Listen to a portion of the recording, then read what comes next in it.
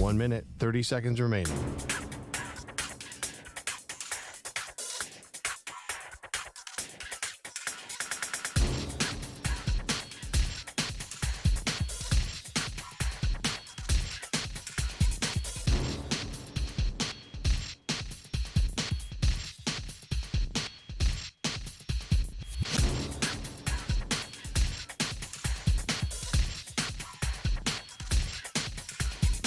One minute remaining.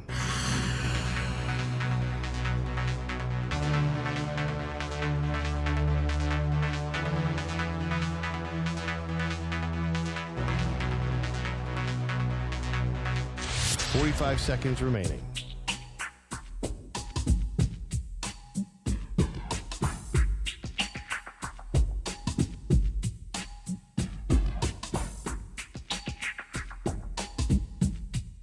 Thirty seconds remaining.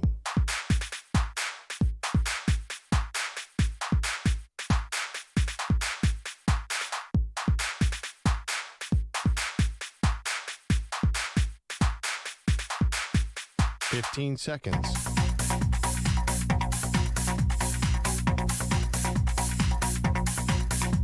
Break ends in 5 seconds.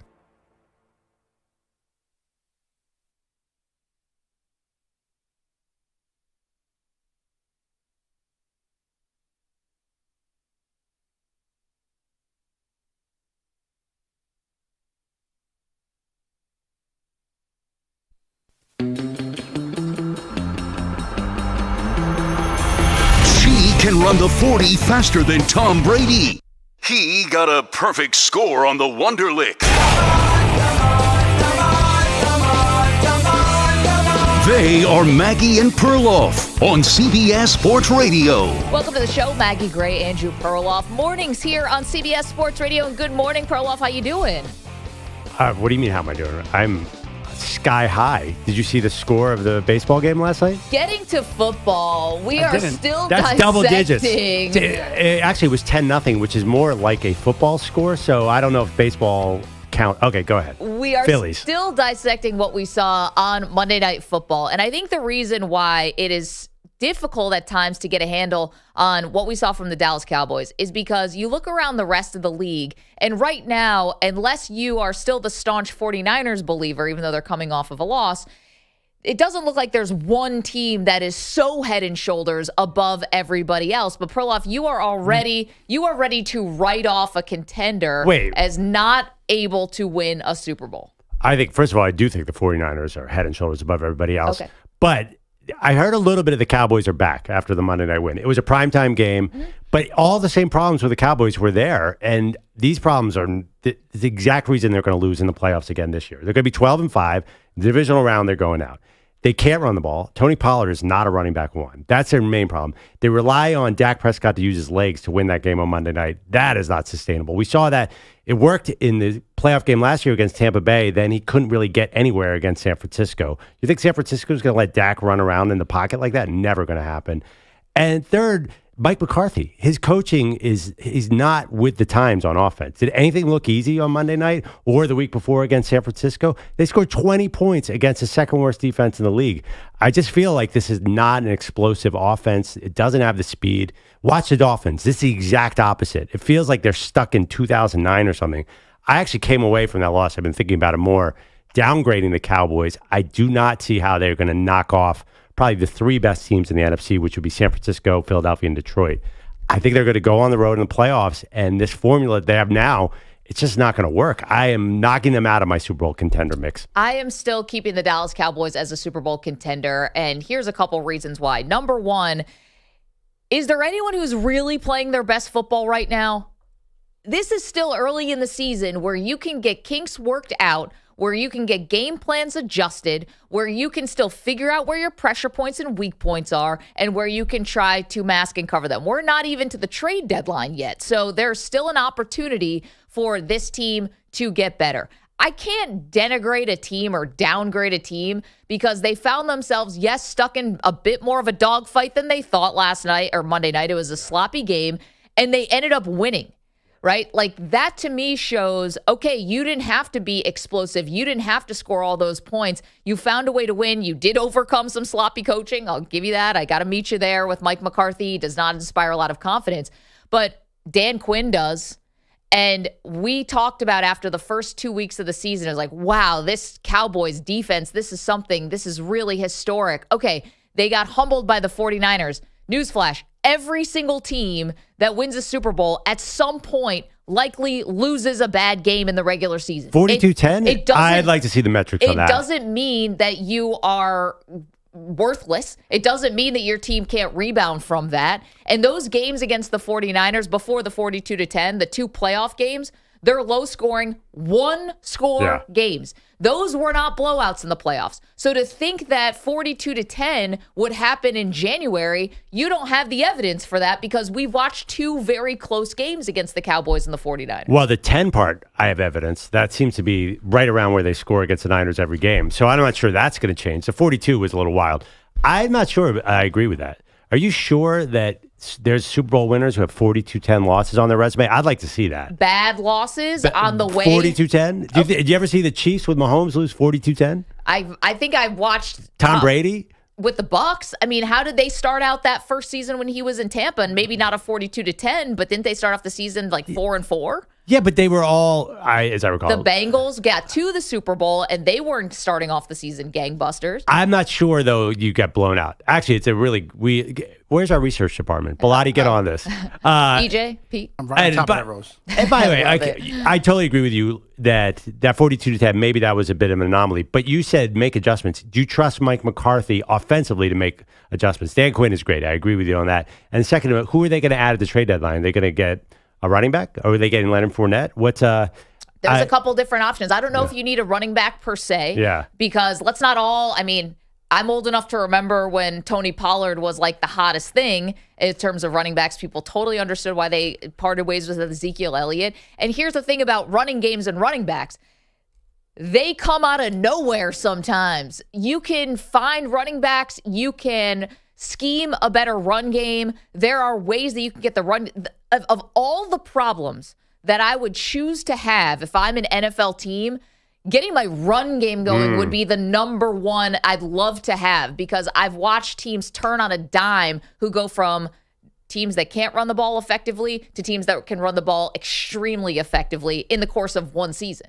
How come it's been 4 years for your Buffalo Bills and they haven't turned the course? Okay, well, I've watched your Philadelphia Eagles become a running team and make it to the playoffs with a very young quarterback in Jalen Hurts. I'm just saying, this was 2 years ago. I'm just saying that can happen. Give me that problem in the NFL. There's other things I might not be able to fix, but give me that problem trying to get a run game going, and that can be week-to-week, game plan to game plan. Yeah, I just don't trust this offense. I think it's way too hard for them to move the ball so far. For honestly, what people think of as an explosive offense, I'm just not seeing it. And I think it's really the coaching, too.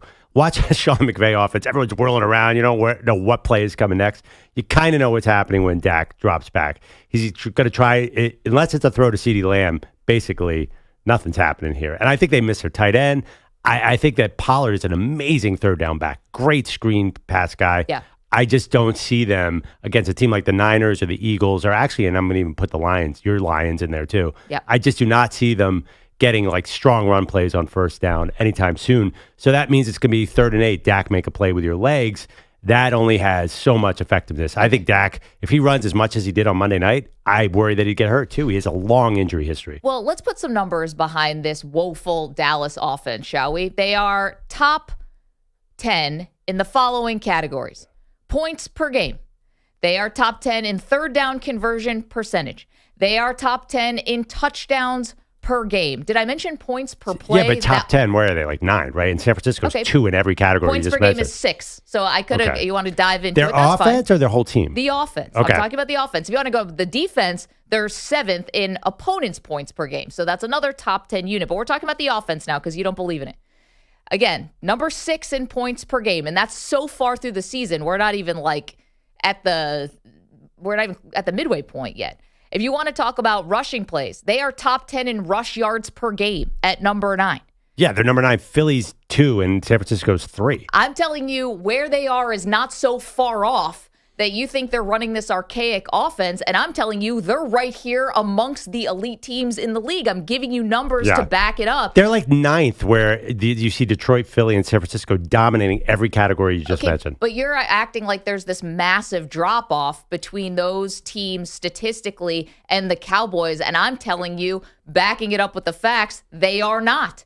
They are right there in terms of statistics with those other offenses. I'm just giving you the numbers. You can make the decision for yourself. This is not a team that has to come from 25th place of points per game. This isn't the New England Patriots who have all this ground to make up. They're right there.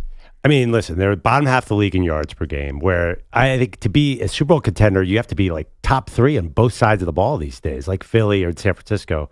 They're bottom half of the league offense, and that's unexcusable when you have this much talent on your offense. But how can you say bottom of the They're league? 17th in yards per game. But points per game, they're 6th. Yeah, but that's because the defense is giving the ball at the 8-yard line on every single play. And since when do we use a good defense as a negative? Like, well, I'm just saying, that can help the offensive numbers. Who is the most explosive offense this year? Who's the Miami Dolphins? Yeah, so they're averaging 500 yards a game. That is what I want to see. The Cowboys are averaging 300 yards per game. I think sometimes the yards per game, though, can be a little bit deceiving because I do think that's not the only metric that you have to use to tell you whether or not you're a good team. Like, how many times do we see quarterbacks who have bad days or bad games, and then you look at the yardage, like this is Gardner Minshew the other day, right? Yeah. Gardner Minshew with 4 turnovers, totally took the Colts out of the game against Jacksonville. He finished the game with like 350 yards passing. The yards sometimes don't tell the story. Well, I'm not sure I agree with that because the top 6 teams are Dolphins, Eagles, Lions, Chiefs, Bills, and Niners. It's the 6 best teams in the league.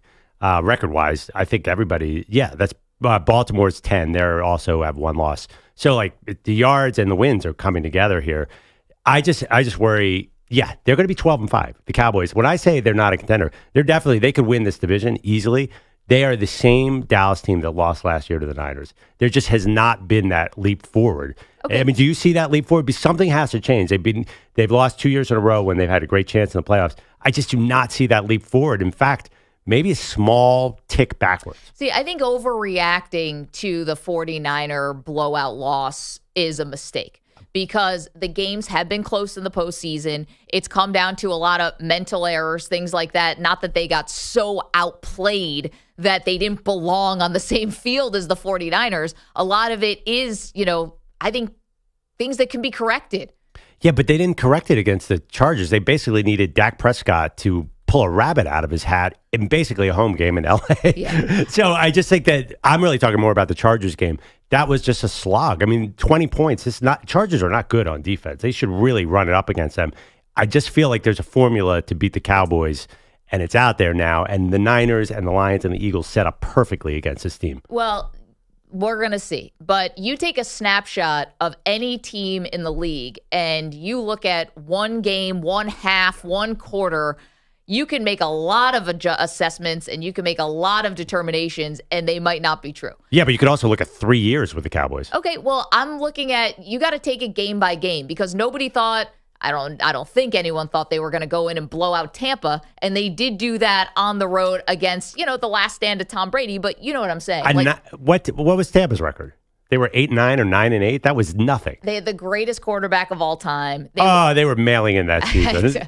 Tom Brady retired around week 11 last year. I love how the Perloff, he can determine just from watching when people have given up on the season. Yeah. That people are just like, no, that guy's not trying. It's we all agree Tom Brady was a mess last year. He's going through a divorce. He got really skinny. Anyway, this is about the Dallas Cowboys. Perloff says they are not a Super Bowl contender. I think they still are. We want to hear from you. 855-212-4CBS, 855-212-4227. I think this is an easy one for social media, too. At Maggie and Pearl. Are the Cowboys a Super Bowl contender? Check yes, check no. We'll check on the results in just moments. Got a lot to do today, including it is Wednesday, which means the great debate series continues. We got a awesome one for you today. This is going to be fun. We got a lot to do. So glad you're with us. We say good morning to the Weedos and the Coffee Drinkers, youtube.com/CBS Sports Radio if you want to watch the show. We're back in moments with your Cowboys calls next.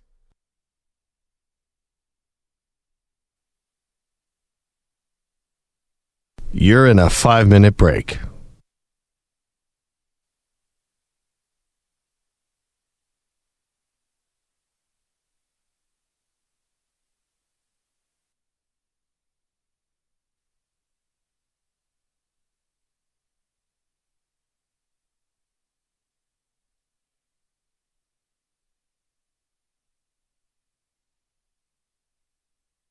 Four minutes, 30 seconds remaining.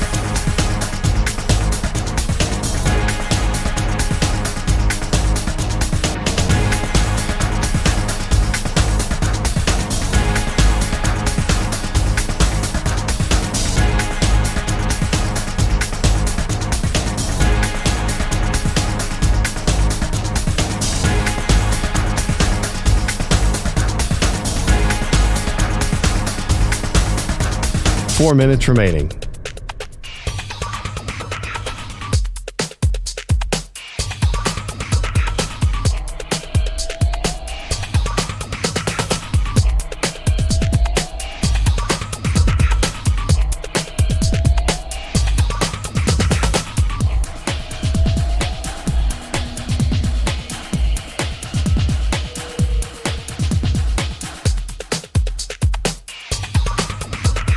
Three minutes, 30 seconds remaining.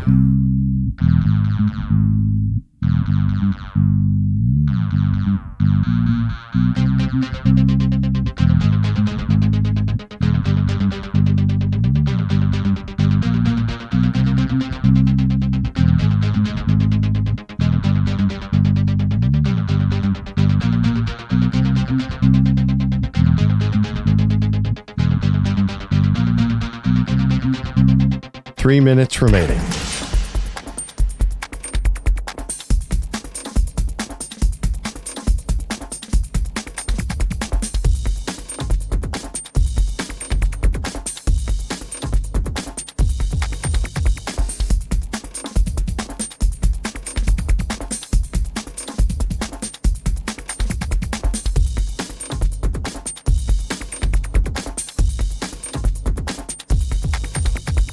Two minutes, 30 seconds remaining.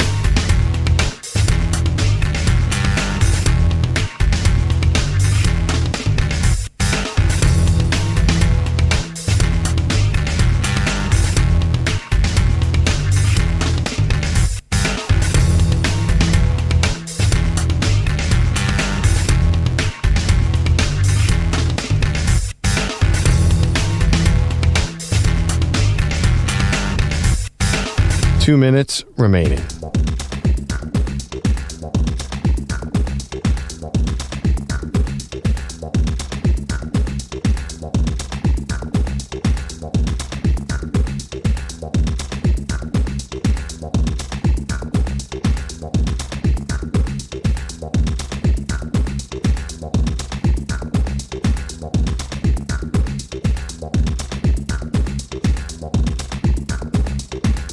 One minute, 30 seconds remaining.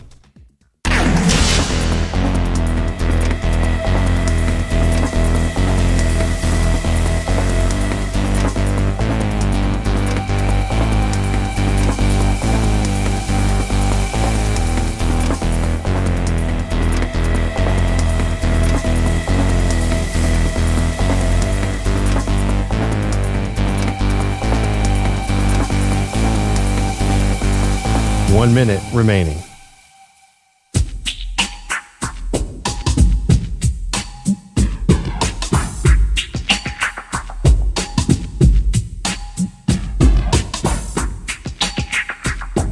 Forty-five seconds remaining.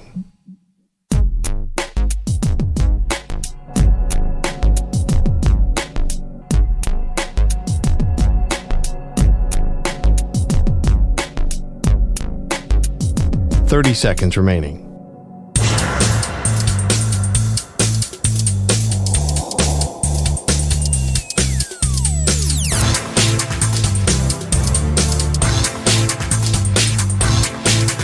Fifteen seconds.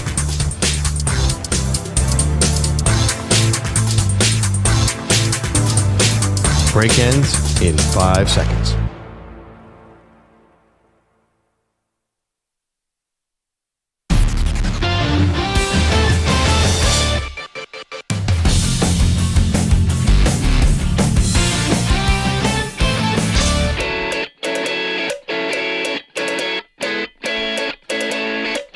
We're back on Maggie and Perloff now in the mornings.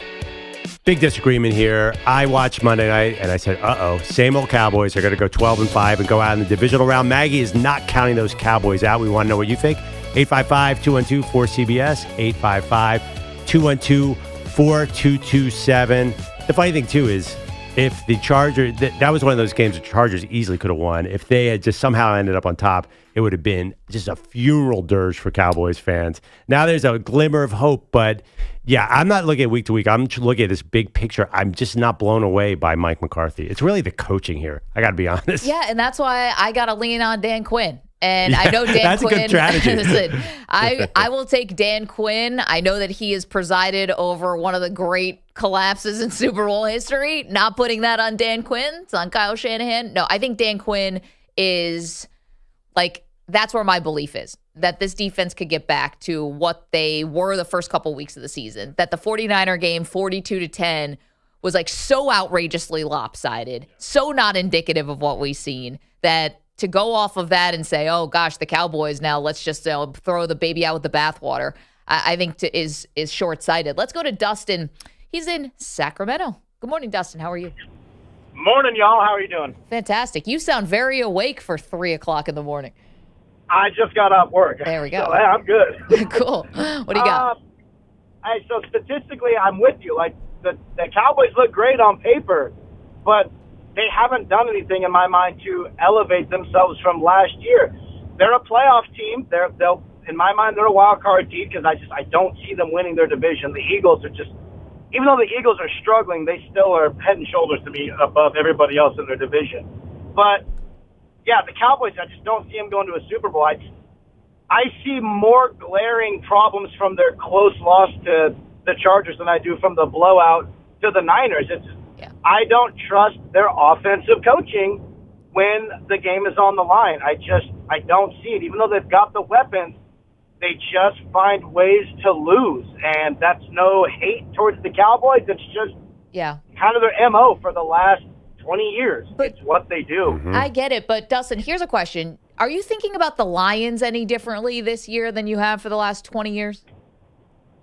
I'm thinking of them differently in the respect that if they make the playoffs, to me, that's the equivalent of the Super Bowl. All right. Yeah. right. I know there's no moral victories, but it's Detroit. If they make the playoffs and we're considering that not a fluke, that's a huge win for them. No, but I guess the reason why I bring up the Lions, Dustin, thank you for the call. Get home safely.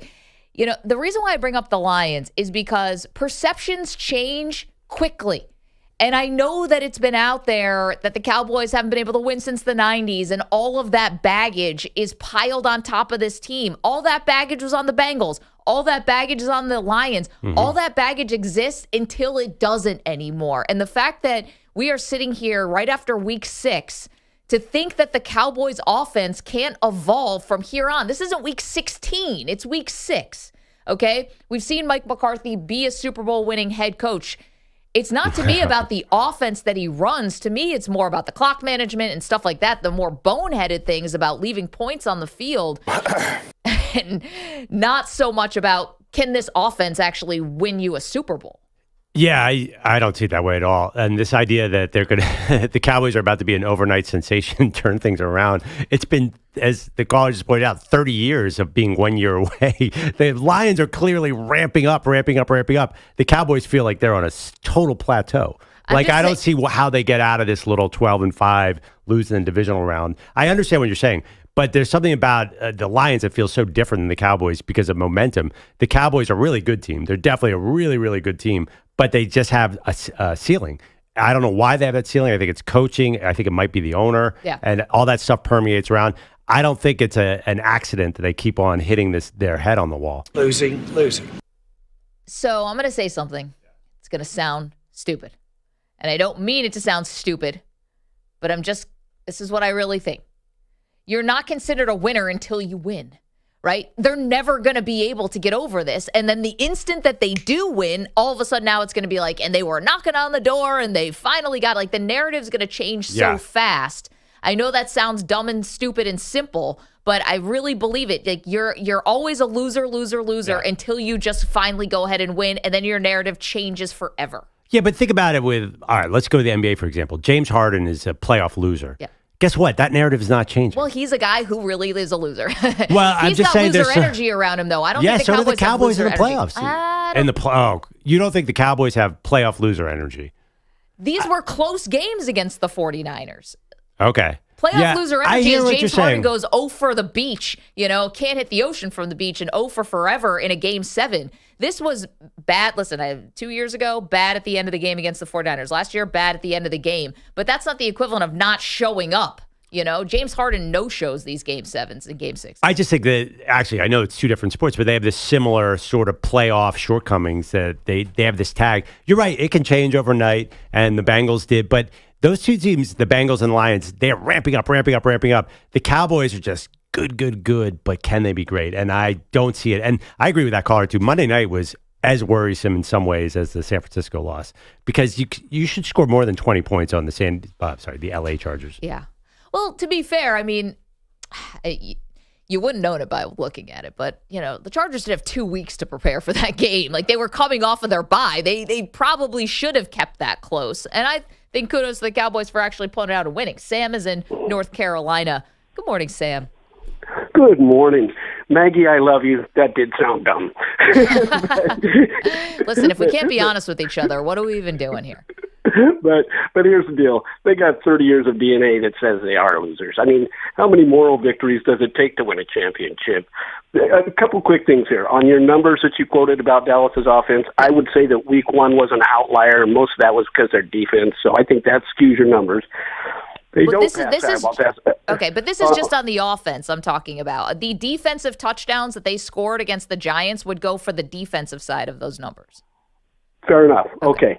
The other thing, though, the Niner game was as ugly as it was, not only on the scoreboard, but every third or fourth play, you had somebody getting scraped off the ground, guys going to the locker room for x-rays. We beat the stuffing out of those guys. They got dominated in that game, and it was even worse than it was on the scoreboard. I would say, I'm with you guys, I do think the Jerry Jones factor, he's never going to turn over the keys to the car to his son, Steven. It's just not going to happen. And I don't trust Mike McCarthy either. I just think it's a Stone Age's offense. They run motion, 7% of the time? That guy couldn't scheme anybody open if he had to. Yeah. So that's kind of where I'm at with it. Sam, appreciate it. Thank you. Have a great morning. Did you know that Sam talked about how they were scraping guys up off the ground after they played the 49ers? There is a stat out there, I've got to find it, about teams that play the 49ers and what they go on to do the next game. It's like they lose like 90% of the time because San Francisco plays such a physical brand and beats you up so much that it bleeds over into the next week, which... Like the Seahawks of the 2010s. Yeah, right. Ironically, though, I think that's another feather in the cap for the Cowboys, which is they played the 49ers. It was physical. Yeah. Most teams lose the next week after playing the 49ers because it is so physical, and the Cowboys came out and won that game. So on that Niners point, last season, teams incredibly were 0-15 in their game the very next week after playing the 49ers. That's nuts. Which is it's just unbelievable. It's hard to really even describe. It is crazy. Andrew Bogish is here with some headlines. Bogish, good morning. Hey, good morning, guys. Headlines are sponsored by Progressive Insurance. Insurance for motorcycles, boats, and RVs for protection on the road and on the water. See how much you can save at 1-800-PROGRESSIVE and Progressive.com. Get your damn act together. At this point, why even bother with the rest of the series? The 2-1. Swung on, hit in the air. Right center field. That one is walloped. It is gone! Oh. Into the Phillies bullpen. Second home run of the night for Kyle Schwarber. It's another solo shot.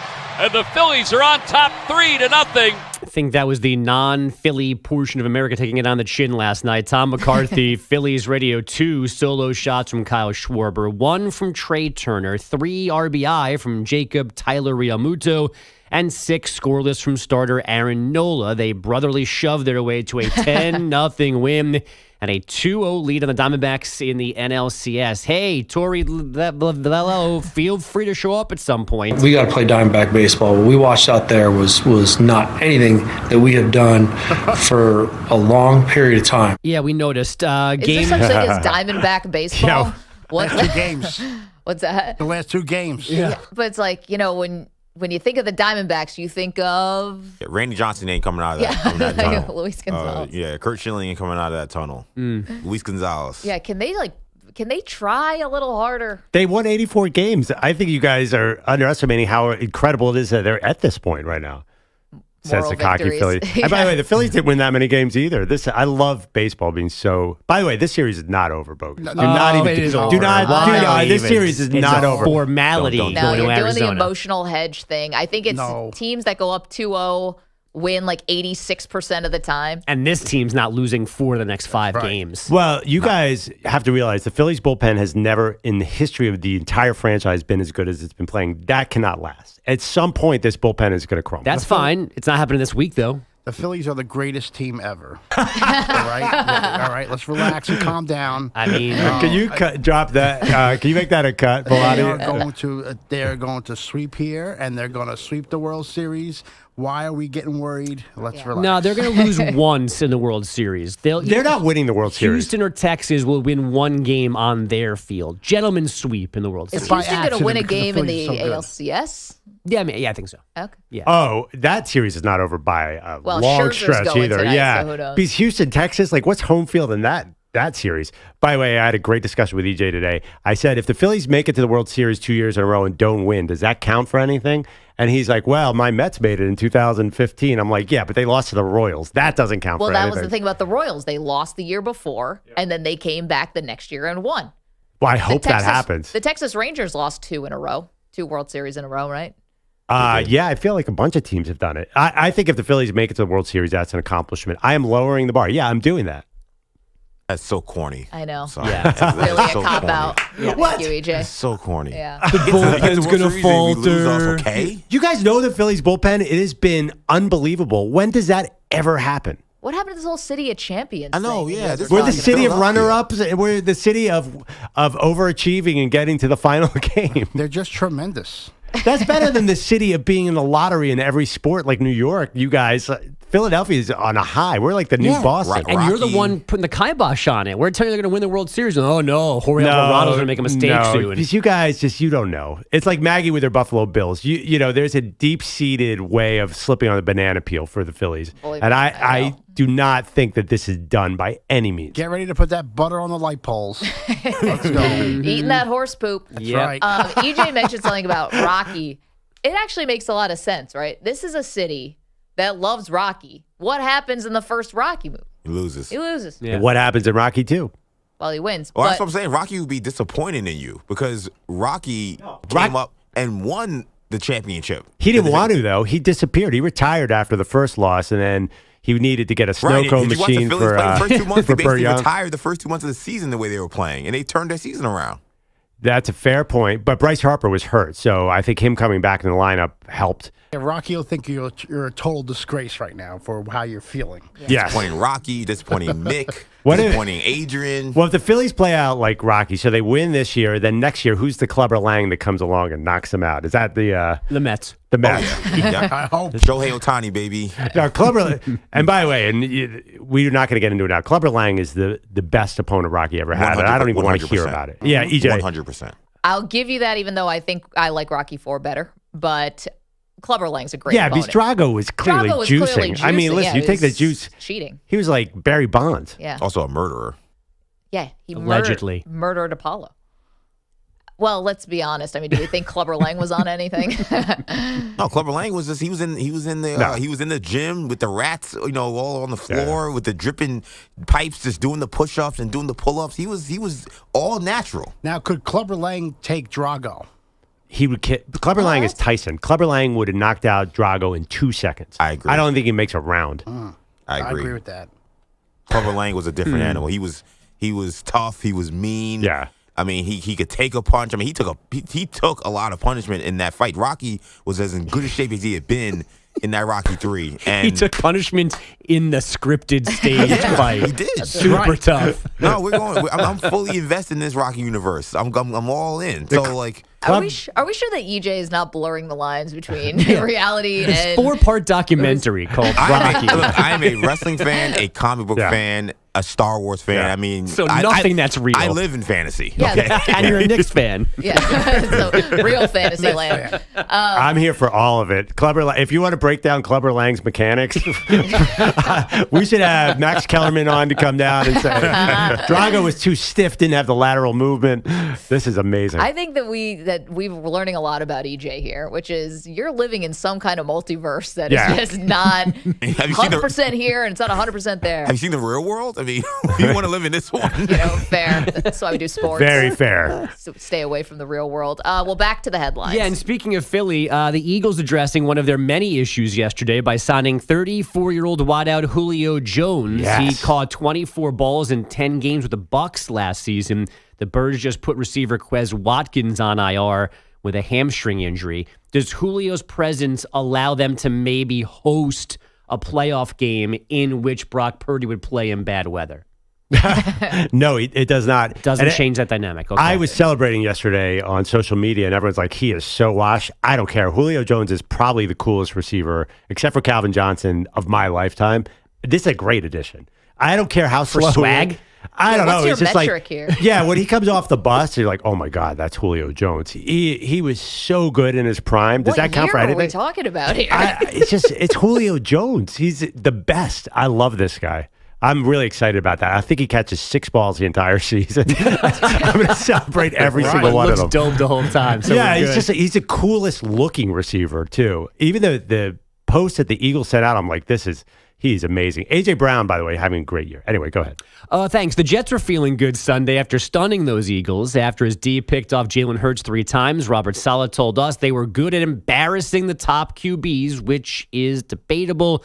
Saleh did some backpedaling yesterday on NFL Network. The word embarrassed was probably not the right choice of words for me at that time, but I do. There's a lot of faith in our defense and Jeff Albrecht and how good a job him and the defensive staff do in terms of preparing guys every week and just doing everything we can to make quarterbacks' lives hell. The Jets are off this weekend. Then they face the Giants. Who do you think made him apologize or walk that back? That's kind of weak. You said it. You said it. Stick by it. You want to talk tough? Yeah. Then stick by it. Don't go on NFL Network and backpedal this thing. I think the facts kind of made him backpedal that thing. Yeah. Well, if you go by quarterback rating, I mean, he might have he's got something to stand on. But just own it. Like, you're a coach who wants to be out there. You want to talk tough, so just be that guy. You know, my problem though is he's talking about things that don't matter. Okay, you embarrassed other teams' quarterbacks. Did you win the games? Yeah, right. No. Like, newsflash, we're 3-3. Yeah. Like, okay, if you think in your fantasy world you're 6-0, embarrassing quarterbacks, that means nothing in the standings. You're still not a playoff team at this point. Why are you championing things that don't matter? It's a Deion Sanders era where a loss counts for a win. So it's like Colorado is 7-0 when they're really 4-3. The Jets all of a sudden are 6-0 and just won the Super Bowl because the standings don't matter. This is all about some weird moral victory. NBA preseason action last night. Zion, 16 points, 3 boards, 3 assists, 5 steals in 16 minutes. The Pels beat the Magic 104-92. Last year's champs, LSU, number 1 in the AP Women's College Basketball preseason poll, receiving all but 1 first-place vote. U.S. men's soccer, a 4-0 victory over Ghana in a friendly in Nashville. 2 of those goals from Gio Reyna. And South Carolina football coach Shane Beamer had a temper tantrum after losing to Florida Saturday. He kicked something, and now he has a broken foot. His team is 2-4, the worst start of his tenure. The worst. Have you guys ever kicked something and stubbed your toe really bad? It's the worst pain there is. Stepping on a Lego. That's bad too. No, but there is a correlation of like either how angry you are or how much in a rush you are to how physically hurt you're going to get. Like, do you notice that your shirt never gets caught on the door when you're like casually strolling out? It's only when you are rushing, stubbing your toe. Hitting the side of the bed with your toe. By the way, I think there's probably a great story of your shirt getting caught on the door. I clothesline myself like 4 times a day. It's pretty bad. Bogues? I'm good. There we go. I thought that was okay. There was some Phillies in there. I expected a little more with a 10-0 win. Maybe some more home runs, maybe later in the show. Yeah, come on, Bogus. Yeah, no, home run montage probably makes sense. Well, as Pete said, they are the greatest team to ever play baseball. So when is the parade? You are so resigned. I mean, it is what it is. I Yeah. mean, you can't stop greatness. Well, we can pick the day, Pete. Just It's a freight train. I'm sure the World Series schedule is already made, so just see where Game 5 is, and then 2 days after that I would gotta be get the my parade. hotel. Okay, you guys are clearly just trying to jinx my team, and you know No, that's how I know what sports. you're We talking think about. this about What? it. The What do you Phillies mean? are awesome. Did you watch the guys- game last night? Who's beating them? It was 10-0. Even a bad bullpen, they win 10-5. That's right. The They're Astros, fine. well, maybe not the Diamondbacks, but the Astros or Rangers have a great chance of I beating don't them. think so, dude. I think we're watching something unprecedented here. And first of all, if it's the Astros, then Phillies have no chance. That team will kill the Phillies. Anyway, you guys, I see what you're doing. Don't think you can get away We're with it. not I'm doing on to anything. all of you. I'm on Listen, to every single one of you. What are you talking about? You were upset the other day because you felt like we were rooting against you. And you thought that was kind of mean. Yeah. So now the whole show, we're No. bringing all of our positive energy and we're Right. focusing in like a laser beam right on your face. Don't give me any of this Mets fandom. Like I don't want any of that to touch my Phillies. Right Like, now, we're all like your Philly fans. your positive energy sunk your entire franchise here. So I don't need Mets fans saying the Phillies are good. Just stop. There's no need to jab the other unfortunate organizations. We're talking about the greatest organization Yeah. that there is in baseball right now. Oh, Don't concern Bilotti. yourself with Bilotti, you evil genius. Just stop it. don't even pay attention to the lesser teams. This is you right on the top of the mountain. Nothing can knock you off. right. Yeah, And don't forget, punch down. we're journalists more than anything else. So we objectively watch the game and come to the conclusion that they're relatively unbeatable. It is Are what you it guys is. willing to commit? If you're so convinced, are you willing to commit to go down the parade with me? Are we all going? I mean, I don't want to die. No, I have kids. Right. Not sure. I don't have health insurance. So They build up their bank accounts before I leave. I'll go with you. Yeah, I mean, I could see Maggie up on one of those light poles, just screaming, "Fly, off. Eagles, fly!" at a Honestly, Phillies parade. I'm surprisingly spry. Yeah. No, I think Maggie could just climb right up there. I'm going to need you because I can't get up there. It's going to be awesome. 855-212-4CBS. Nothing standing in the way. Philadelphia Phillies straight to the top. Okay, see you guys on the phones. We'll get back to your phone calls in just a minute. The question of the day, are the Cowboys a Super Bowl contender? Perloff says no. I say yes. We get back to that in a minute. Plus, the greatest of all time, you know who he is, Tom Brady. Taking aim at the NFL, calling out his own. Why would he do that? We'll tell you in a minute. Don't move. Maggie and Perloff, CBS Sports Radio. You're in a 5-minute break.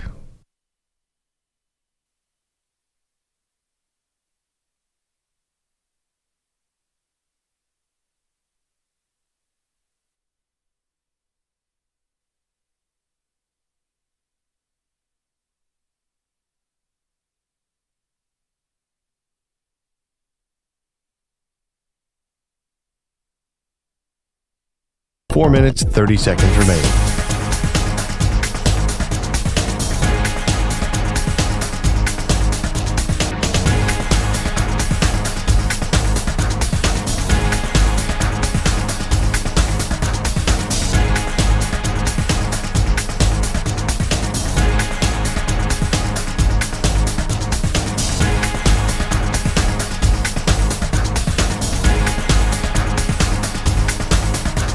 Four minutes remaining.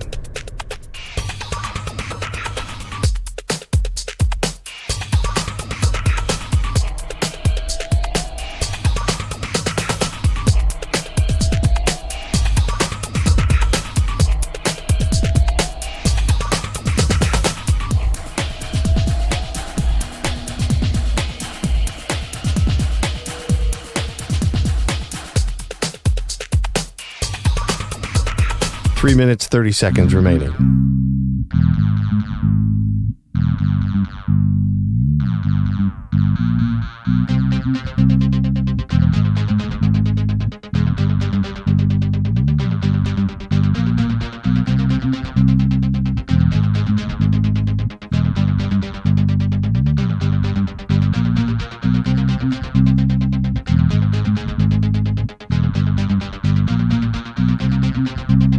Three minutes remaining.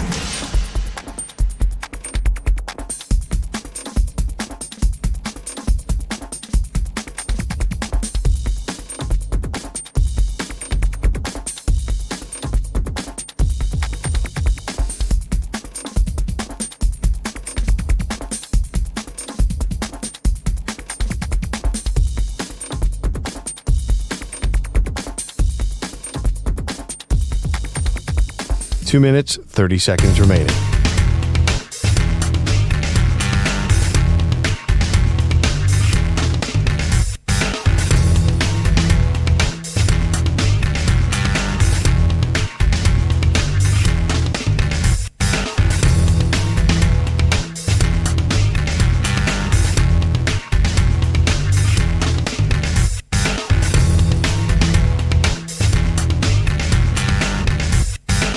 Two minutes remaining.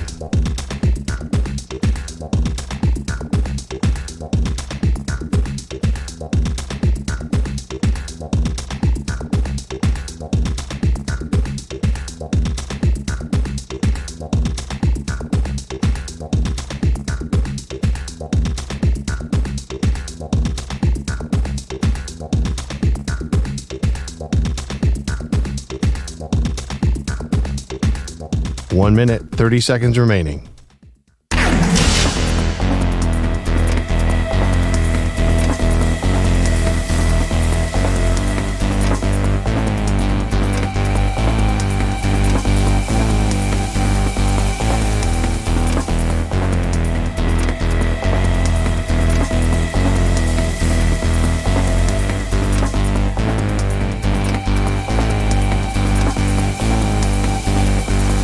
One minute remaining.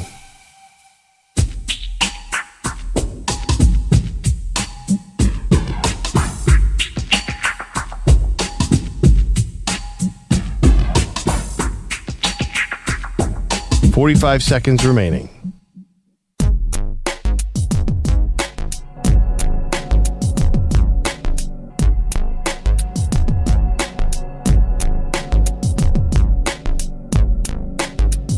$30 seconds remaining.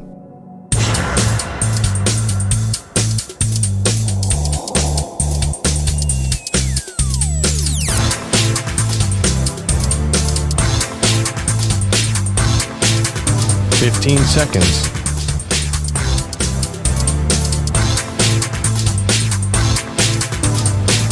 Break ends in 5 seconds.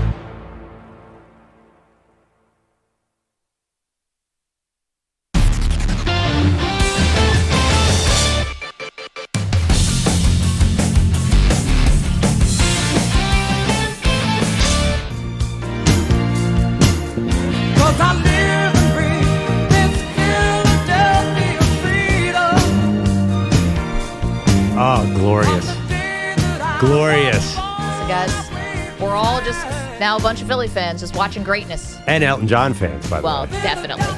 Little Yellow Brick Road. You know, I had a chance probably 4 different times to see Elton John and just never did it because I don't believe he's actually retiring every time he does the retirement tour. Yeah. Isn't Billy Joel doing a retirement tour right now? Like his last stint at Madison Square Garden, I think? Well, I can't get into those shows. Yeah. I'm going to have to enjoy that one from across the street. Oh, right. But you can't get an MSG? Yeah. Yeah, I've never seen. Remember when the two of them were dueling pianos against each other on that tour? That'd be cool, I guess. I don't know.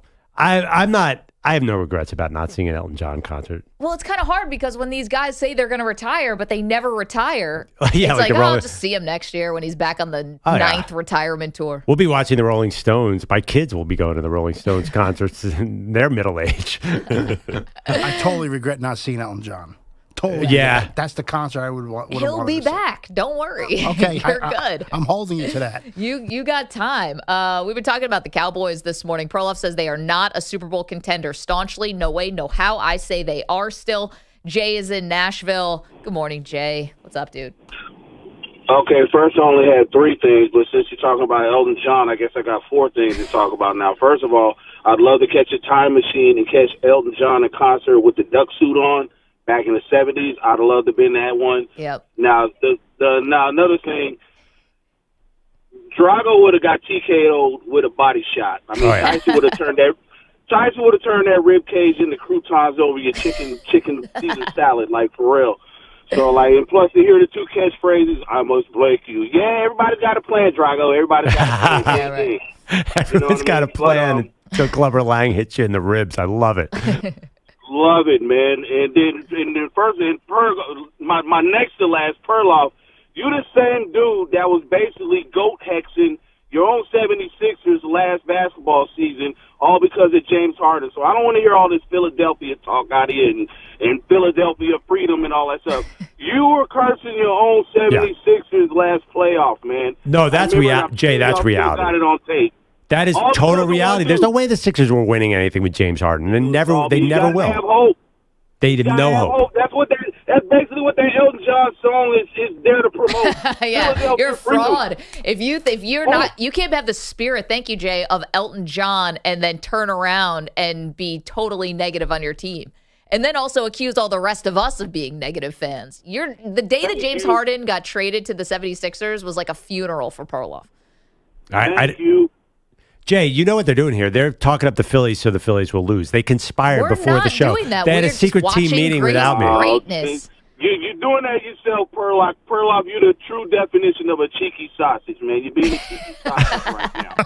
And then, hey, last but not least, the Cowboys. Yeah. Bless you guys. It's hard. I know it's in your contract to talk them up, but really, I really think Jerry Jones knows that he keeps his fans' loyalty off of all the heartache and heartbreak. I think the heartbreak is what keeps the crazy Cowboy fans loyal. My sister-in-law is a Cowboys fan. It's like, dude, this is what happens to you every year. This is our year. Look how they're playing. And then, the heartbreak comes, and then it's like Jerry Jones has a team of world-class psychologists that, hey, the statistics show if we keep on breaking their hearts, they're going to stay loyal. If we start winning, they're going to become complacent. Yeah. Now I'm telling you. That's like he went to Vienna, to get the best psychologist of all time. Jay, phenomenal call. Dynamite. Oh, sorry, I didn't know you. I thought you were done.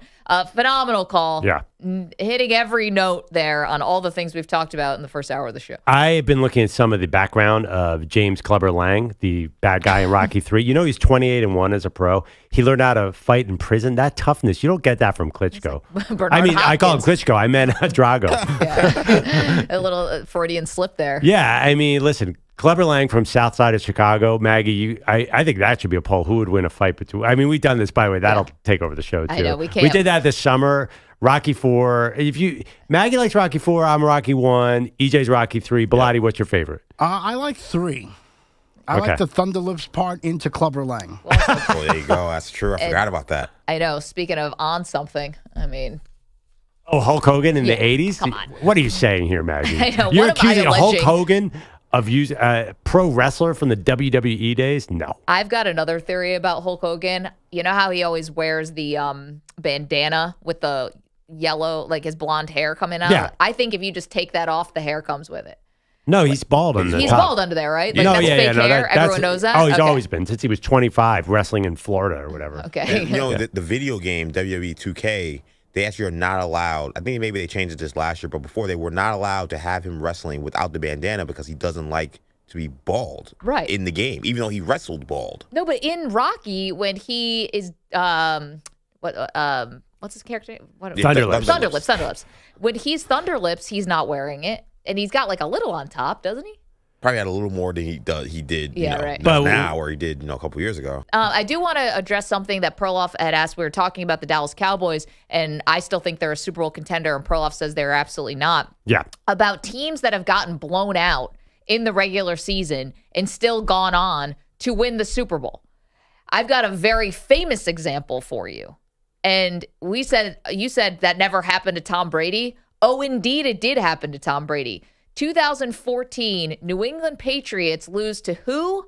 The Kansas City Chiefs, 41-14. That led Bill Belichick to coin the phrase "on to Cincinnati." And we've been using "on to Cincinnati" as a turn the page sort of moniker ever since then. So it's happened before. It happened to the Dallas Cowboys earlier, last week rather, to the 49ers. They lost 42-10. And it does not mean your season is sunk. What is the difference? And I'm trying to put my finger on it. What is the difference between the 2014 Patriots and the 2023 Dallas Cowboys? Something doesn't feel same here. Okay, well, you want to say they had the greatest quarterback of all time and the greatest coach of all time, but now everyone's, cutting down Bill Belichick like he was an innocent bystander during that entire that dynasty. Is true. But I always have a theory that Bill Belichick loses week 4 games on purpose just because he wants to reset the team and coach them hard. Like he was he seems kind of thrilled when they lose an early season game. He did it all the time. The 2012 Baltimore Ravens lost 43-13 to the Texans in Week 7, went on to win the Super Bowl. The 2008 Pittsburgh Steelers lost 31-14 to the Titans in Week 16, so that's late in the season. Wow, 31-14 is not that bad. The 2007 New York Giants lost 35-13 to the Packers. And the 2006 Indianapolis Colts with the great Peyton Manning lost 44-17 to Jacksonville in Week 14. Still went on to win the Super Bowl. The other examples I could give you are from the 90s and before. Was Peyton in that game? Yes. Week 14, that was the time the Colts were mailing in. They'd already clinched the division at that point. He was playing in that game. Yeah, that's the difference, though, is it actually has nothing to do with the Niners results. The question is, like, why do the Cowboys keep falling short in the playoffs? And is anything changed? Is Micah Parsons developed enough? Is the defense developed enough to make this a different team? And I just don't see a different team. I see the same team as last year and the same team from the year before. If you're going to give me which side of the ball do I believe in more, it's definitely the defensive side of the ball. And the fact that they lost Trayvon Diggs, they still have a great defense, and I trust Dan Quinn. And offensively, you got a lot of time to work this thing out. Anyway, 855-212-4CBS coming up. Got a big question about one of the coaching stars in college football. We're going to answer it, though, next. Don't move. Maggie and Perloff, CBS Sports Radio.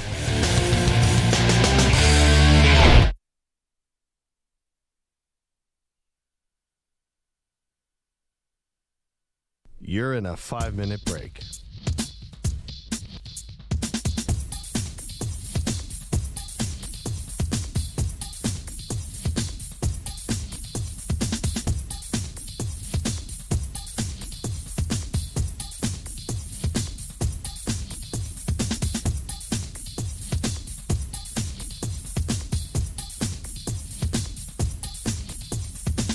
Four minutes, 30 seconds remaining.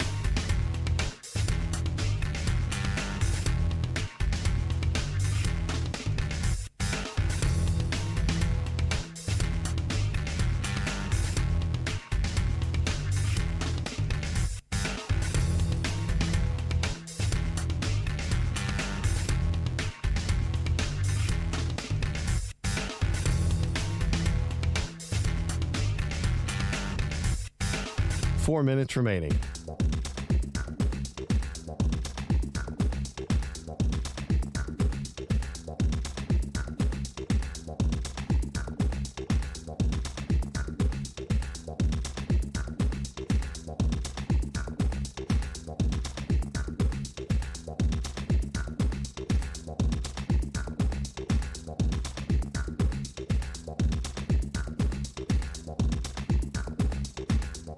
Three minutes, 30 seconds remaining.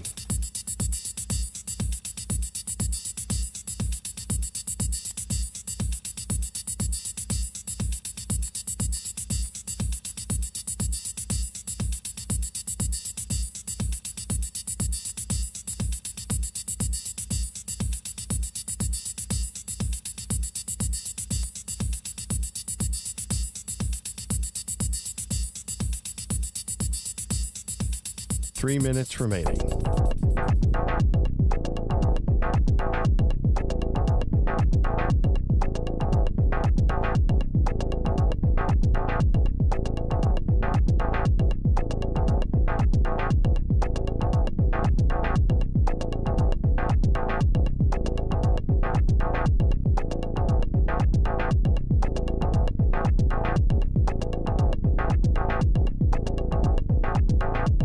Two minutes, 30 seconds remaining.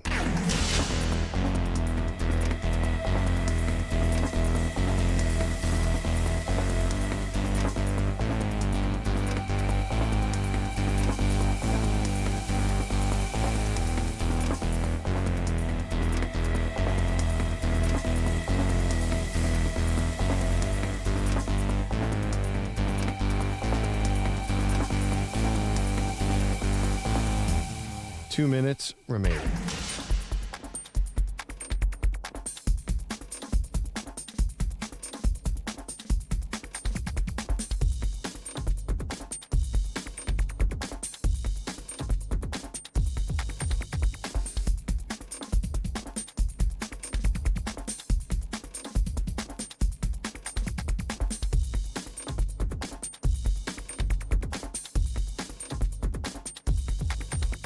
1 minute, 30 seconds remaining.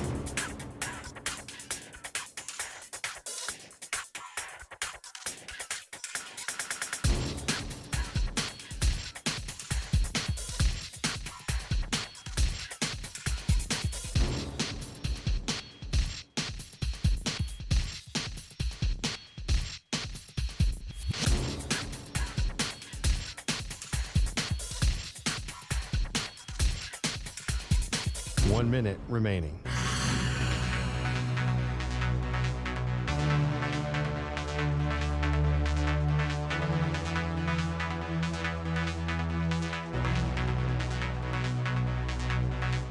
Forty-five seconds remaining.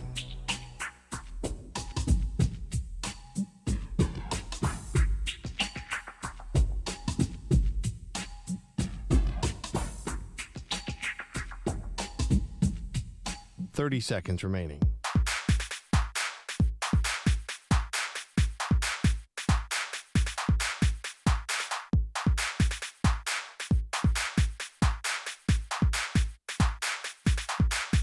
Fifteen seconds.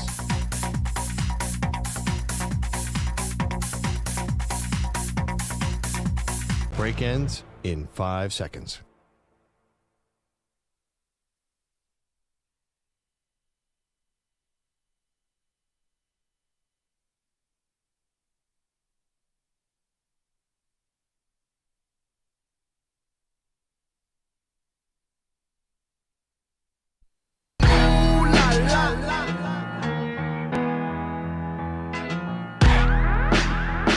She once fell off a ski lift. He was called in for questioning. They are Maggie and Perloff on CBS Sports Radio. Welcome to the show. Maggie Gray, Andrew Perloff. New morning show right here on CBS Sports Radio. So glad to have you aboard. I believe that Lincoln Riley will win a national championship at USC. And I'm saying this as they're coming off of a brutal loss to Notre Dame, where they looked like they were perhaps a fraudulent team. They've had a couple near wins before this. Then they go to South Bend, they get shellacked. I'm not going to let that get in the way of the big picture when it comes to Lincoln Riley, Perloff. I think he will win a title. I've got some reasons why. I'd like to hear him because I do not see it. Okay.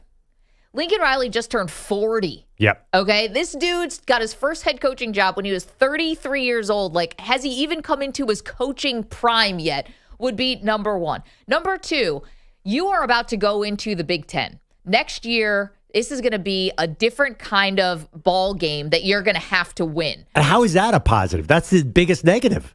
He has going to have no choice but to go into the biggest hack, the biggest, tool available to a head coach right now in college football to make sure that defense is so much better than it is right now. And that's called the transfer portal. Now with the transfer portal, and I know USC uses the transfer portal, they've already done it. How they can turn around their defense in a short amount of time has the ability to be remarkable. It can be with lightning speed. You have a school like USC, all of the good things that come along with it, now with an attention to defense because you are going to the Big Ten. That together means you have to have a representative defense. Give me Lincoln Riley coaching acumen. Give me the fact that he's always going to have a great quarterback. You think guys don't want to look at the trajectory of Kyler Murray and Baker Mayfield and Caleb Williams now and say, give me some of that. I want to be the first overall pick in the draft. I want to put up these great numbers. He's always going to have a great quarterback. You get the defense in shape with the transfer portal and going to the Big Ten, he is going to win a national title. Okay. It might not be next year, but he will win one at USC. Well, first of all, we've seen how many years is this Lincoln Riley experiment going on? Because Oklahoma and USC are obviously the same exact team. First of all, he's way too loyal to his defensive coordinator, but that's not even the thing. They did more in the transfer portal and defense than any team in the country this year, even more than Colorado. They're the number one 2 years in a row. They've owned the transfer portal, and defense is just as bad as ever.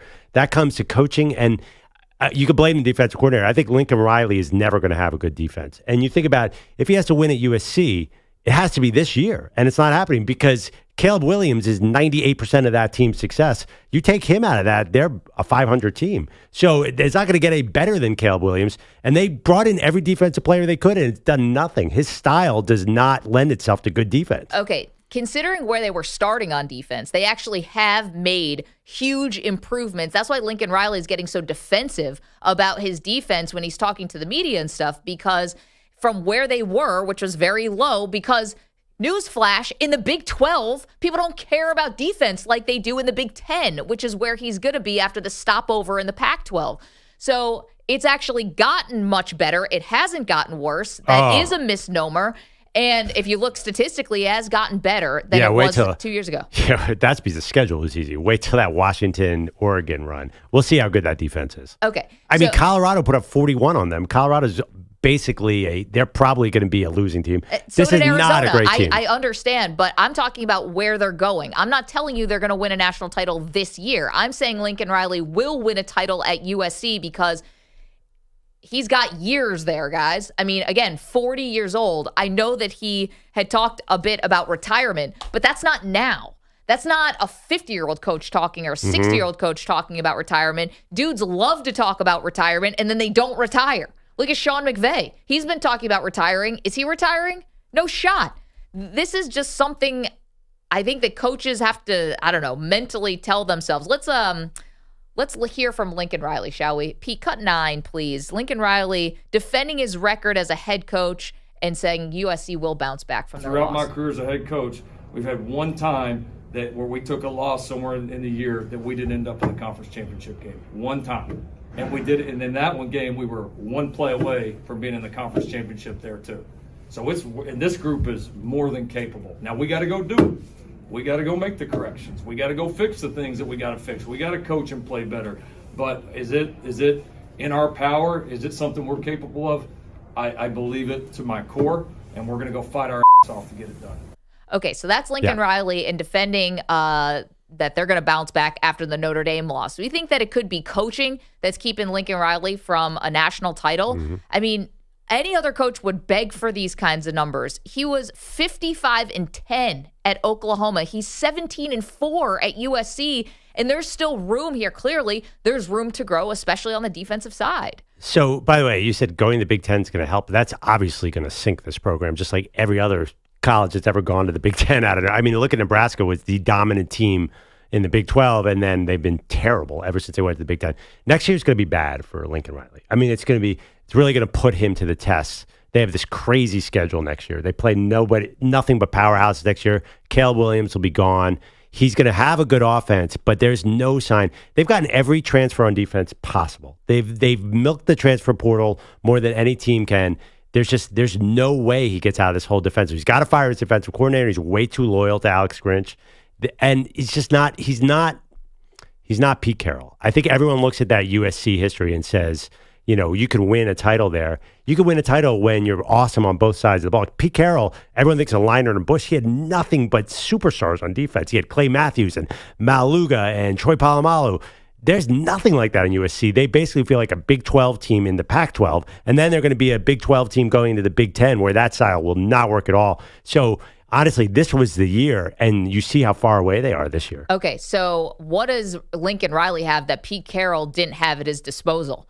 Things above board that you can do to make your team better in a hurry. So you're talking about transfer portal, I'm talking about NIL. And you can say that, you know, USC has already gone into the transfer portal, and they've made it better. But 2 years in a row, they've been the number one transfer portal team in the whole country. And they have gotten better on defense, but what do you always tell me when we go to judge coaches for college programs? Judge me when my recruiting class is actually starting to show and pay dividends here. This is his recruiting class. He brought his whole team from Oklahoma. On the defensive side, and again, you have to pay more attention to it when you're going to the Big Ten. He's going to have to. And I don't know what happens with the defensive coordinator, with Alex Grinch. I think there was a lot of reasons why they kept things the same. Maybe a little bit of ego, possible. Maybe a little bit of loyalty. We see that with coaches all the time. But another part of it was the difficult transition that Lincoln Riley's had from Oklahoma to USC. This has not been like a very easy thing for him. And let's, and if you want to go back into personal life stuff, lost a coaching friend of his and a mentor to cancer. Mike Leach was a big mentor on him, lost him. And that happened in a short amount of time, kind of got the dude a little bit off center. And think about it. If Caleb Williams doesn't get hurt in the Pac-12 title game last year, they beat Utah. They're in the college football playoff. It's not like they're far away from this like elusive national championship. Oh, and Lincoln Riley, if he got in that Final Four, I mean, that's going to work out well. Of course, he would have lost that first game. But the thing is, they did lose both those games to Utah. And this is the Caleb Williams USC. They're not going to see this again. Next year, I think they could be a 500 team. I really do. I think they could go into the Big Ten. Then they have LSU and Notre Dame on their schedule, too, who are going to both be way up next year. It's going to be bad. I think there's a huge dip here. And if he's already wishy-washy about coaching, then what's that going to do? Not winning in USC is a bad place to not win. I got to say, I always think of wise words that you've said, which is the coaches who talk about retiring the most are the ones who never retire. Like, that's kind of the MO. So I'm going to take this with a grain of salt, but let's hear it. This was Lincoln Riley in September. He was talking to Graham Bensinger about early retirement. Yeah, I'm on the clock. That is, I don't know how I'll feel, in a few years when I became a head coach so young. I mean, I became a head coach at 33. My mindset was always like, if I can make it to 50. Because there's other things I want to do. I don't even know exactly what they are. I don't know that I have the list right now, but I just know there's other things I want to do and experience. Right. So what I'm chalking this up to, he goes on to say, with his kids, he misses so much time with them. He wants to make sure he leaves enough time to kind of make up for the sacrifice that he's making now, which, coaching is such an all-in encompassing profession. That to me is a totally normal reaction to have when you lose two people who are close to you in your life who pass away in the span of 6 months. Like, that's a totally normal. Any human being would have that kind of reaction. You saw Mike Leach pass away at a young age. This was another coaching mentor friend of him, Coach Nichols, who also passed away at a young age. I think if you don't have that response, then something is like not wired in your brain. Right. It was a very human thing to say. Exactly. And that's exactly the kind of attitude you don't want if you're going to win a national championship in college football. The guys, you look at the list of guys who win college football championships, there's nothing human about Nick Saban. He's not an ounce of humanity in him.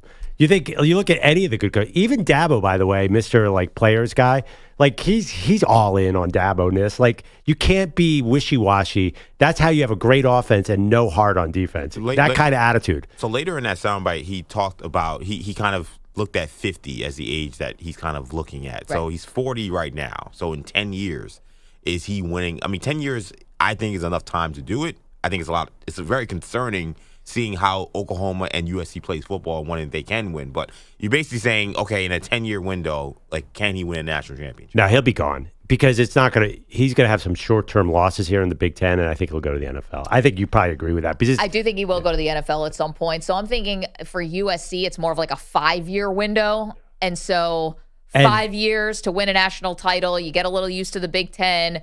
I think that is totally reasonable. And then I do think he is going to go to the NFL because he talked about this a little bit. Like, Sean McVay apparently was telling him what his offseason is like. And the fact that you even get an offseason as an NFL coach looked pretty appealing to a college coach. We've seen this with other college coaches. It doesn't work all the time, but they like the schedule of the NFL. Yeah, honestly, I think this is exactly – I actually like Lincoln Riley a lot. I think he's a good interview. He's a great offensive coach. But to win in college football, you need to be a psycho. You need to be urban. I want to see you have a hard episode of 47 because you're Urban Meyer and you're breaking every rule and you're just all in. And Brian Kelly is total, like, you see the vein on Brian Kelly's forehead and you see Pete Carroll chewing his gum and Nick Saban being Nick Saban. Nick Saban at 70, I thought he was going to punch a dude on Saturday. Like, you need a certain intensity. And I think that is not quite there with Lincoln Riley. The other big picture question, can an air raid coach win a national title? Because you have that Mike Leach offense and it puts the defense in a bad spot. So this is a bigger trend. I know spread offenses have won the title now, but it gets back to that old question. Like, if your offense is too good in college football, eventually, like, can your defense keep up? I mean, it's never really happened. Mike Leach was a great coach. He never won a title. 855-212-4CBS, 855-212-4227. But was Mike Leach ever at a school that really had the resources to really contend for a national title? I mean, listen. Not like USC. Yeah, but there's never been. Look at any coach who's even an offensive coach. It really is not a formula that wins. Art Briles, greatest offensive coach, and they had some success, but it didn't work. You look at Mike Leach. Well, I guess Urban Meyer had that offense, but he had a lot of running offense too. So I think you really need a tough guy to make the defense tough. I think Lincoln Riley sort of, you're saying human, I'm saying wishy-washy attitude is permeating into that defense. Can't you see it? Are they tough to you? Are they tackling anybody when it counts? I can't knock a guy for having an ounce of humanity. Oh. I can't do that. It's football. That's not me being soft. I think that's me just being a person in the world, realizing the kind of guys you're coaching right now. Why did Urban Meyer have such a hard time? Why is he not back in coaching right now? The message is just different now. And I think Lincoln Riley, like, if you can fix your defense, and he's going to have to. In the Big 12, you didn't have to. In the Pac-12, you don't have to. Go into the Big 10, you have to, or you are going to be roadkill. And he'd be dumb not to realize that, and I don't think he's a dumb coach. And I think you don't think he realized after last year that he had to fix his defense? This is going to, like, all of a sudden dawn on him? Again, the defense is much better than it was a year ago. Yeah, because they haven't played their tough opponents yet. Well, let's see. There's still an avenue for USC to make it to the title game. 855 at College Football Playoff. 855-212-4CBS. I think, EJ, this is probably another poll. At Maggie and Pearl on the tweets. Sounds good. Will Lincoln Riley win a championship at USC? By the way, if that Cowboys offense keeps stalling, this might be this might be it. It might be this year or bust. And honestly, he's never getting a quarterback like Caleb Williams again. I know Williams had a rough game against Notre Dame, but this is... Yeah, but he went to the College Football Playoff with guys who are great quarterbacks who weren't as good as Caleb Williams. He's done it before. They swept the Big 12 and got killed in the Final Four. It's a different thing altogether. By the way, Deion should look at Lincoln Riley and be like, that's why Deion wants to go to the Big 12. I'm thoroughly convinced because he knows he will dominate that conference every year. 855-212-4CBS. Maggie and Perloff. Still more, a lot to do, including the most terrifying story I've ever heard. This one freaked me out. We'll get to that in a minute. Don't move. Maggie and Perloff, CBS Sports Radio.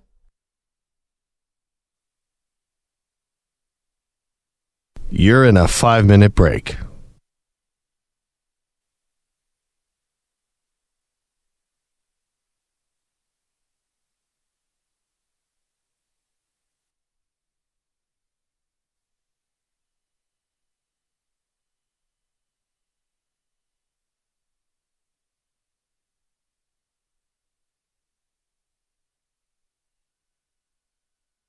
Four minutes, 30 seconds remaining.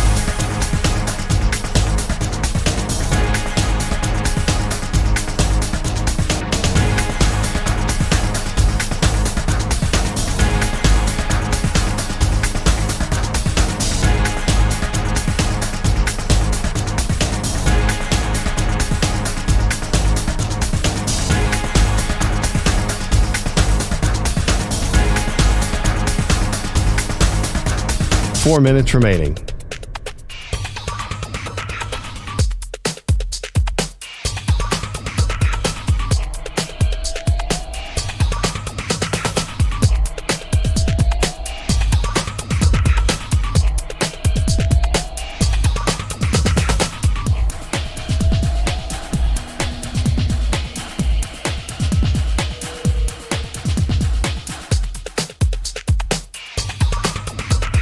Three minutes, 30 seconds remaining.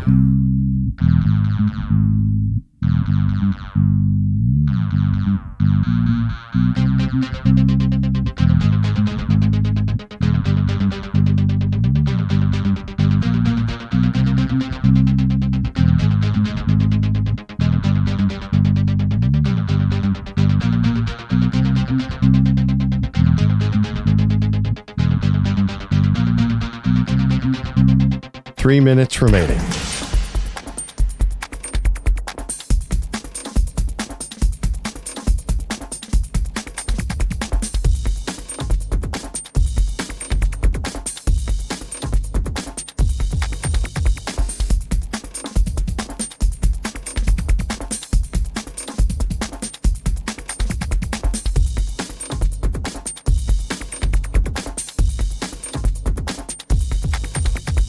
2 minutes, 30 seconds remaining.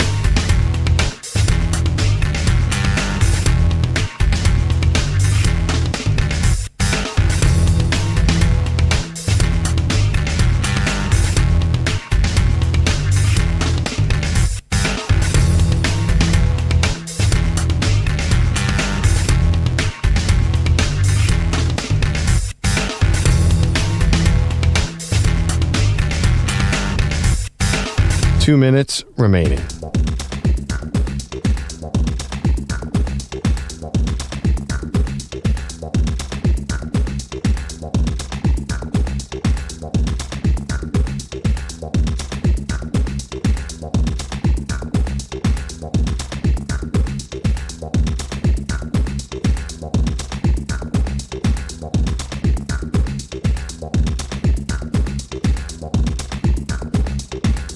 One minute, 30 seconds remaining.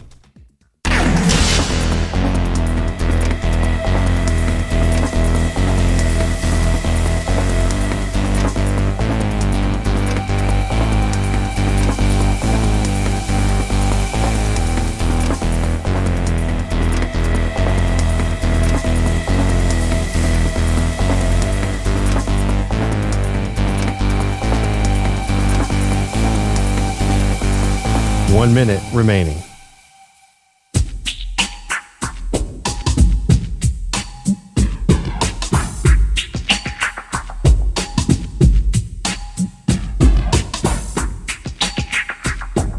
$45 seconds remaining.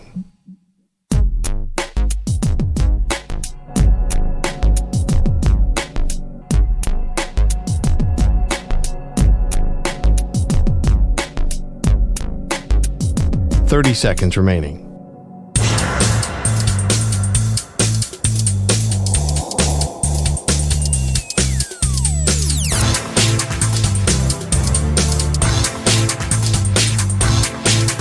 $15 seconds.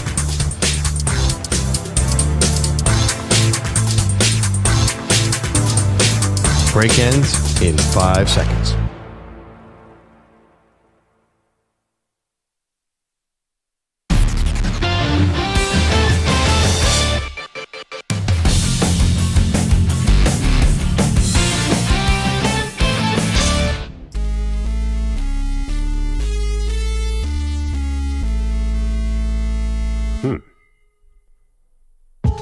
There we go. All right. Welcome back to Maggie and Perloff. So I'm very excited. It's my favorite time of year, October, because baseball is going on, especially for me this year. Football, basketball starting, hockey is going on. It's the ultimate time in the sports calendar. But even more exciting is Halloween. My costume came in the mail yesterday, and I'm so excited. It is so obscure. None of you guys are going to know who I am, and I cannot wait to wear this. Alf. You're just lobbing that in. You would know if I was. How would you not know if I walked in as Alf? That's not a subtle costume. I would. Wait, Perloff's wearing a furry hat. It looks like Alf, but I don't know who he is. Like somebody else. Who knows? Yeah, or I could be walking the break room and people think it's Bigfoot. I don't know, but I'm really excited. Maggie, you have your costume? I do have my costume. The last piece of it came in the mail yesterday. But Perloff won't tell me what he's going to be. Like, he's holding it close to the vest or Don't you want to something. be like everyone and be surprised the day of October 31st? I hope it's a weekday. Yeah, I think it's a Tuesday. Tuesday. Yeah. So we're all going to find out together what Perloff decided to be for Halloween. But do you really want to know? Because I could tell you. No, don't tell me now. If it's going to be obscure, now it's like a trivia question. Now I'm going to have to figure it out. It's totally like that. It's not like something that you need to know, like Alf. Although I want to be Alf now. Yeah, like, do they even have an Alf costume? Anyway, speaking of Halloween, so people love Halloween. I don't. I'm not a scary movie person. It freaks me out. I don't like to be scared. I don't like the dark. I'm, a little wimpy in that way. This started making its rounds on the internet the last couple days. I didn't realize there was a Netflix series about a place, a haunted house. It's called McCamey Manor. You guys ever heard of this? No. It's in Tennessee. And it's been around for a while, and they are a haunted house that exists 12 months a year. And the reason why it's not just a Halloween thing is because this is close to like a death-defying experience. So essentially what happens is it's a curated haunted house specifically for your fears. You undergo a psychological exam that they give you, or like a questionnaire that takes 4 hours to fill out, apparently. What? They figure out what really gets to underneath your, it can't be like spiders. They're really going to get to the bottom of what freaks you out. Then you get a curated experience that lasts anywhere between 6 and 8 hours. You have to sign an NDA to promise that you can't talk about it, and also so you can sue them. The people who are the actors and the people who in the haunted house are allowed to touch you. They're allowed to put things on you, they're allowed to do whatever they want to you. You can't do anything back to them, okay? And if you make it out on the other side of the haunted house after the 6 to 8 hour experience, you win $20,000. Nobody has ever won the $20,000. And according to legend, people have been so freaked out about what's going on, someone once pulled out their own tooth. The guy supposedly hypnotizes you and puts you in this crazy trance, and this place, McCamey Manor. And they have a show on Netflix, which I will not watch. I might watch the show, but I'm never going there. Who's down? I don't know. Stealing the money. This sounds like I don't know. My BS flag is up on this one. This sounds like, really? All that you just said, is that really happening? No one's made it through for 20. I don't know. Apparently, what are they doing to people? One woman once lasted like 4 hours. I don't know if she's the one who pulled her own tooth out. So they tried to do great. A Jet fan that was watching that Jet game the other week. Pulled out their own teeth. Pulled out his own teeth after watching Zach Wilson for a couple of snaps. I'm curious. My greatest fear is sharks. How could they incorporate that? Okay, so the way that they actually talked specifically about that, where the guy says that he's a master of hypnosis. I would say hypnotize. He will hypnotize you, where you'll be sitting in a kiddie pool and you will be convinced that you are in deep water with a shark. That sounds unpleasant. By the way, I just have to go to Rockaway Beach 45 minutes away, and there's 7,000 sharks right there, by the way. So I have that on a weekly basis with my kids. My biggest fear is mice. I could just walk outside. Yeah. Yeah. Rats, too. I've seen Pete not handle a rat well on the subway. It's a sight. I mean, to be honest, we all shouldn't be handling rats well. We don't want to live amongst the rats. This isn't the Middle Ages. I think Pete's response is completely appropriate. No. You can be skeeved by rats and avoid rats, but Pete doing a high-pitched squeal and then tiptoeing, scurrying down the platform, that's where the problem begins. By the way, Maggie, what's the name of the show on Netflix? Is it called McNamee Manor, or is it something else? I'll watch 15 minutes and probably tap out, because even the show sounds too scary. It's called McCamey Manor on Netflix. It's called McCamey Manor? Okay. Yeah, it's called Haunters, The Art of the Scare. Haunters? Okay. So you watch them destroy people mentally and emotionally. Yeah, apparently you can get it on Disney+. No, I think that's the irony of that is very funny to me. No. Yeah, it's America's most extreme haunted house. There you go. I'm going to a haunted house this weekend. I had a choice to go to the Taylor Swift movie with my 11-year-old or a haunted house with my 13-year-old. And I don't want to go to a haunted house, but I think the scariest thing would be in a movie theater with 500 dancing 9-year-olds would actually be more terrifying. Yeah, that's your specific fear. That actually is my specific fear. On the questionnaire, yeah, you filled it out. Taylor Swifties, that's my... But my wife said this is one of the haunted houses where they do jump out. Like, people jump out, and she doesn't want it. She's too scared of that. It doesn't sound that scary to me. I've done these with my kids. Actually, the haunted houses in my youth are not that scary. Would you guys... You would not want to do that, though, Okay, Maggie. well, usually... I don't like those boo houses or whatever. Yeah. But the one thing usually is, even if you're scared of the haunted house, there's you know the person's not going to touch you. I think they can touch you, no? Is that... No, that's it's not difference. Real. Yeah, the hypnosis seems like the twist here. Yes. Yes, you start questioning your own sanity enough that someone pulled out their own tooth. Could you, I don't know anything about this, but couldn't you resist hypnosis? Like, don't you need to want to be hypnotized? That's a great question. I don't know. I've never been hypnotized. I'm absolutely watching this show. There you go. I got to find out. I got to get to the bottom of it. You're not going to watch it? No. I was about to curse on the air. Bleep, no. Hell no. Leave the cursing to me.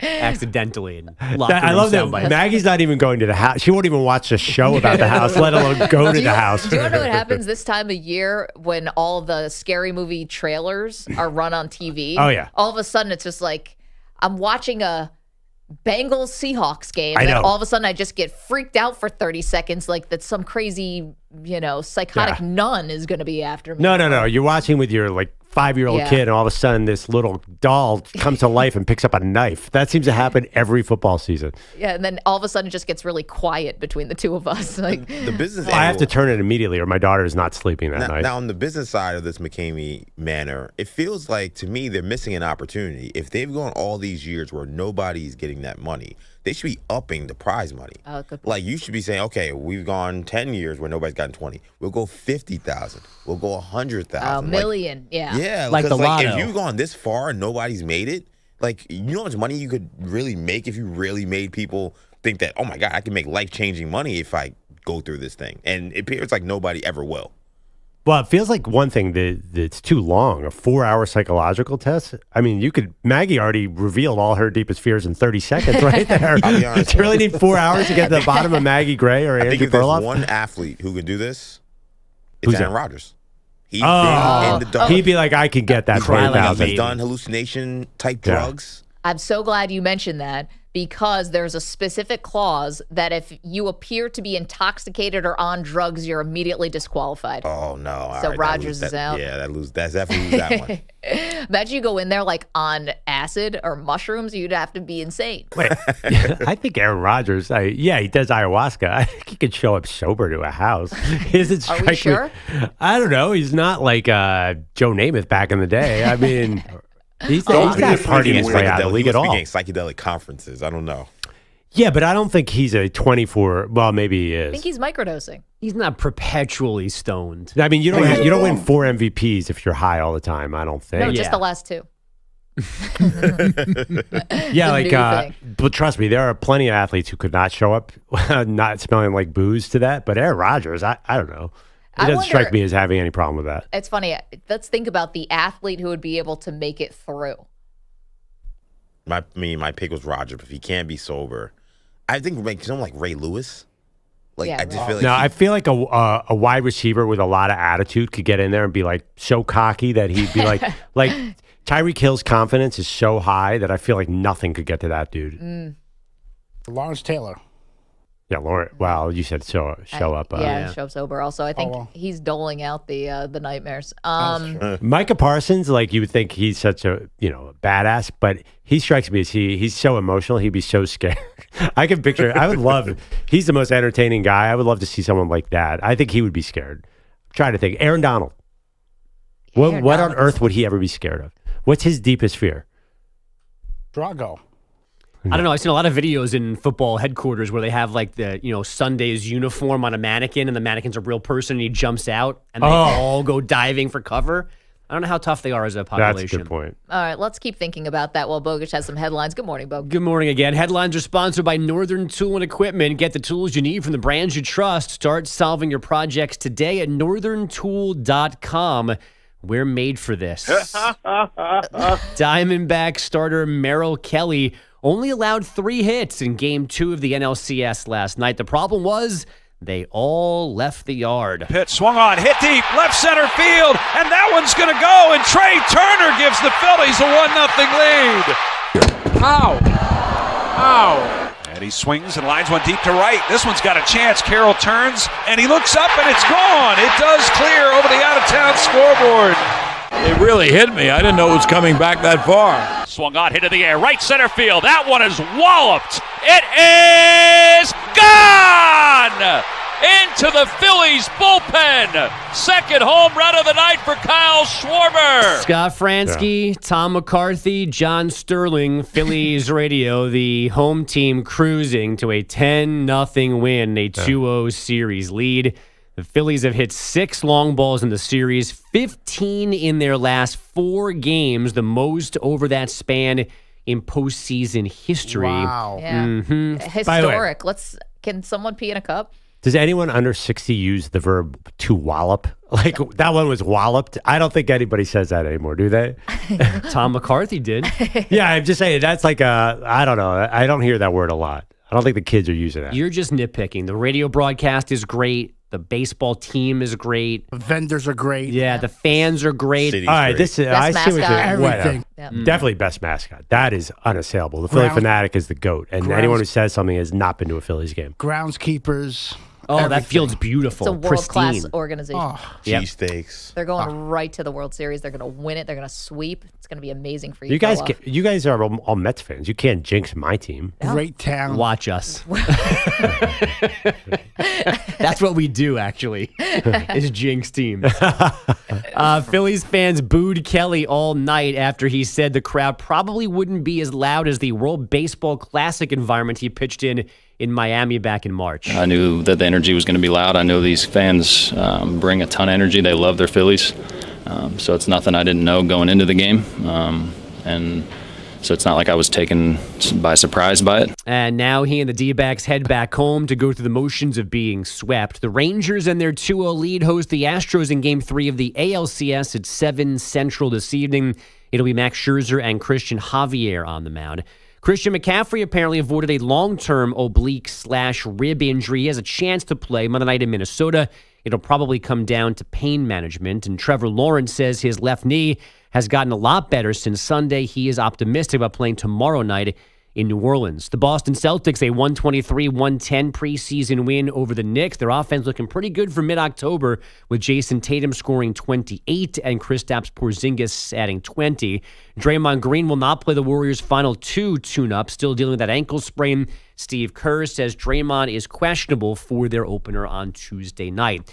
Gio Reyna scored twice, Christian Pulisic once. U.S. men's soccer handled Ghana 4-0 in a friendly in Nashville.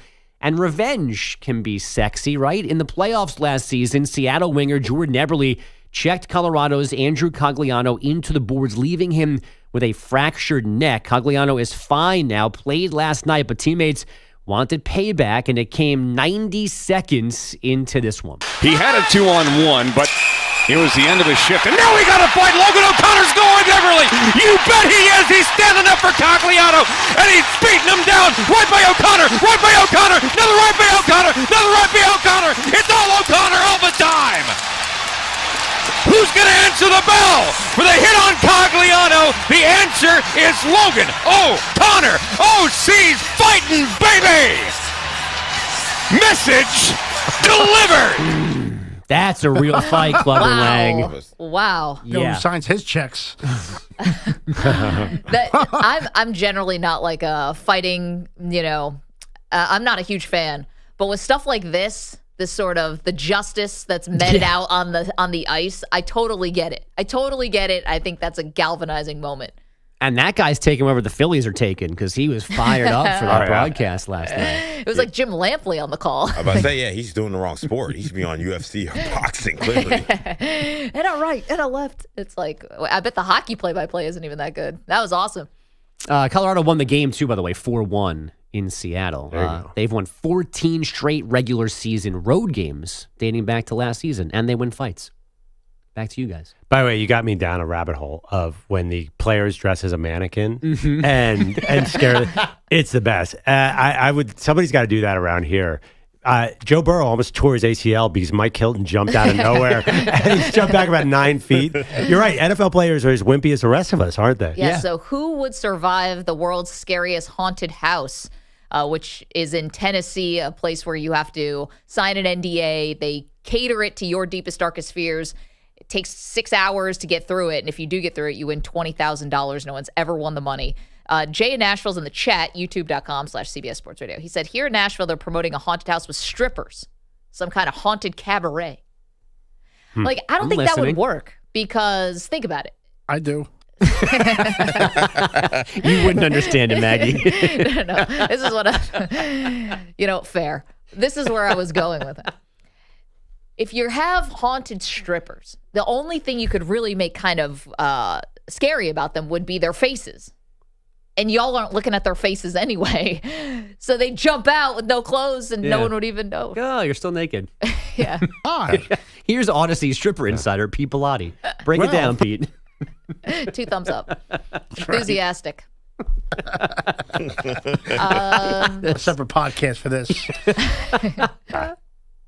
Yeah, I'm not sure the point is to get scared in this particular haunted house. Yeah. No, we know the point. 855-212-4CBS, 855-212-4227. Thank you so much. Andrew Bogish coming up, a new chapter for Deion Sanders. We'll get to that.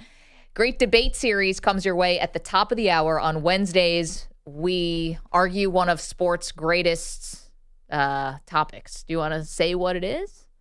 Do you want to tease it? Sure. Go ahead. All right. Coming up at the top of the hour, today's great debate series topic, worst loss of all time. Worst loss, team, individual, worst loss of all time. We'll tell you our picks again at the top of the hour. Don't move. Maggie and Perloff, CBS Sports Radio. You're in a 5-minute break.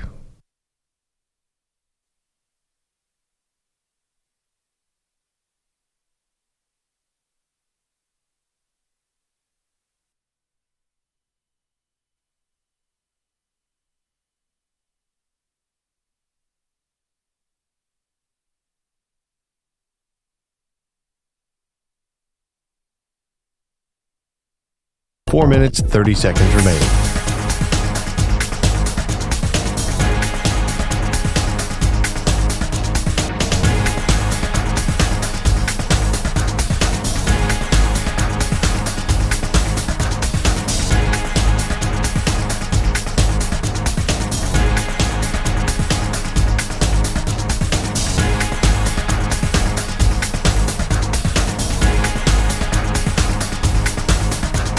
Four minutes remaining.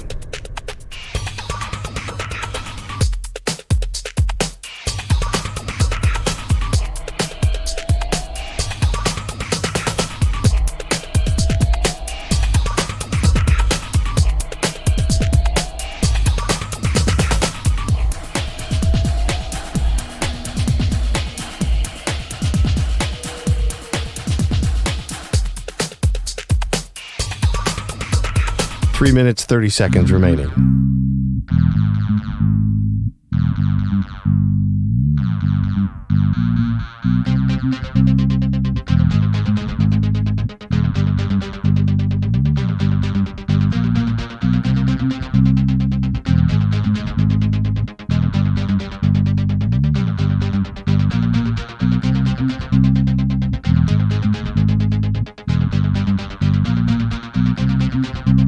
Three minutes remaining.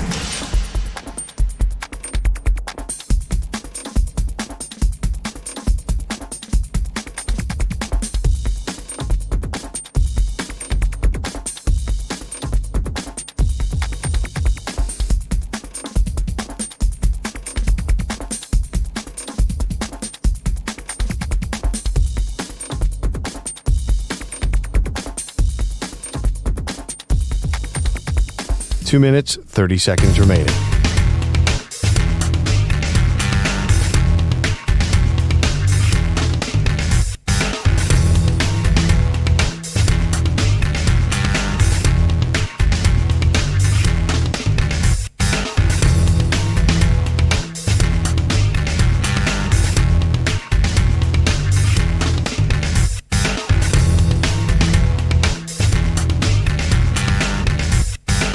Two minutes remaining.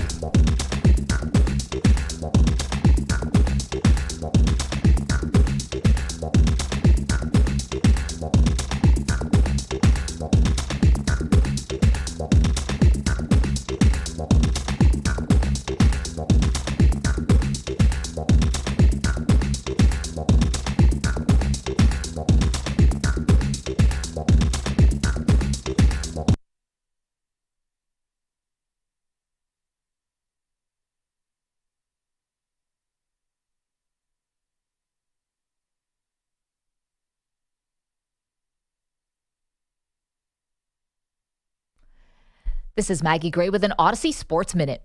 This is Maggie Gray with a CBS Sports Minute. Aaron Rodgers can't be serious. After weeks of doing his best to convince the entire NFL that a comeback from a torn Achilles this season is even remotely possible, Rodgers told Pat McAfee show, quote, "Let's cool our jets a little when it comes to talk of a comeback. Bad pun aside, Rodgers has to accept his role in indulging these far-fetched expectations. Heck, he was throwing on the sidelines before the Jets game against the Eagles.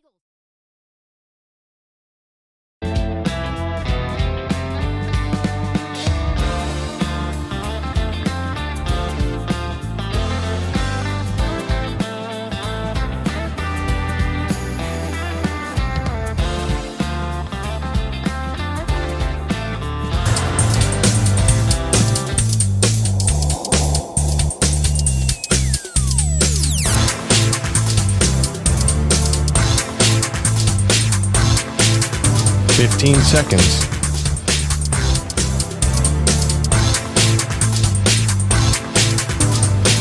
Break ends in 5 seconds.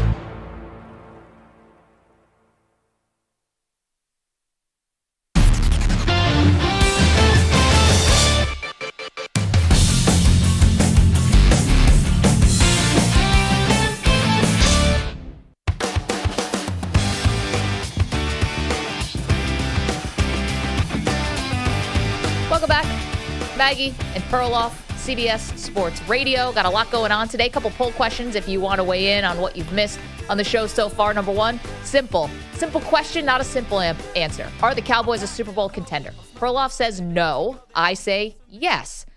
You can vote at Maggie and Pearl. Second poll question, will Lincoln Riley win a championship at USC? Perloff again says no. I say yes. So you can go to our social media at Maggie and Pearl, and you can go vote.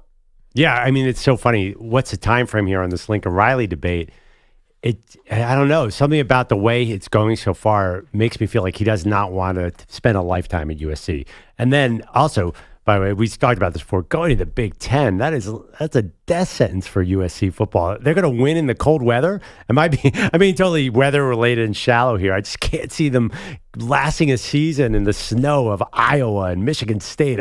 This is a terrible combo. This is where people will learn that Perloff is what we call sad dad, who's always talking about the weather, the traffic conditions, everything that goes ancillary around that dads love to talk about. I mean, to say that it's been bad with USC so far and Lincoln Riley, where's the evidence? They were playing in the Pac-12 title game last year, and they have one loss, yes, a bad one to Notre Dame.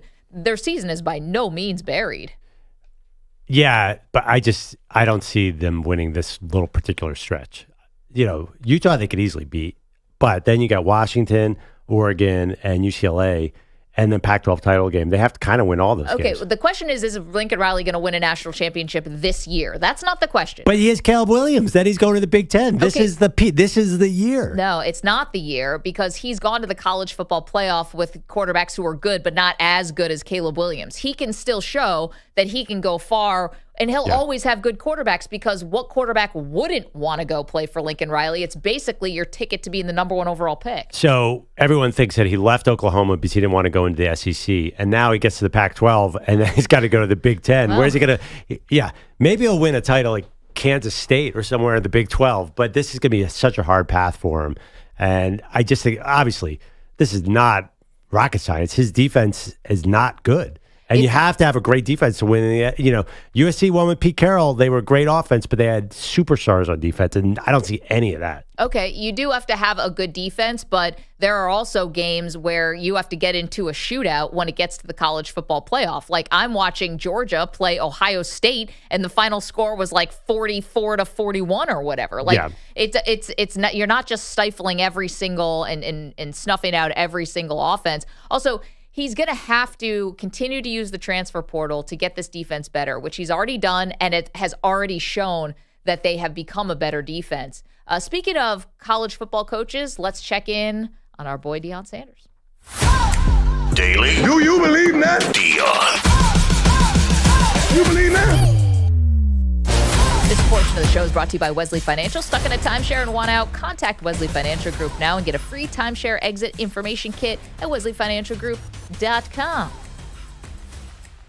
Today we found out Deion Sanders Perloff is writing a book. That's shocking. It's slated to be out in 2024. Deion Sanders, though, has already written a book earlier in his life. Do you want to take a guess at what this was called? Prime Time. Close. It was called Deion Sanders, Power, Money, and Sex, How Success Almost Ruined My Life. And that is now on its way to my home because I ordered it on Amazon last night. I'm excited to read this. So we get a new Deion Sanders book next year. Finally, we get to understand what makes this guy tick. Finally, I mean, he's got to stop sharing everything every day of the week if he wants anything good in this book. And by the way, I want to read about him in the 90s Cowboys. I don't want to hear anything about this Colorado. It better not be an inspirational book. It's got to be more like what the book you just read. Oh, the tell-all? It's got to be a tell-all. Retrospective? I mean, just go back I want to hear about Michael Irvin. I want to hear about what was happening in the 90s. I don't want to hear about how he inspires young men. That is not the book I want to read. I'm with you. I will guarantee that's the book you're probably getting. This is going to be like his Twitter feed, just in book form. God just impregnates me with something to give to them. Does he write those tweets? I've been wondering this a lot. He has these inspirational tweets. They're really good. Actually, I find myself somewhat inspired by many of them. But They're not bad. Does he have time to write these really eloquent inspiration? He's getting them from somewhere, or someone else is running his feed, right? I mean, everybody has to go to the bathroom, so everyone gets a little time to be on their phone. No, I'm just kidding. I mean, when does he do all this stuff? I don't understand Deion's day even. Someone else might be writing the tweets. They kind of seem like they're coming from him, although EJ has called out that maybe Deion is what would say, borrowing liberally from a lot of pop culture. Not that that's a crime. No, that's not a crime. I know his son, Deion Sr., or Deion Jr., does a lot of the social media for him and for Colorado. I think Deion Jr. and who he I think was pretty high on those Sun Power rankings. I think he was like 1 or 2. So I think he's probably the one that does all the motivational things. Yeah, he definitely runs the YouTube page, which is pretty awesome. Yeah. Can I give you 3 minutes ago, Coach Prime tweeted, he said, "How do you see yourself? You've got to start seeing you the way God sees you. You are fearfully and wonderfully made. You are more than a conqueror. You were created to have dominion, and you are blessed," so on and so on. Is he writing this? Like, isn't he out recruiting? I don't understand. This is like recruiting. This is a huge essay he writes about how you have to have more self-confidence. I think this is how he got probably got the advance for the book. They're just watching what he puts on social media. It's like, can we give you $1 million? He just announced the book is called Elevate and Dominate 21 Ways to Win on and Off the Field. Yeah, I don't want that. I want to be like, listen, I was in a hotel room with Michael Irvin in 1995. We all know what happened in that hotel room. Deion wasn't there. He wasn't? Wasn't he in one of those hotel rooms? I don't think not so. the Michael Irvin. Yeah, no, Deion was part of that Jeff Pearlman book. Yeah, well, of course, it's part of Jeff's book was all about the 90s Cowboys, but not the arrest. He wasn't there when Michael Irvin got arrested. No, I know, but you're going to get the book and you're going to tell us all. We need a book report on the how sex, what was it, sex, drugs, and rock and roll almost ruined Deion? Close. Thin line between love and hate. Power, Money, and Sex, How Success Almost Ruined My Life. Book report upcoming from yours truly. Meanwhile, would you rather read the Deion memoir? I think I know where this is going to go. Or do you guys see that Britney Spears has got a tell-all? Oh. She's going to be putting it. Option C? No. Yeah. It can't be by Britney Spears because who knows what kind of lunacy will be in there. It's got to be about Britney Spears, what was really happening. You want the unauthorized. Yeah, I mean, you've seen her social media feeds lately? She makes some big revelations in this one. Yeah, about Justin Timberlake and others. Oh, I saw that. Yeah. I don't know. I don't buy her so much. I want to hear about her. Did you see the thing where she was juggling the knives and all this stuff going on with her? I think the cops did a wellness check on her because of that, which I kind of get. There's a whole social media is extremely creepy. There's a whole rabbit hole on Britney that I do not understand nor want to understand. I'd like to read the bio of Britney by Deion Sanders. That would be interesting. Deion and Britney together is some future reality show that we have yet to even wrap our brains around. They're probably stranded on an island somewhere. I didn't think we'd have a Wembanyama Britney Spears connection, but we had that this summer, so anything's possible. That is true. Do you remember when Wemby snubbed her in like the lobby of the Bellagio or something? Yeah, in in Las Vegas. Yep. Victor Wembanyama.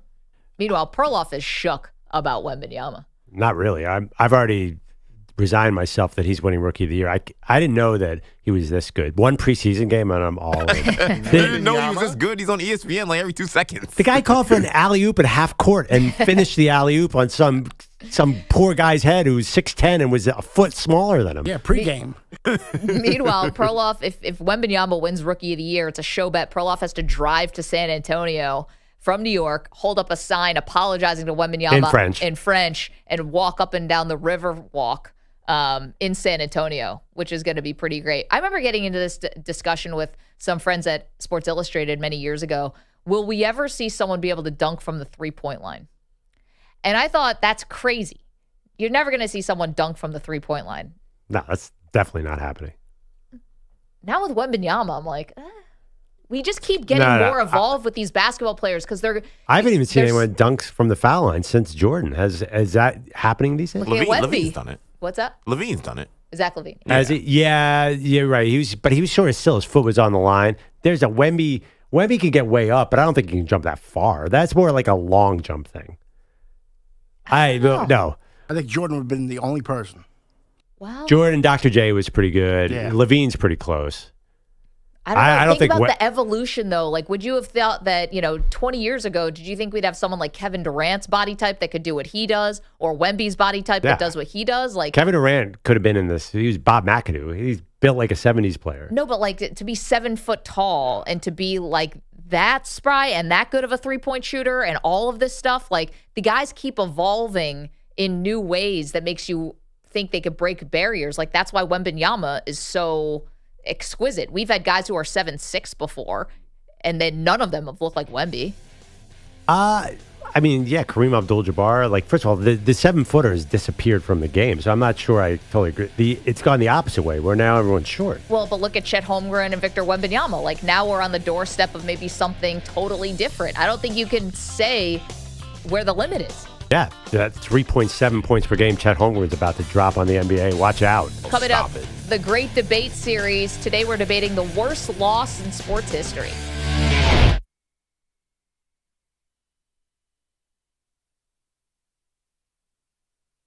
You're in a 5-minute break.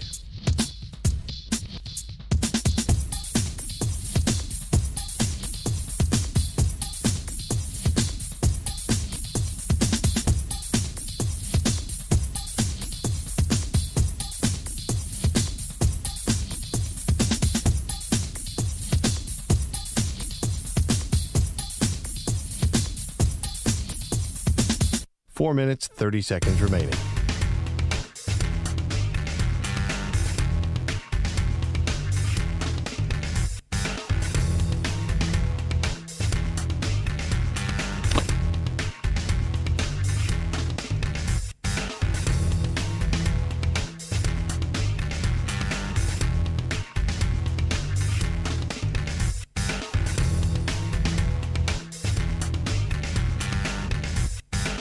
Four minutes remaining.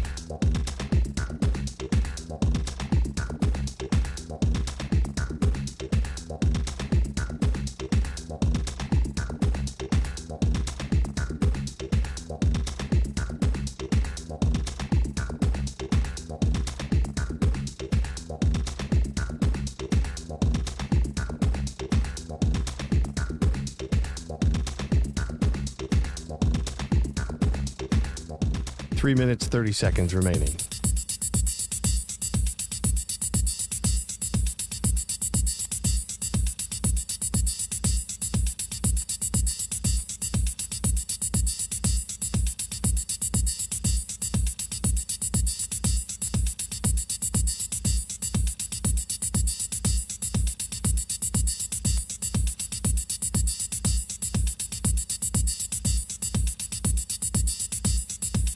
Three minutes remaining.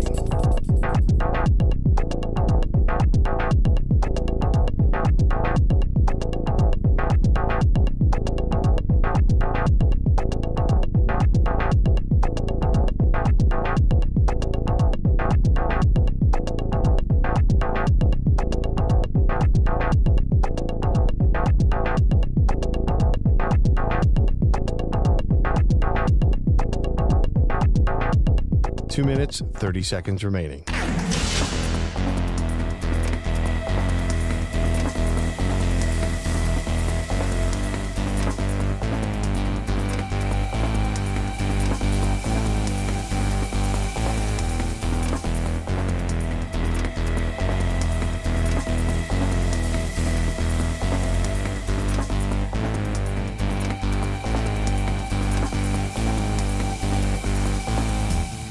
2 minutes remaining.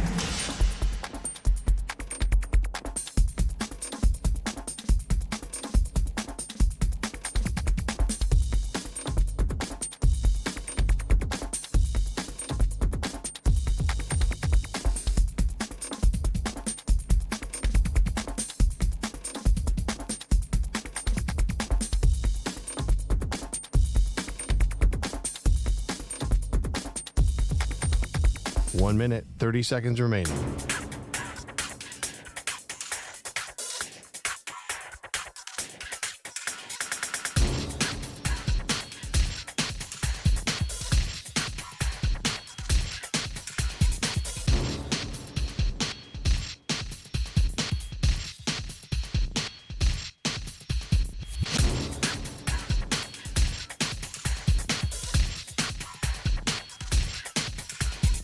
One minute remaining.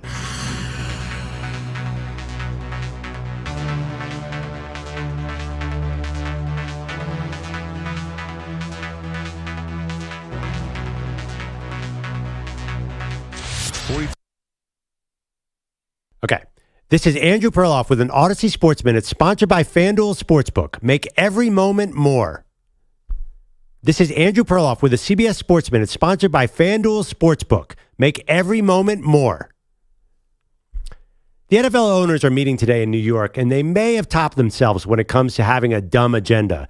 Reportedly, the league is discussing what to do about the Eagles' rugby-style quarterback sneak. Just picturing 32 owners sitting around a table and arguing about this is actually a lot of fun. The movers and shakers of the sports world arguing about the tush push. Even if you don't like the Eagles, you have to admit, forcing them to talk about this, quite an accomplishment. I'm Andrew Perloff.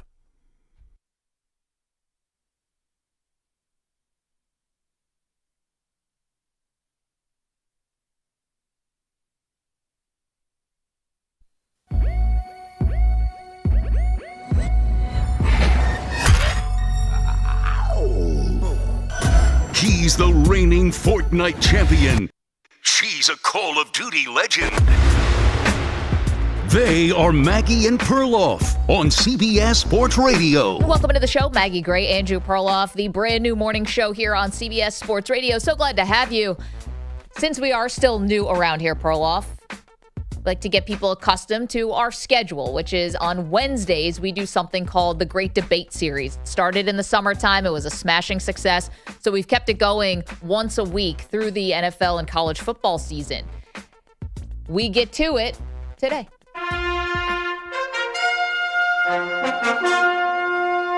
The Great Debate Series.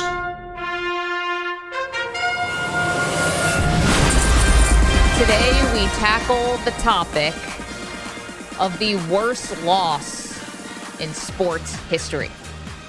Now, this is broad. It's a little wide, you know. Does this mean heartbreaking loss? Does this mean choke? Does this mean blowout? It means whatever you want it to mean. You make the case for the worst loss in sports history. Is it a team loss? Is it an individual sport? Yeah, it's about historical impact. I think it's a great debate, too. Is it, if the other team does something remarkable, does that lessen the impact of the loss? Like, sometimes you just get beat by a miracle play. Sure. Maybe it's not on you, but sometimes you blow it. And which hurts more? So that is the topic for today's Great Debate Series, 855-212-4CBS. Would you like to start us off, or would you like me to do it? Go ahead. You go first. All right. The worst loss in sports history sounded like this. Play clock at 5. Pass is intercepted at the goal line by Malcolm Butler.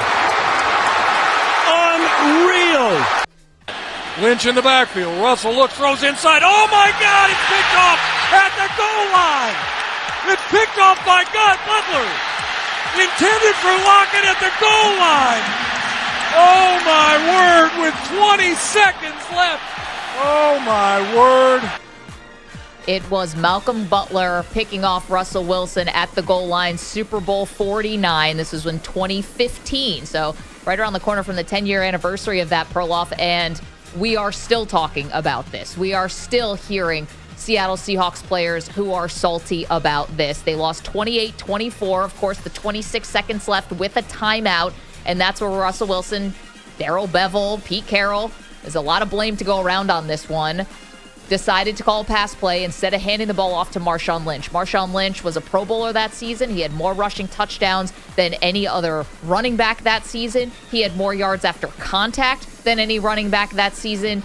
What looked like the biggest no-brainer in history was muddied by a bad play call. Now, when I say that this has lasting power, and this is part of why this is one of the worst losses, this is the worst loss. Here was Marshawn Lynch talking on Shannon Sharp's podcast. It's called Club Shay Shay. This soundbite is not from 5 years ago. This soundbite is not from 7 years ago. This soundbite is from 2 weeks ago. This is Marshawn Lynch talking about that moment. You know, you took a dream away. You took a moment away. You arguably take a dynasty. You take a dynasty away. You know what I mean? Because then you in position to, hey, we win 2 Super Bowls. Maybe I don't want to be the highest paid corner or the highest paid safety or the highest paid receiver. No, spread that cheese through the whole team so we could bring everybody back and we could go try to do 3, maybe 4. Let's see what we could get out of it. See, that's the other part of so, this, I mean, right? you know, not only do you take away all that, but, you put us in the history books as the dumbest call in football history. There you go. I jumped it. The dumbest call in football history, according to Marshawn Lynch, being honest there. And the reason why I think this one lasts is not just because of how shocking it was, and it was against the Patriots, but because he's right. They had won the Super Bowl the year before by blowing out Peyton Manning and the Denver Broncos. Yeah. We don't have repeat champions anymore. Not since the Patriots of the early 2000s. It would have been a dynasty, or at least on its way to a dynasty, which is something we just don't see in professional football. Yeah, I think I have a little bit of an issue with Marshawn. I mean, you said that it's still alive, but who's keeping it alive? Richard Sherman and Marshawn Lynch. And you wonder why that team didn't stay together. It kind of seems like they hated the quarterback. I don't know. That's probably happened a million times in NFL history where there was a star player who everyone hated, but you don't have to air him out every day for the next 15 years. Okay, well, that's the other part of this moment. If they had won, they're never airing out Russell Wilson. We never know that there's an issue. No, I disagree with that. Richard Sherman was going after Russell Wilson. Not they could have if they won 6. I think Richard Sherman's dislike of the attention of Russell Wilson went way deeper. Remember the story about Russell Wilson with the tuxedos in the backseat? Yeah. They hated Russell Wilson. Okay, but here's the thing. Yeah. You're a 2-time Super Bowl champion. If Marshawn is right, guys take pay cuts to stay together to try to go for the dynasty. We never learn about the Russell Wilson simmering tension, probably until someone writes a book 20 years later. We learned about it. It derailed an entire franchise. All right, can you top it? That's a good one. I am actually going, I think these are very particular ones. It's kind of like in your career. Obviously, my first instinct was a Miracle in Meadowlands loss. The Giants blew a game late against the Eagles, but that was a regular season game, and you raised the stakes right here with the Super Bowl. So I'm going high stakes. I'm going with the Chris Webber timeout when he had no timeouts. Michigan, North Carolina, 1993 national championship game. Here's the thing about that game. It was when the NCAA basketball was closer to the peak of its popularity. 35 million people were watching. Chris Webber was the greatest college basketball player in the game, one of my top 3 or 4 favorite college basketball players of all time. They were down, so I think people forget that they were down, got backed into a corner, called a timeout. Michigan was about to tie the game, called a timeout, did not have any timeouts. He was trapped. Something about that actual moment is just the little moment there is so sketched into my memory. Mm-hmm. I'm like, you blew it. And I love it. I still love Chris Webber, both in college and the pros. But for me, it's just like the exact moment, similar to your interception. He lost his mind at the exact wrong time. And there's this so painful.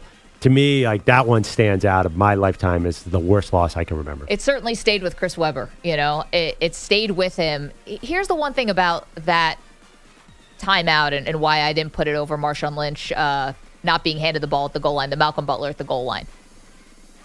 The impact of the Fab Five was still big, even and it has become and remains so big, even if they didn't win.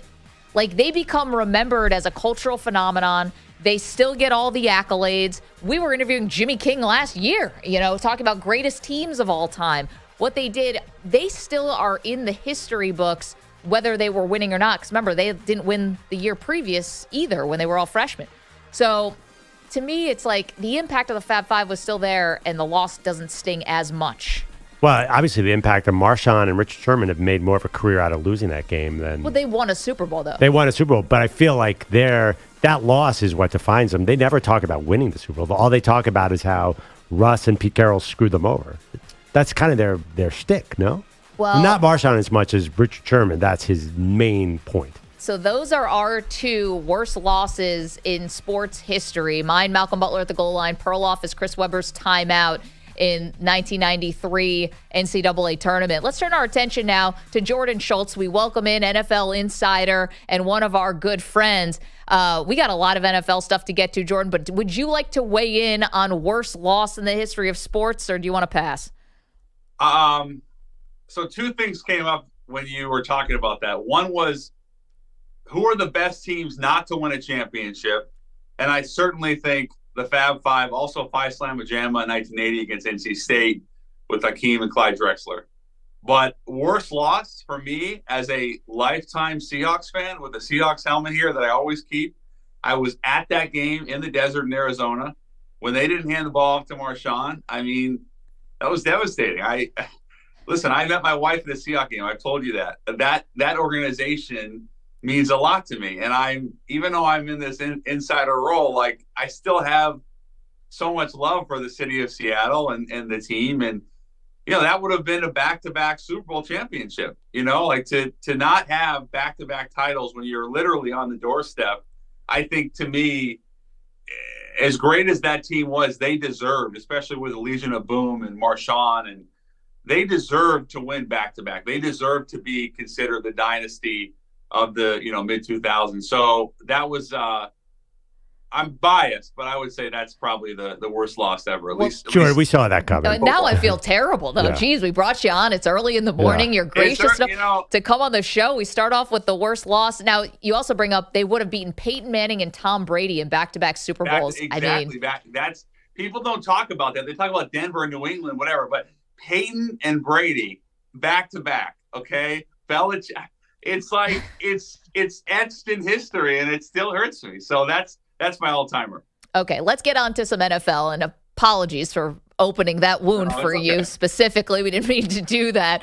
The San Francisco 49ers, Jordan, all eyes on Christian McCaffrey and Deebo Samuel and Trent Williams. So far, it looks like things are trending in a positive direction. What more do you have? Absolutely. So X-rays negative, specifically on Deebo. That was the first one that came back with the shoulder. It's my understanding that all three are not believed to have any serious injuries. And obviously, Trent came back and played. Deebo and McCaffrey really didn't. But when you think about the Niners' big picture, there's not a more complete team in the league at every level, right? Like, every single position group, they are stacked. It's just a matter of staying healthy. And I was talking to a scout last night who's been doing this for decades, and I said, what will it take for the Niners, forget the NFC, what will it take for the Niners to win the Super Bowl, not win the Super Bowl? And basically he just said health. It comes down to health. They have the most complete team. They have one of the best three head coaches in the league. And if they're healthy, no one's going to beat them. And it's hard to argue that at this point. And I think those three guys are clearly, with respect to Purdy, the three most important players. Jordan, we started the show debating what the Cowboys, the last 2 weeks, what it means. Do you still have them? And you talked about the Niners, obviously, were way ahead 2 weeks ago. Do you still have the Cowboys in that picture of like 3 or 4 teams who could come out of the NFC? Absolutely. And I think beating the Chargers, and I know the Chargers are a flawed team, but it's still a talented team. And what that defense did to Justin Herbert was really impressive on the road. And again, I know it's not a home field advantage, but regardless, they responded. They got embarrassed against the Niners. I mean, make no bones about it. That was a terrible performance on Monday night, 6 days prior. And Dallas, even without Trayvon Diggs, I tweeted it out yesterday, Deron Bland has played really well, second-year man. They have a terrific front. They're going to get LVE, Van Der Esch back, who's one of their most athletic players defensively. It really comes down to Prescott. And the Monday night game against the Chargers, that's the Dak Prescott that we need to see. He doesn't have to be amazing. His stats don't have to be otherworldly, but he didn't turn the ball over. He hit some really good timing throws. His movement was good. He had that huge conversion on 3rd down and 18 for the touchdown run. He had that beautiful back foot dime to Brandon Cooks. He found CeeDee Lamb in all those vacant spots in the zones. So I listen, I really like Dallas. I think people love to hate on them when they don't play well, especially Dak. I don't buy into that narrative. I still think, listen, they're not as good as San Francisco. I probably think they're a notch below Philly, but they have enough. And I think Dan Quinn is a phenomenal coordinator. I guess my biggest question mark is whether or not, Mike McCarthy as a play caller can find his rhythm. I still think he's figuring it out. And we saw the stats, especially in the red zone, that were really alarming. Their efficiency has plummeted, really bottom of the league, especially in touchdowns compared to last year with Kellen Moore. And if Mike McCarthy can find a little bit more of a rhythm play calling wise, I think they'll be right there. Jordan Schultz is an NFL insider joining us right here on Maggie and Perloff. Now, this is about to be an especially busy time for you, Jordan, because the trade deadline is approaching. For people who are in the information business like you, this is like when you have all 3 phones right out on the table, all the bat phones. The Cowboys as buyers, what are you hearing, or anything else that you think our audience would be interested in? Yeah, I think Dallas is going to be aggressive because they're 4-2. It's amazing what 3-3 and 4-2, how different they feel. And 4-2, it feels like, okay, we can go get someone. I still think they need a little bit more secondary help. I talked about Bland playing well. I think they would like to get another corner. I would be interested to see, buyers-wise, who else steps up. I think the Raiders could potentially, let's say they hypothetically beat Chicago, then they go to 4-3. Maybe they get aggressive. They try to get another pass rusher. Sellers-wise, I would say Denver, Minnesota, potentially Washington. I think the Broncos with Sutton and Judy, I mean, they tried to trade both those guys this summer. They wanted to trade Judy last year. They wanted a 1. They didn't get it. But I think that the asking price has probably come down a little bit. They won't trade Russell Wilson, but maybe Garrett Bowles. So Denver with Sean Payton trying to put his fingerprints on that organization. And they've already traded Gregory. They released Frank Clark. Washington is one to watch too, because they're kind of in no man's land. Week to week, you don't really know what you're going to get. I think Ron Rivera's seat is pretty hot. And, they have Montez Sweat and Chase Young. Both those guys are represented by Clutch Sports. Both of them are going to get big deals this offseason. And they both can command about the same, probably a 2 or a 3. I don't think the Commanders are going to be able to pay both those guys. And the new ownership group, from everything I've been told, they want a sustainable franchise that's thinking toward the future, basically the opposite of what Daniel Snyder did. It'd be interesting to see if they ultimately try to move one of them. And then I would just say Minnesota. I mean, we've heard a lot about Kirk Cousins. I never really got the sense he's going to be moved. He has a no-trade clause. It doesn't help him to be traded. He has to learn a new playbook. I don't believe he'll be in Minnesota after this year, but I also don't believe he's going to be traded because he would have to learn a new playbook again. That doesn't help him. So buyers-wise, I think Dallas will be in the mix. Certainly, the first team that comes to mind is the Cowboys. Probably Philadelphia. They get aggressive. They just got Julio. Andrew, I know you like that move. We'll see if he has anything left in the tank. But Philadelphia, Howie always gets aggressive. And then sellers, I would say Denver and Minnesota probably stand out the most. So Kirk Cousins probably not being traded. Is there any chance the Jets bring in anybody behind Zach Wilson, or is this now just wait for Aaron Rodgers situation? I think from what we've seen from Zach Wilson, really since, I guess, the safety against the Chiefs, he's played really well. Not really well. He's played pretty well. He hasn't turned the ball over. He hasn't lost 2 games. Yeah. They beat the Eagles for the first time ever. Is that right? I mean, I was shocked about that. He didn't lose you the game. He did enough. He had a good late drive, and I don't think they're going to bring anybody else at quarterback. No. And they're obviously hoping that Rodgers can come back at some point. They've seen enough from Wilson. He's made some throws. He's done some things that make you say, okay, maybe he's not the guy, but he's a guy. We can win with this guy if he's adequate, especially with how we're playing defensively. I do think New York is going to get aggressive at the deadline. I wonder if they would trade McCole Hardman. I know they've had those discussions. They brought him in for basically $4 million from Kansas City. He has not really been on the field. They've seen Xavier Gibson, the UDFA out of Stephen F. Austin, have a bigger role. I think Hardman could be traded, and I do think New York could get active, especially on the offensive line. They lost Elijah Vera Tucker, their standout guard. That hurt them a lot. I think the Jets will go out and get a lineman, but not a quarterback.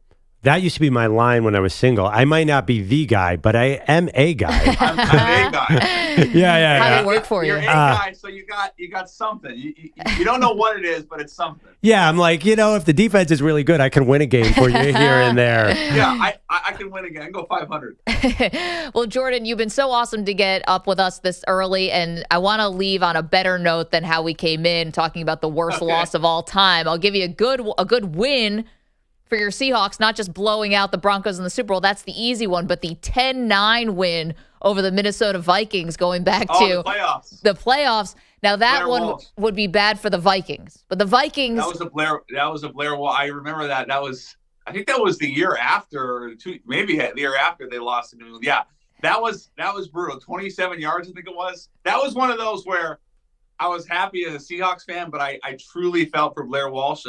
And we know that Minnesota kickers, they've had a rough history. So that was the Vikings. I tell you what, I'll leave you with this. I went to Vikings Giants playoff game last year.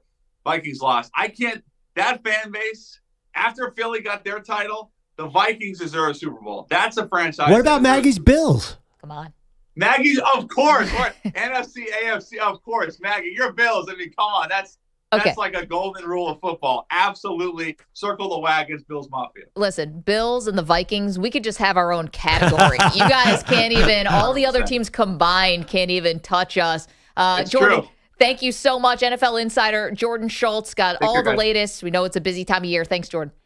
My pleasure. Yeah, is that almost a point of pride that if you're going to start talking about tough luck fan bases? Okay, so here's the reason why I didn't go with some of the Bills stuff, right? I could have gone with Scott Norwood, but guys, let's remember, back in that day in the early 90s, missing 47, 48-yard field goals, like it wasn't as automatic as it is today. Now we're shocked if a guy misses like a 55-yarder. It wasn't like that. Oh, yeah, it's a tough field goal. And then the other losses... Okay, the Super Bowl losses, 2 of them were blowouts. Like, I can't really get caught up in that.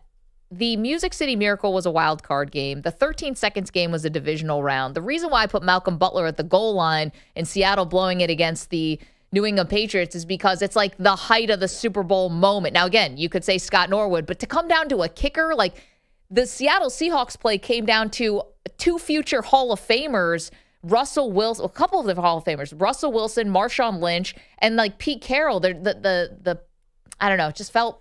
I think that the one thing about the Music City Miracle, if you get a nickname for the loss, that is better. So like the fumble and the drive for the Browns, the Music City Miracle, 13 seconds, is that a nickname? Yeah. I think that helps. We need one for the interception of the goal line, which is, I think you could just say, if you say Malcolm Butler. Goal line. Yeah. But it's not as clever as Music City Miracle. Yeah. It's just like Al Michaels' call, Malcolm Butler at the goal line. Yeah, like Miracle on Ice, the band is on the field. You need a little more something catchy. We have other worse losses. That's our great debate for this Wednesday, 855-212-4CBS, the worst loss in sports history. That's it. You can take it wherever you want to take it. I said Malcolm Butler at the goal line. Perloff said... I go Chris Webber, fake timeout. We'll get EJ and Pete's thoughts. We'll get Bogish's thoughts. We want your thoughts. Again, 855-212-4CBS. Don't move. More Maggie and Perloff in just moments. You're in a 5-minute break.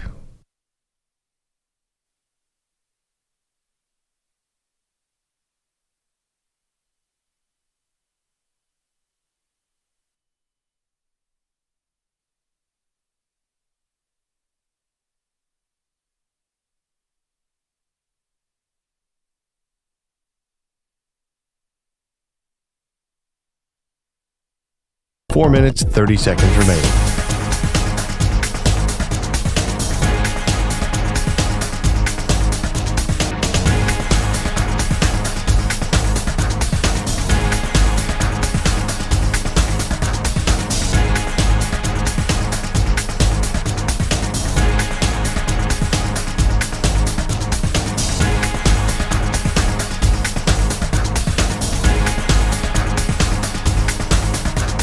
Four minutes remaining.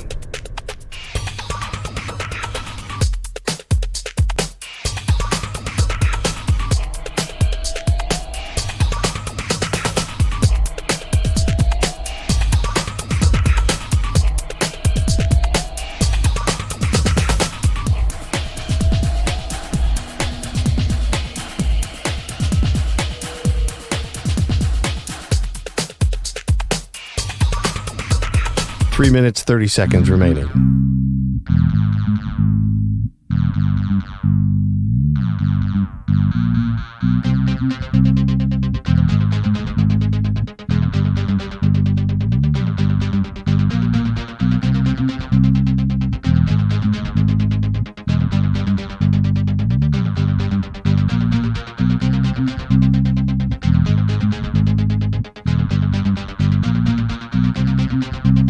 Three minutes remaining.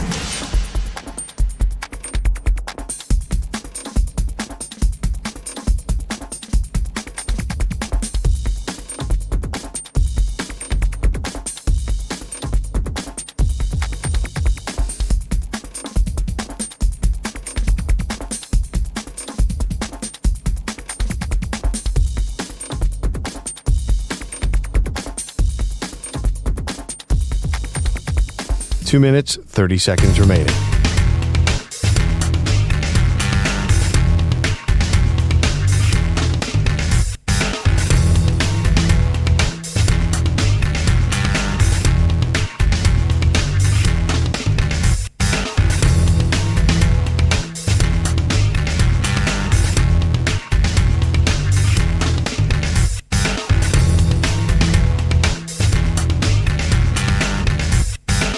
Two minutes remaining.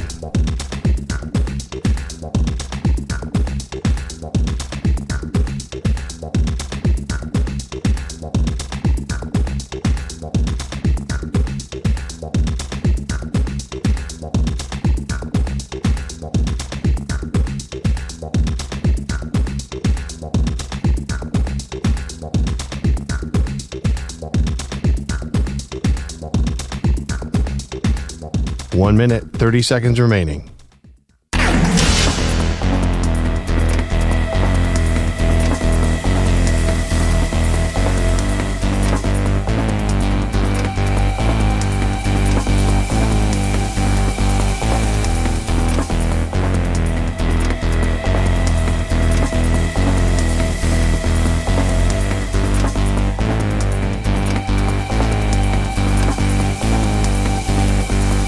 One minute remaining.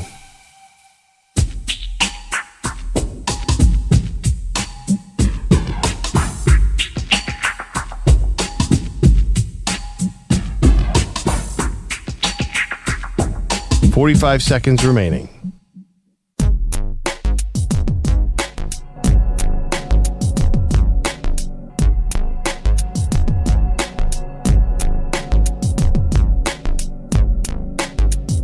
.30 seconds remaining.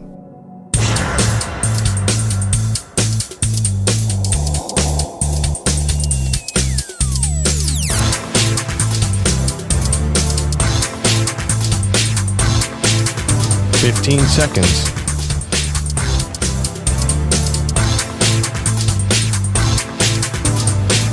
Break ends in 5 seconds.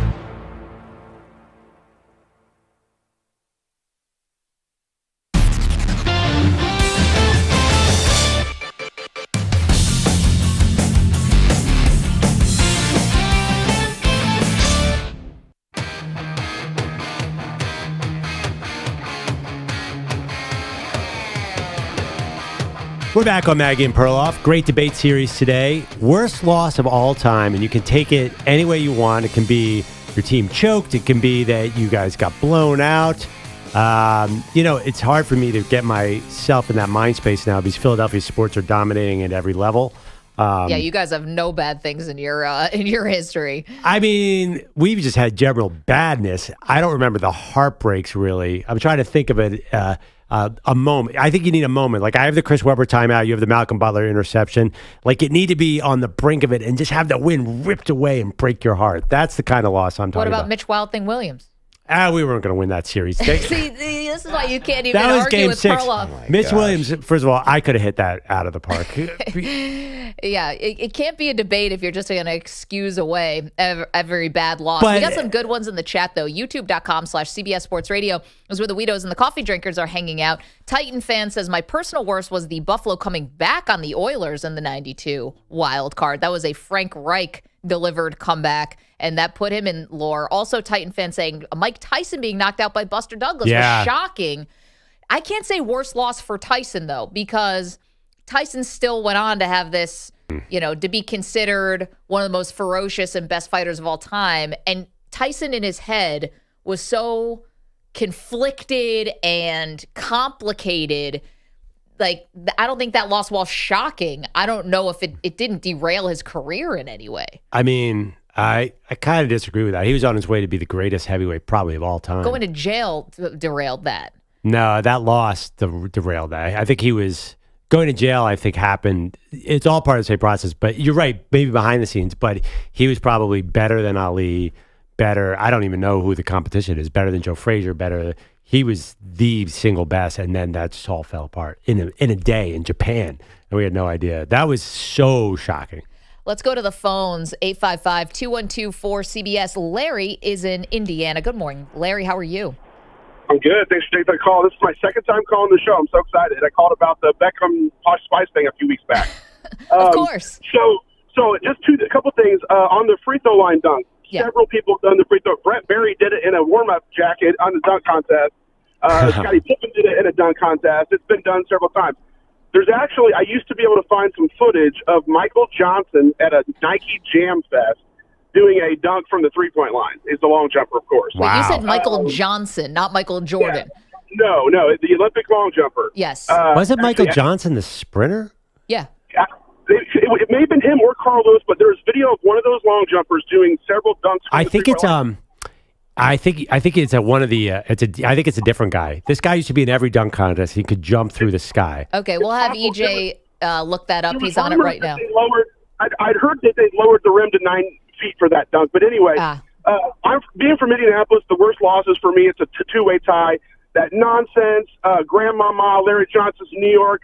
Phantom foul, 4-step fadeaway, three-pointer to take us out of the playoffs in the 90s. Yep. Never get over that. Terrible, terrible call. Hate Grandmama. And then the other one would be that Gordon Howard missing that half quarter in the Butler Bulldogs championship. Man, there. That was Larry, a heartbreaker. 2 calls for you, 2 that you've knocked out of the park. Now, the one thing about the Butler losing to Duke in the final, it was just felt like a miracle for Butler to be even in the final. Can you say losing on a half-court shot, basically, from Gordon Hayward, you were right there. Did Butler, I know it's painful for their fans, but who even thought that Butler was going to be in the title game, let alone get back the next year? But I think that's the point, right? Maybe they're never going to get back there, and they were in a tight game against Duke that almost ended in ridiculous fashion. Yeah, but they did get back the next year. But they lost again. But that might be it. Right. And that loss now, retroactively signifies just how close and how significant the missed opportunity was. The only thing, though, is didn't the guys who probably deserve to go at the next level go to the next level? You had Gordon Hayward, who ended up having, unfortunately, a disappointing career because of injuries, but Brad Stevens has become one of the, big-time coaches, now GMs in the NBA, and I think even Shelvin Mack was in the league for a little bit.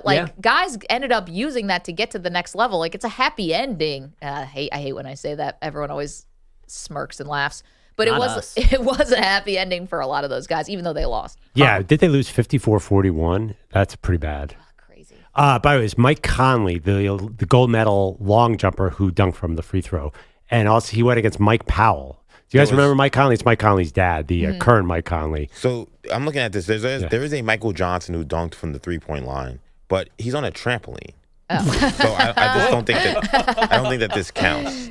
Slam ball, whatever that's called. Yeah, not slam ball. What's it called? Yeah, slam ball. No, you got it right. Yeah, he's not playing a slam ball. This is 1988. I'm watching this video now again.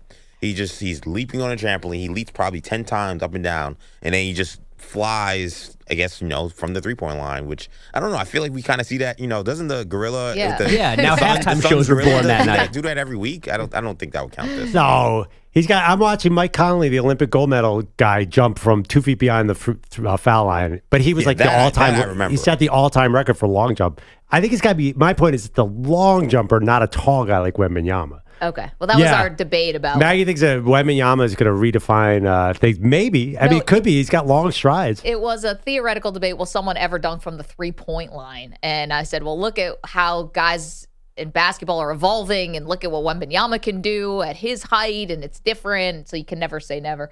Okay, let's go to Nebby is in Pennsylvania. Nebby, by the way, defending Mike McCarthy the other day. How do you feel about that now? Well, I wasn't really defending Mike McCarthy. I was more or less saying Tomlin should be lumped in with McCarthy as No. Okay, that's so good. Let's go to your worst I've been in that loss. position for years, like Tomlin's overrated. What's your worst loss in sports history? I have two personal ones and the overall one. Sid Bream scoring from first base on the best baseball player I've ever seen. Barry Bonds not being able to throw him out. Tim Tebow losing to Tim Tebow in the playoffs. Another Tomlin.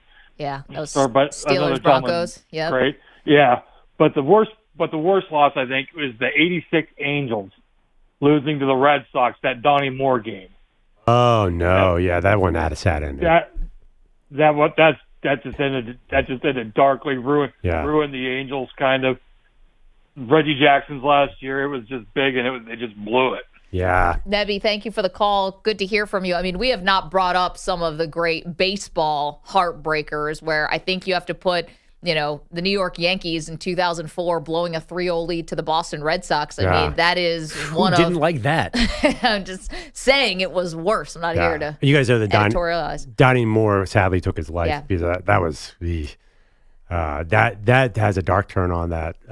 I don't think we're going to go there. Let's go to Michael in Las Vegas, who's got another good one that we talked about a lot before the show. Michael, how are you? Hey, you too. I love your show as always. I just think the Diamondbacks had a great year though, and they're really young, and their payroll is probably like. Wait, but not about the Diamondbacks. What's the worst loss? Tell us which one. Well, the worst loss is you guys bringing up the loss last night. You guys lost me because you're bringing up the D-backs losing again. I'm sorry. I think that's really. Michael, I thought it says here taste. Falcons blow 28-3 lead. That I know you wouldn't let me get on if I put that. Michael, thank you for the phone call. Wait, is Michael the guy with the M&M store? That's what I was. It might be. We had a. He's an Uber driver in from Las Vegas who has called us from an M&M store. I'll never forget. I think that's Michael. It might have been. But 28-3 with the Falcons. Again, like Malcolm Butler at the goal line, still something in the lexicon, still something that team never got over, and still, has not gotten over to this day, to the point where, Matt Ryan is now a broadcaster, and Andrew Catalon, who he does the games with, along with Tiki Barber down the hall, brought it up inadvertently, and you saw Matt Ryan's face just sort of fall. Yeah, and that's one of those sort of snake-bitten franchises that it feels like Atlanta's never going to win after that. Let's get to some headlines before we get back to the calls on the great debate today, worst loss of all time. Andrew Bogish is here. You guys asked in hour one, what is Diamondbacks baseball? Apparently it's this. Pop up. Who wants it? Uh-oh, that's going to fall. Wow. Longoria was content to let Nelson catch it. Pitchers are almost always told to evacuate the premises. And Longoria just let him ease over, and that one falls. That's Brian Anderson on TBS last night. A simple pop-up falling between the third baseman, pitcher, and catcher. The only good news for Arizona, they were already down 7-0 at that point, so the embarrassment did not cost them the game. They have just one choice, says first baseman Christian Walker. Flush it, move on. Long series. We're going to have to start scoring some runs. They were shut out last night, 10-0, only scored 3 runs in losing game 1 of the NLCS.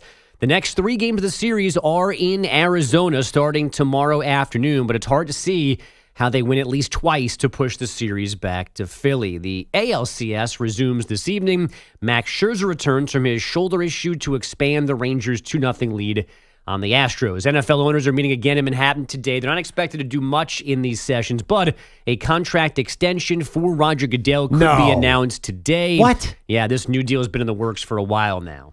And I thought he was retiring. I thought he said after 27, I'm done. No.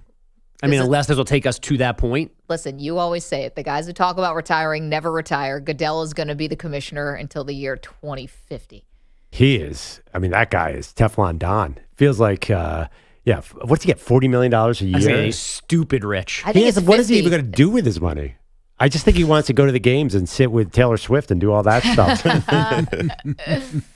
The Houston Rockets have traded Kevin Porter Jr. to the Thunder, finalizing their split after Porter was arrested last month for allegedly physically assaulting his girlfriend in a Manhattan hotel room. That story is changing, though, with prosecutors dropping the most serious charge, and the woman now saying the incident was nowhere near as serious or vicious as police originally said. As for the trade, the Thunder will immediately waive Porter, but still pay the remaining $16.9 million on his deal. They also add 2 future second-round picks because they are the Thunder. Victor Oladipo and Jeremiah Robinson Earl go to the Rockets, who save $5.5 million in salary. Preseason action last night, Paul George scored 23 and the Clippers 116-103 win over the Nuggets. U.S. men's soccer took care of Ghana 4-0 in a friendly in Nashville after losing to Germany over the weekend. Gio Reyna scored twice last night. Former captain Michael Bradley announced yesterday Saturday's Toronto FC finale will be his final match of his career. Bradley has played the last 10 seasons in MLS. His 151 appearances for the national team are the 3rd most all time. And the Vancouver Canucks opened their season with back-to-back wins, only to suffer their first loss last night, 2-0 in Philly. Apparently, head coach Rick Tocchet thought they'd go unbeaten. I can't even pick one guy who played well other than Demko. Was unreal. He was great tonight, and the rest of the guys weren't. Ow! Ow! We just got some guys. They better pick it up. I mean, I saw a lot of. I don't like to use the word soft, but I didn't see guys competing at all, and that's alarming. Hot after losing for the first time in 3 games. Yeah, I mean, save a little here. Got a long season. Rick Tocchett's in Vancouver? My Rick Tocchet? You're Rick Tocchet. Rick Tocchet, where 90% of the women in my high school walked around with Rick Tocchet jerseys? Yeah. I had no idea. Did you guys know he was the Vancouver? Yeah, of course. Yeah. Definitely. For sure. Apparently, yeah. Mr. Hockey over here. Yeah. He's not taking that loss well, is he? No. Got to set the tone. Pogish goes, apparently thought they were going undefeated. Listen, that's Canucks hockey. Anytime Andrew starts with a hockey highlight, I'm like, something's coming here. I'm just waiting. I'm starting to think, I'm like, oh, something's coming. We see you guys on the phones. We will get to it. Today's great debate topic, the worst loss in sports. Worst loss ever. I said Malcolm Butler at the goal line. Perloff said Chris Webber's timeout. We hear from you next. Again, 855-212-4CBS. More Maggie and Perloff on CBS Sports Radio.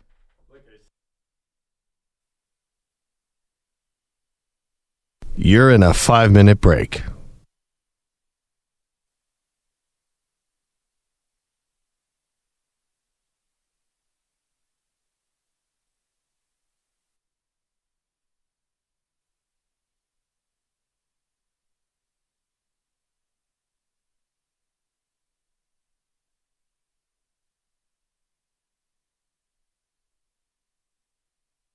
Four minutes, 30 seconds remaining.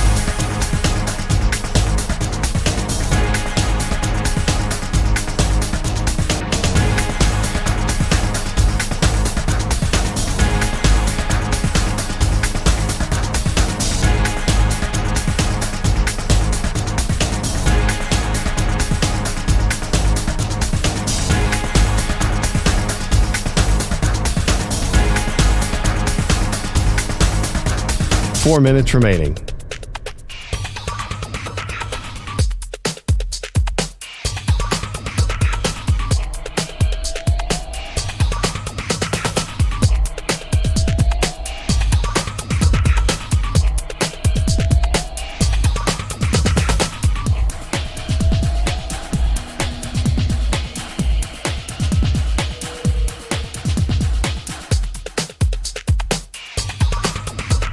Three minutes, 30 seconds remaining.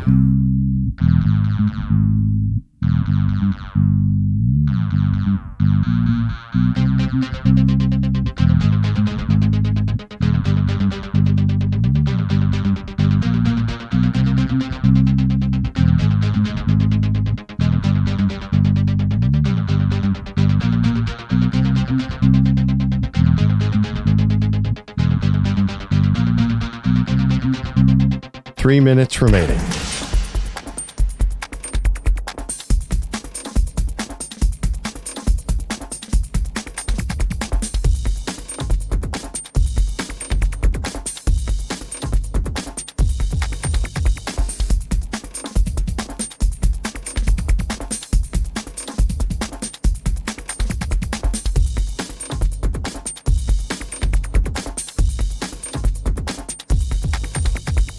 2 minutes, 30 seconds remaining.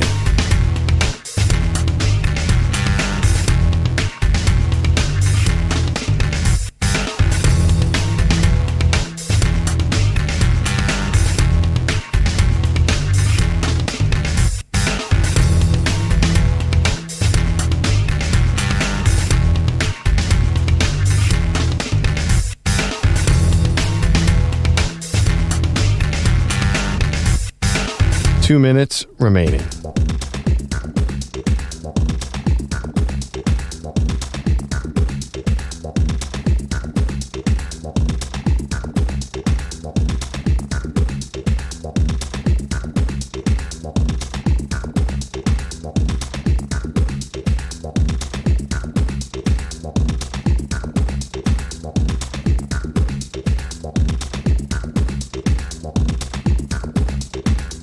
One minute, 30 seconds remaining.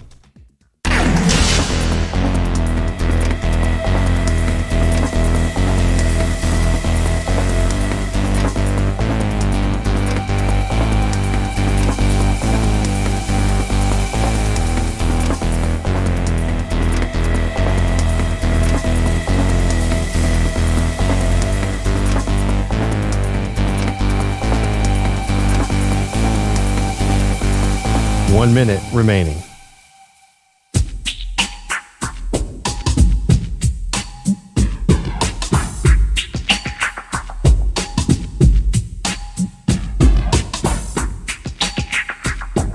$45 seconds remaining.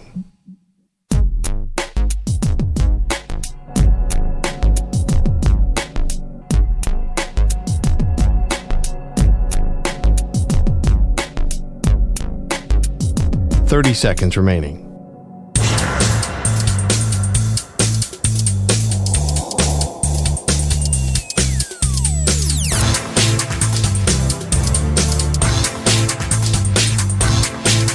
$15 seconds.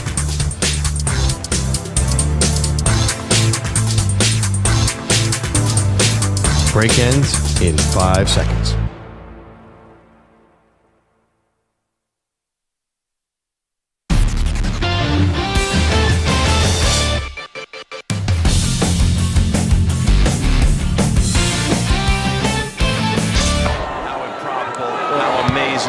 The superlatives, you can't come up with enough.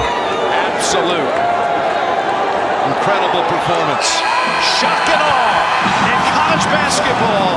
UMBC makes history in Charlotte. You're probably wondering, why did we run that random Jim Nantz highlight from March 16th, 2018? Well, the reason is UMBC shocked the Virginia Cavaliers. That was the first time a 16 ever beat a 1 seed in the NCAA tournament on the men's side. And we are doing worst losses in sports history today as part of our great debate series. That one worked out great, though. UVA went on to win the title next year, and they've even since that Purdue lost last year, that one actually was, in a weird way, had a happy ending. Like where I did the Chris Webber timeout. There's no happy ending. The Fab Five never won a title. So I don't know if I would still include that one. Do you get redemption on these losses? Like if you say that Russell Wilson had thrown that, yours is a Russell Wilson pick. Yeah. If the Seahawks had won it the next year, we probably wouldn't put that on the list. You're right. Redemption is a big part of it, but you're never going to be that same team again. Yeah. Right? Like not everyone who was on the UMBC team or the Virginia team that lost was there for the next season when they did eventually win. Now, what was interesting about that one is that was like a blowout. They got crushed. Crushed. It was a 20-point loss for Virginia. So like the whole second half, it was, I mean, there was like a little bit of drama, but not really. It was the long goodbye, you know, where you're just looking at dejected faces and all that stuff on the Virginia But none of those guys remember that. Like Kyle Guy, those guys won a title the next year. Remembers that. But they walk away with a ring. I think he didn't. He wasn't on the team the next year. That's what I was saying. Oh, who's that? Malcolm Brogdon. Oh, You know, he was the best player on the team. Yeah. But he's kind of won at life because he gets paid a lot to play in 17 the NBA. different NBA teams. He's getting paid quite a bit. Brogdon was on that team. I did not remember that. That's interesting. 855-212-4CBS, 855-212-4227. Again, worst loss in sports history. Let's go to George. He's in Los Angeles. Good morning, George. What do you have?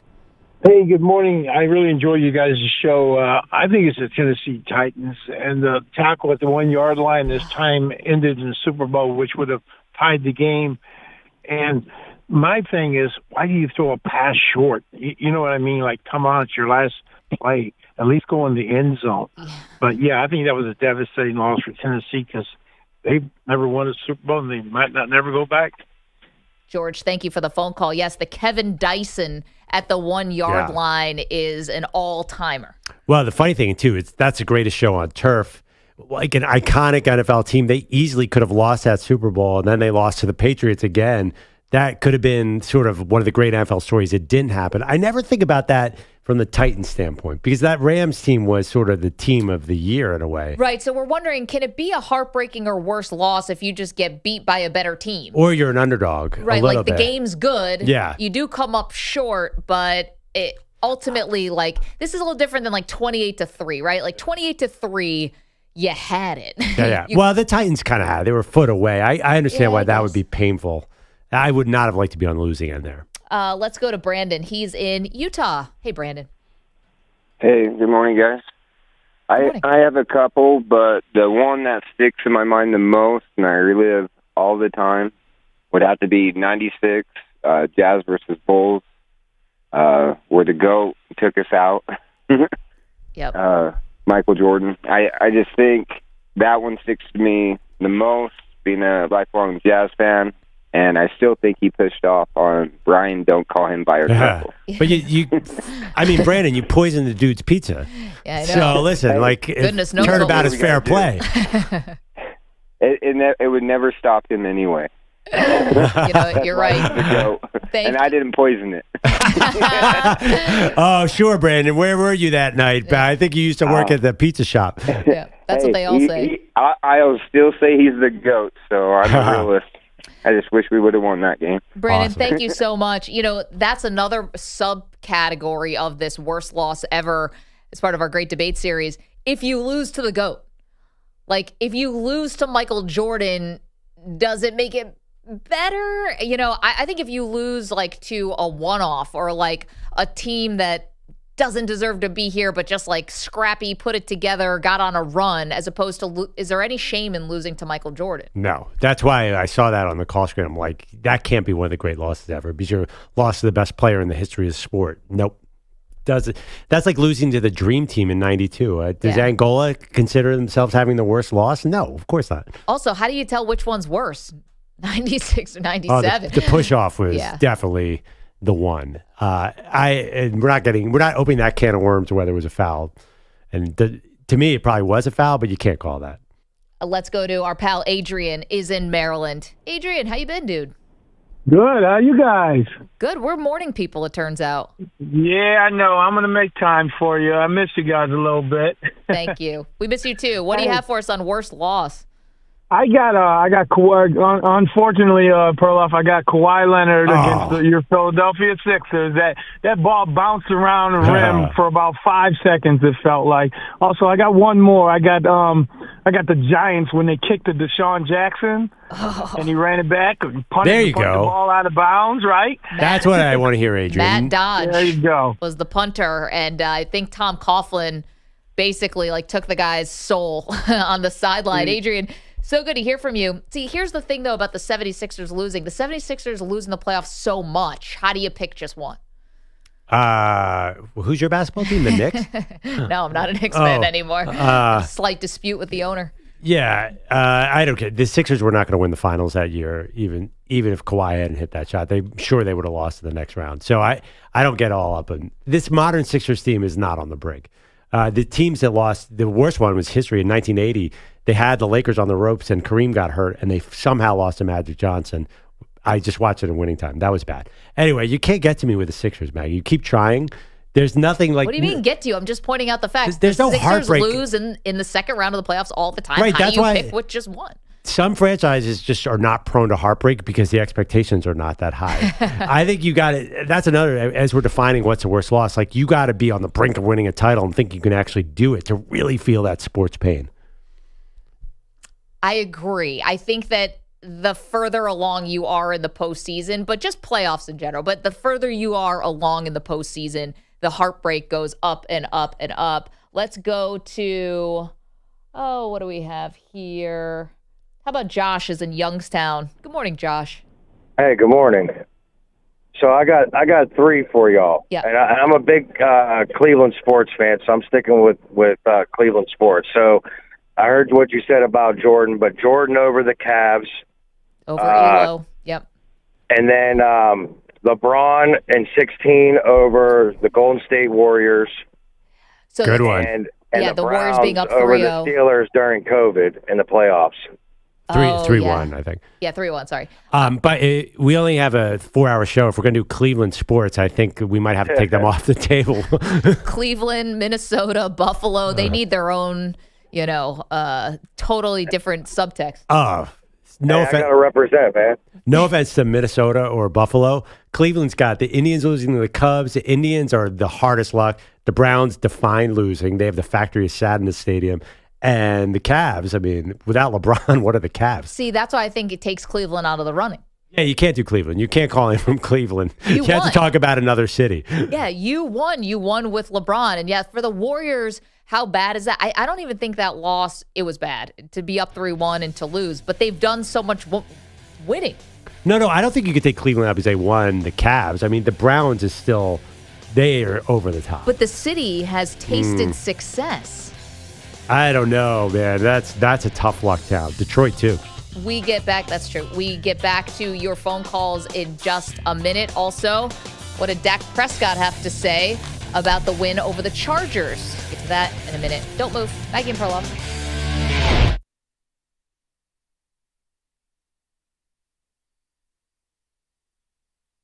You're in a 5-minute break.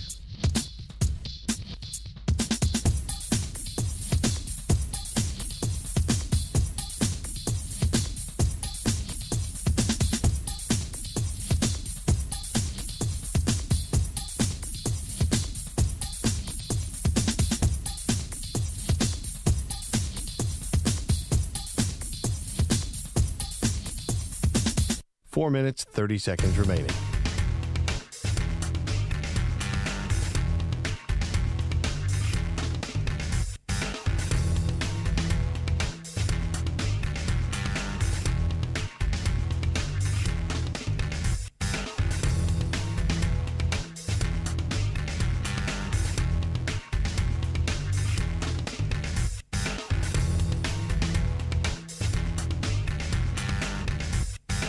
Four minutes remaining.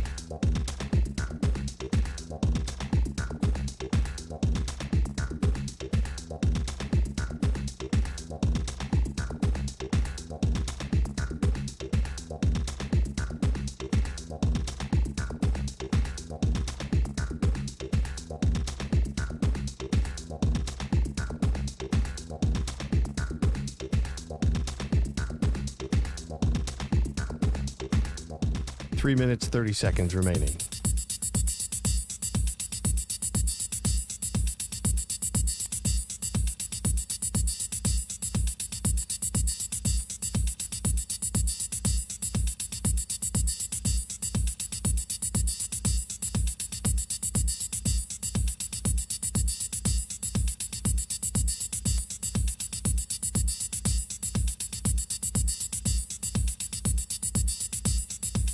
Three minutes remaining.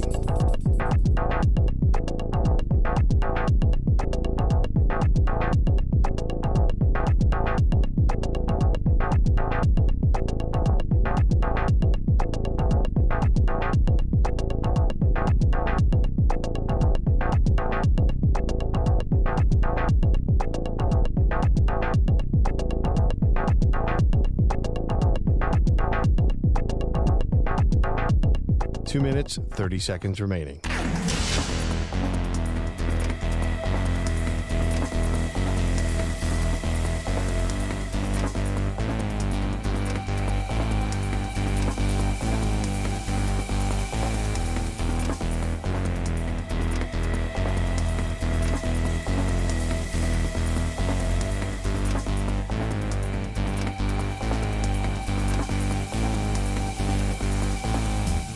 Two minutes remaining.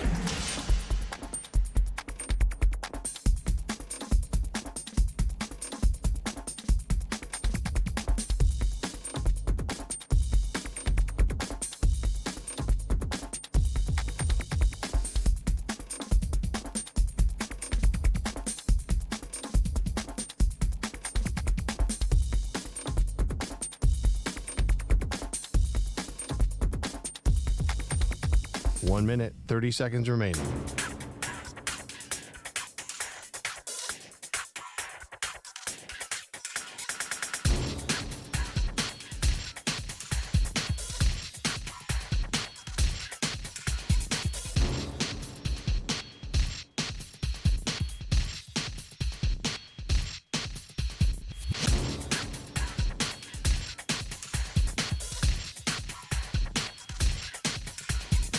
One minute remaining.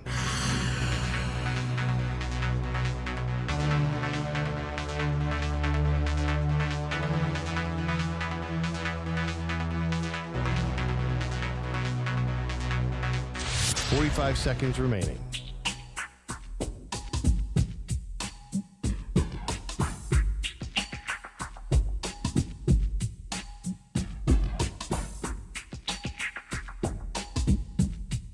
Thirty seconds remaining.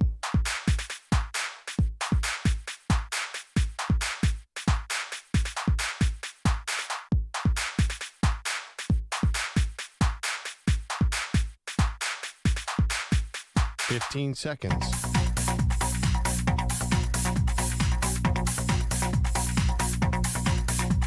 Break ends in 5 seconds.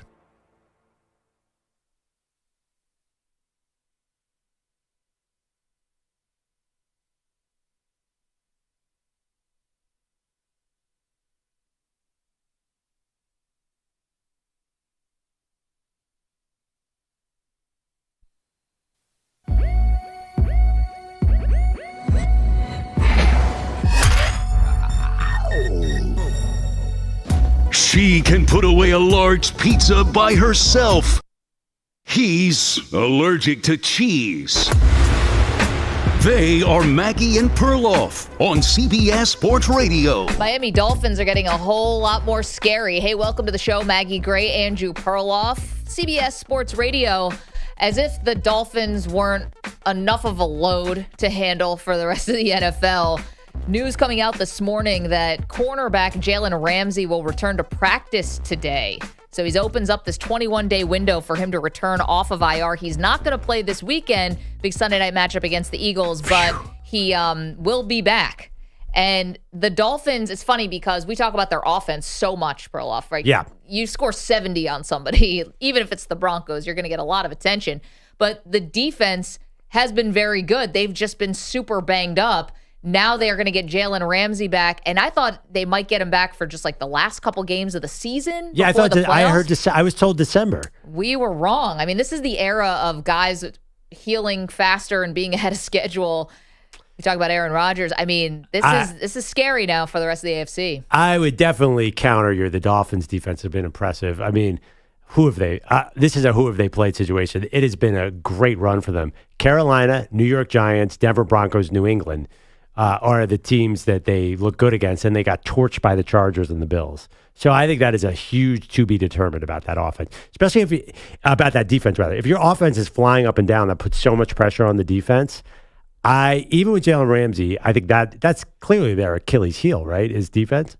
Well, compared to the offense, I don't think the defensive unit is right there. But don't forget, before we started talking about Jim Schwartz and what he's done with the Cleveland Browns defense, most people believed, and I think rightly so, that Vic Fangio taking over the defense in Miami was one of the best offseason hires that a team made. And you mentioned the schedule. It does get a whole lot tougher, and that's where I would like to have Jalen Ramsey as a part of my secondary. So that's a little injury update for you, and I think that the Dolphins did get a whole lot scarier today with that news. Yeah, I don't know. I still think that we don't really know about this defense. Josh Allen was one of the best games of his career against this defense. Yeah, the one thing about that game, though, is, and I credit the Weedos and the coffee drinkers in the chat for this one, which is teams that score 60 or more the next week, always lose. I didn't know that. I didn't realize that when you come off that high of putting up these basically college football offense scores, that you immediately have a letdown. It's interesting trend, something to keep an eye on. Gosh, the Dolphins actually, their schedule's not too bad at all. That AFC East sort of emptied out a lot quicker than we thought. We thought that was going to be the hardest division in sports. I mean, that might be some chippies for them. The Patriots. Is Patriots going to beat anybody this year? Well, but here's the final part of their schedule. If you go from December 17th, The Jets, who are clearly, I mean, by December 17th, is Rodgers back? I don't know. Then, the Jets are a 10-point underdog in that game. In Miami in December? Come on. Then Dallas at Baltimore. In Miami. Against Buffalo at the end of the year. Yeah. This does not scare me for them. I think they're clearly going to the playoffs. Maybe he'll be back again for the game against Kansas City. That's in Germany, I believe. We said it all along. If this team stays healthy, they're going to be very good. So still, I hate to be that guy, but this is just clearly an injury case. If Tua is on the field, they're great. But do you really trust it? He did a jiu-jitsu roll the other day after getting sacked. It was very impressive. Yeah, he was bragging about training in jiu-jitsu that it could help his health. I guess it is. 855-212-4CBS, 855-212-4227. I think Jalen Ramsey, even the threat of him coming back now makes the Dolphins a whole lot more scary. Perloff says no. You're welcome to weigh in. Okay, it is Wednesday. So on Wednesdays around here, we do the Great Debate Series, which is today's topic, worst loss in sports history. Worst loss. Now, I have picked this moment. Pete, if I can hear cut number 1, please. This, to me, worst loss ever. Play clock at 5. Pass is intercepted at the goal line by Malcolm Butler. Unreal. It's still with us to this day. Malcolm Butler at the goal line. Legion of Boom have never gotten over it, even though they all did win a Super Bowl the year before. They could have beaten Peyton Manning and Tom Brady in back-to-back years. And the franchise, I mean, I didn't say it definitely didn't crumble, but they never reached their full ceiling because they couldn't get over that play. And that's why, to me, it's the worst loss ever. That's a good point. They definitely, I thought they were going to win multiple Super Bowls. I mean, they did kind of cheat in the sense that their defensive backfield committed so many penalties, the officials just couldn't call them all. No offense, Seahawks fans. But I kind of don't like the way, I feel like they keep that loss alive because their players complain about it all the time. And what's your worst loss? I went with the Chris Webber timeout partly because Chris Webber was my favorite. I was obsessed with the Fab Five. And the way you lose, it's just it's an image and a moment that it'll last forever.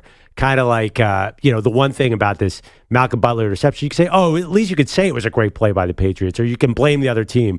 This was clearly on Chris Webber not knowing he didn't have any timeouts. And the Fab Five was this huge movement in sports that just fell flat. Okay, the reason why I wouldn't put the Fab Five in is because they still became the cultural touchstone. They reaped all the benefits of being the Fab Five even without winning the title. Now, this did stick to Chris Webber, but check Chris Webber's bank account. I mean, he's a great player in the NBA before he had his meniscus tear and has probably made, $300 million or something like that? Like, ultimately, I think you do get over it. He's, by the way, the coolest dude in the NBA. He's a former NBA player. Just an incredibly nice man, too. YouTube.com/CBS Sports Radio. That's where the Weedos and the Purple Drinkers are hanging out. Pardon me. The coffee drinkers are hanging out in the chat. Maggie's Karaoke Pants is worst loss the 2004 Team USA basketball to Lithuania. Now, multiple losses in that 2004 run for Team USA. They also lost to Puerto Rico. They end up winning the bronze medal. It led to the Redeem Team. That team was extremely flawed. Yeah, it was Marbury and Iverson, right, who lost. Larry Brown. And a young, was LeBron on the team? LeBron and Dwayne Wade and Carmelo Anthony at the end of the bench could not get in these games. It was Marbury, Tim Duncan, I think Richard Jefferson was starting, and was Jason Kidd on that team? No. Okay. No Kidd. But Kidd came back for the next team. He was on the Redeem team. Yeah. I don't remember who else was the starting five. We'll have to look that up. I think the Olympic team is only interesting after a loss. Like, I don't care at all about this upcoming Olympics. I need to see U.S. be really challenged to make it. So the Redeem team is great because they lost the team before. That was just a sad team. Watching Marbury miss 3 after 3 was just awful to watch. Not just that. Richard Jefferson, I think, started the tournament like 0 for 35 or something. It was something just terrible. Let's go to the phones and hear from you. 855-212-4CBS. Worst loss in sports history. How about Mike is in Oregon this morning? Good morning, Mike. Hello. Hello. This is Mystery Box Mike. Mike. From last week. Mike, you're the best. Mike, thank you. I'm so glad I can thank you on the air. Thank you for the amazing Oregon Ducks sweatshirt. The coffee mug is right behind me. I'm keeping it. And Mike, by the way, keep an eye out in the mail. We sent you something. So thank you okay, thank so you. much. Yep. We're going to stay with the Olympics.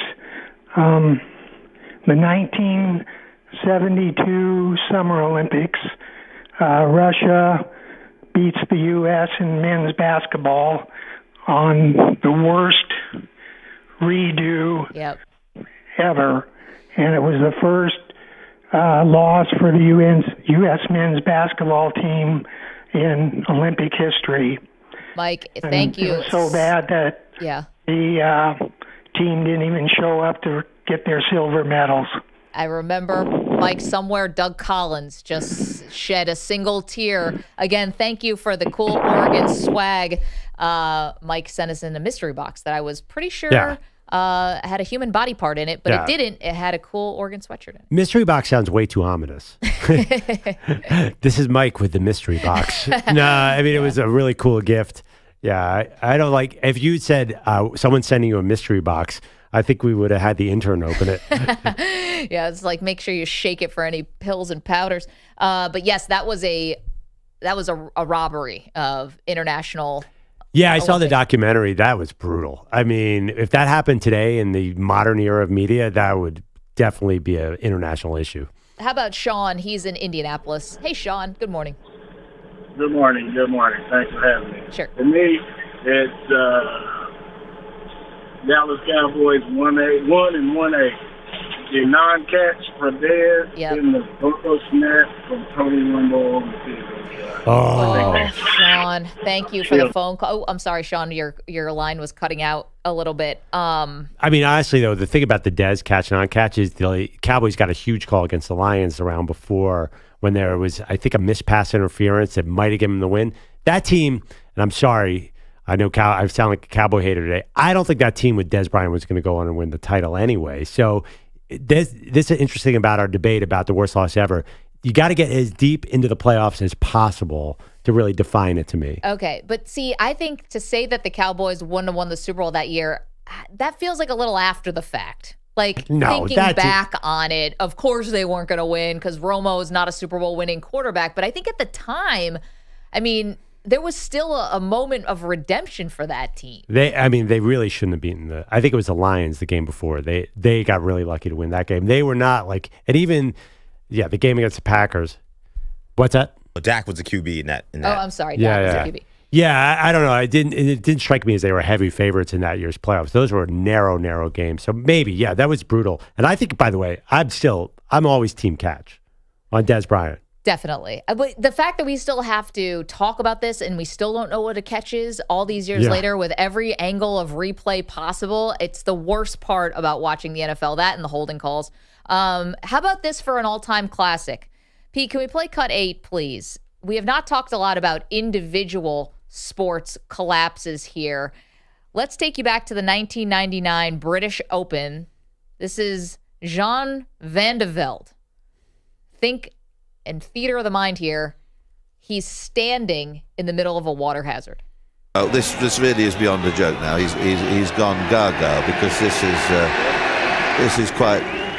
I've never seen anything like it before, and to attempt to hit the ball out of there is pure madness. Because he could hit the wall, go back in, the ball could hit him, he could end up not finishing in the top 20. Well, he's thinking about it, but this is horrendous stuff, Alex. He came into the final round of the tournament with a 5-shot lead. He arrived at the 18th tee with a 3-shot lead. He just needed a double bogey, and he would have won the tournament, and he couldn't even do that, Perloff. And he had played error-free basically the entire tournament and then blew it on the 18th hole. It's so painful. It's just so painful to even think about that game. I don't like thinking about it. The game? You mean the match? Because I picture myself having to hit a putt like that. I'd 8-putt with that pressure. Every time I watch the end of a golf tournament, the last putt, like, how do you have the fortitude? I guess practice makes it possible. But just all those eyes on you, like, those are sports situations I hate, where it's really expected that you do something. Like, just say, don't, if you double bogey, you win this tournament, that would crush me.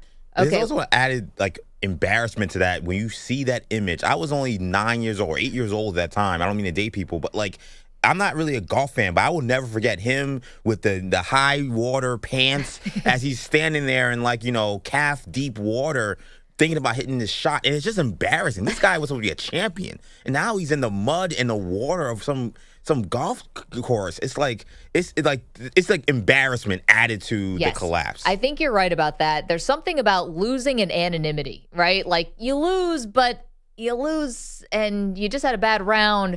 Okay, it might stay with you, but it's not going to stay like as a part of pop culture or something. Your name doesn't become shorthand for something embarrassing. That's actually a point for Perloff with Chris Webber and the timeout being the worst moment, because even though Webber went on to have a really great career, I mean, you will always associate him with that moment in the NCAA tournament. How about this one?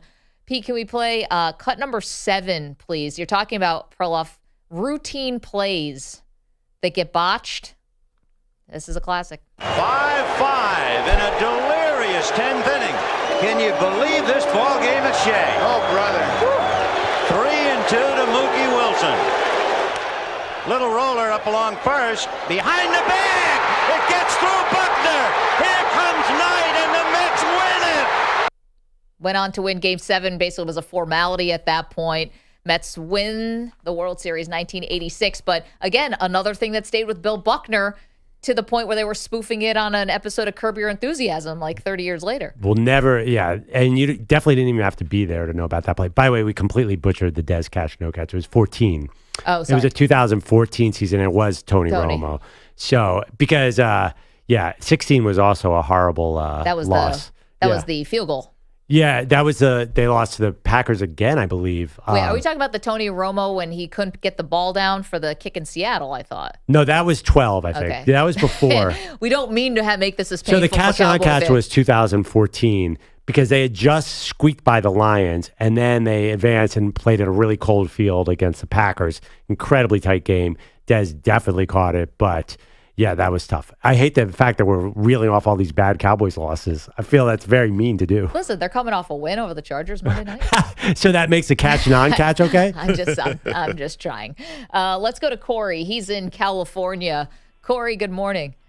Good morning. Loving y'all show in the morning. Good to hear you. Glad that caller brought up the Rams beating the Titans with Mike Jones at the 1-yard line. That was probably one of my favorite wins. Yep. Tyus Etney, though, beating Mizzou in 95, 4.8 seconds. We were on our way to have a chance at a championship. They won one. And we split the T's, let them in, and it was a tough loss. That was one of the toughest losses I've ever seen.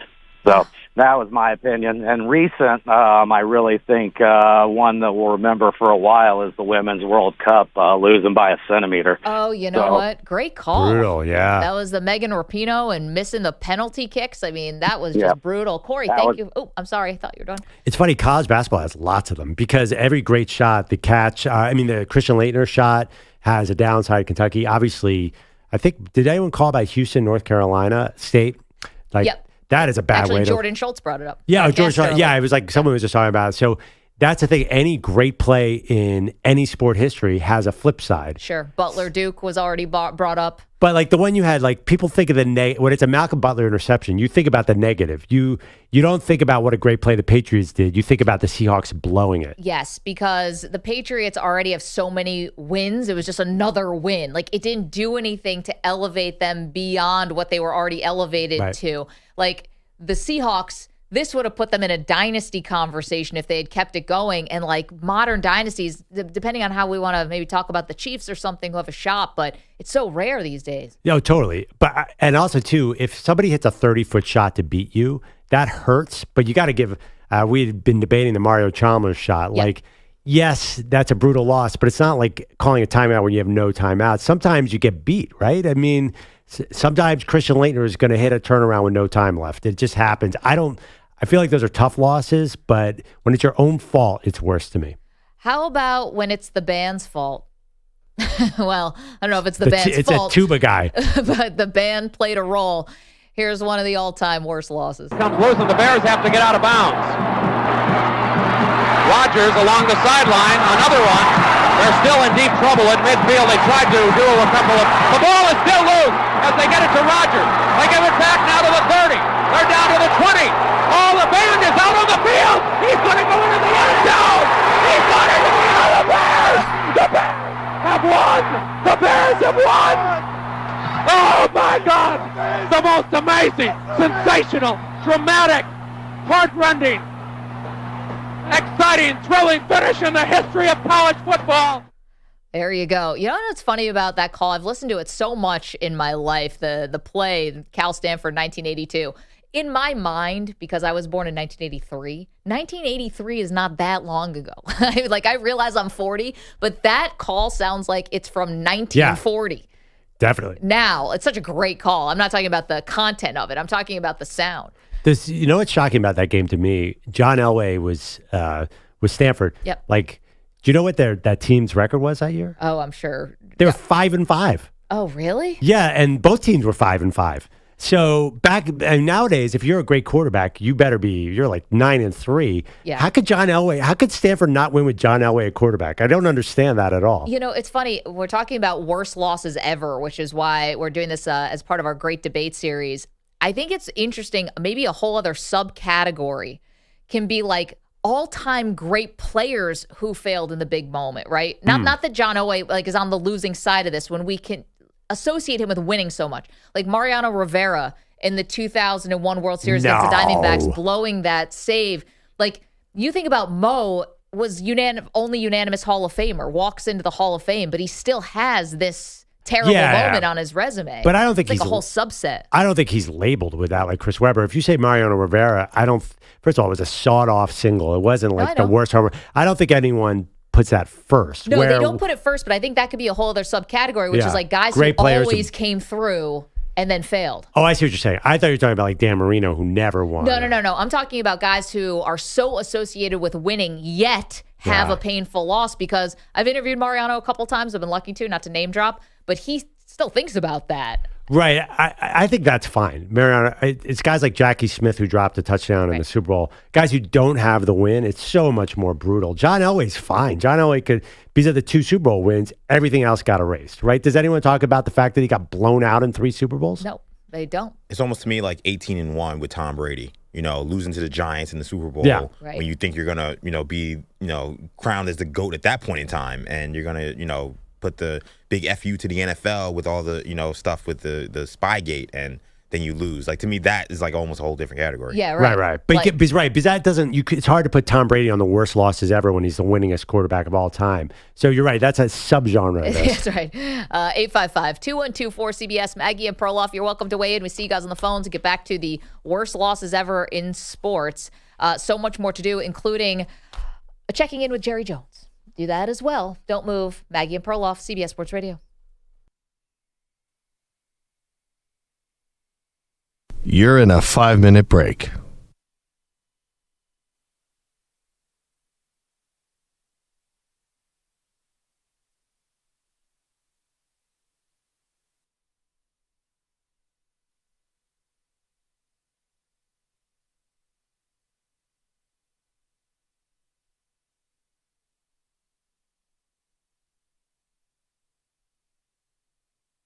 Four minutes, 30 seconds remaining.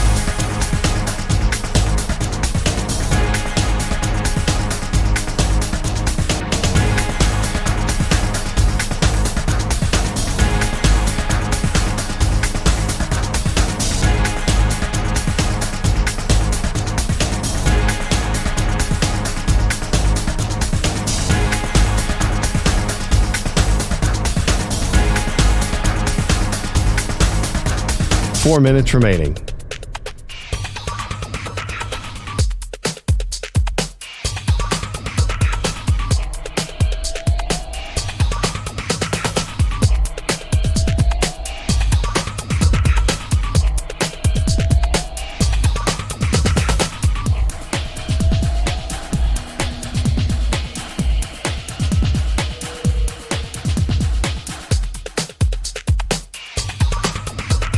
Three minutes, 30 seconds remaining.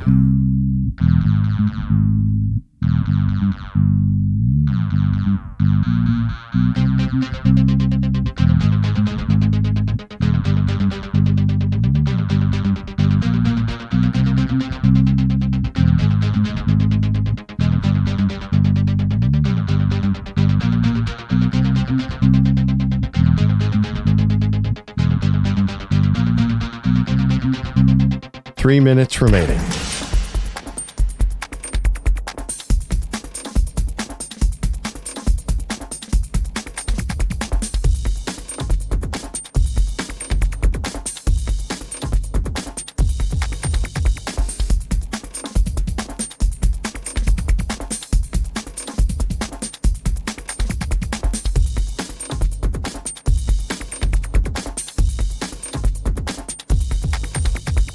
Two minutes, 30 seconds remaining.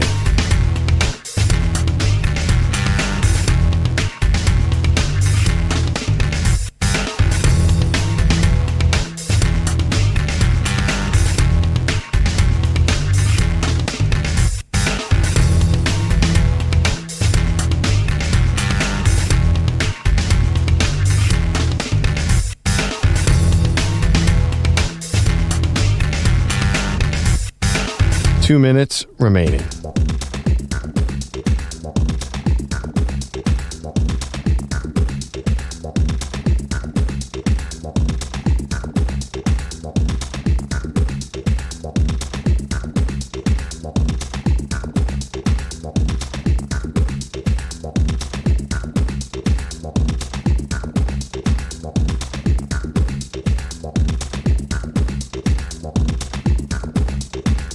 One minute, 30 seconds remaining.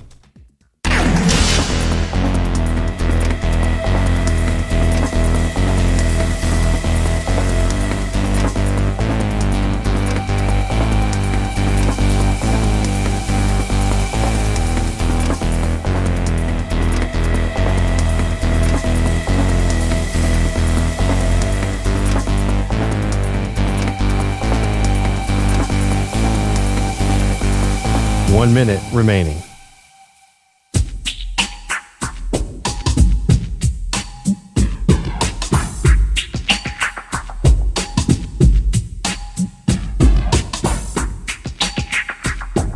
.45 seconds remaining.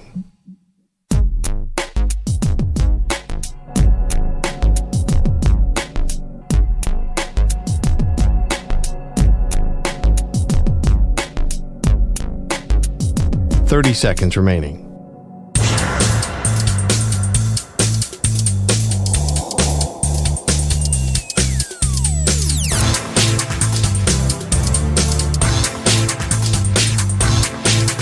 .15 seconds.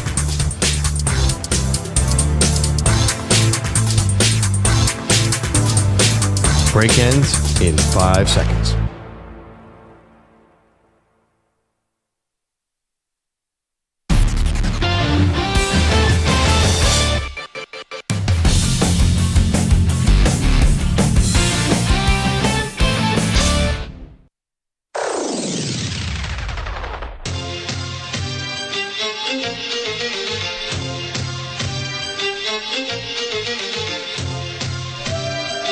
All right, we're back on Maggie and Perloff.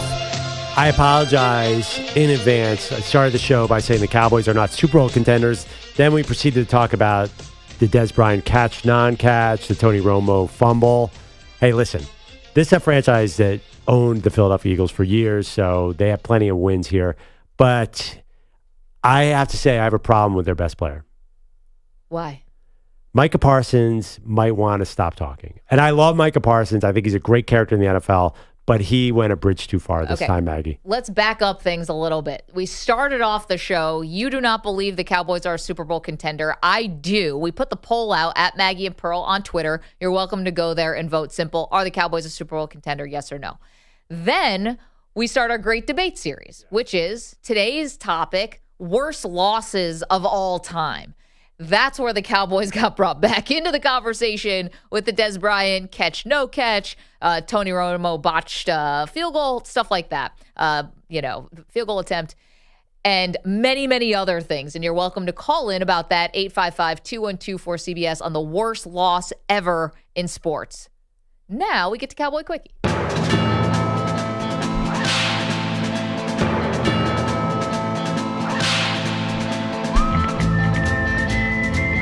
Do you want to set it up?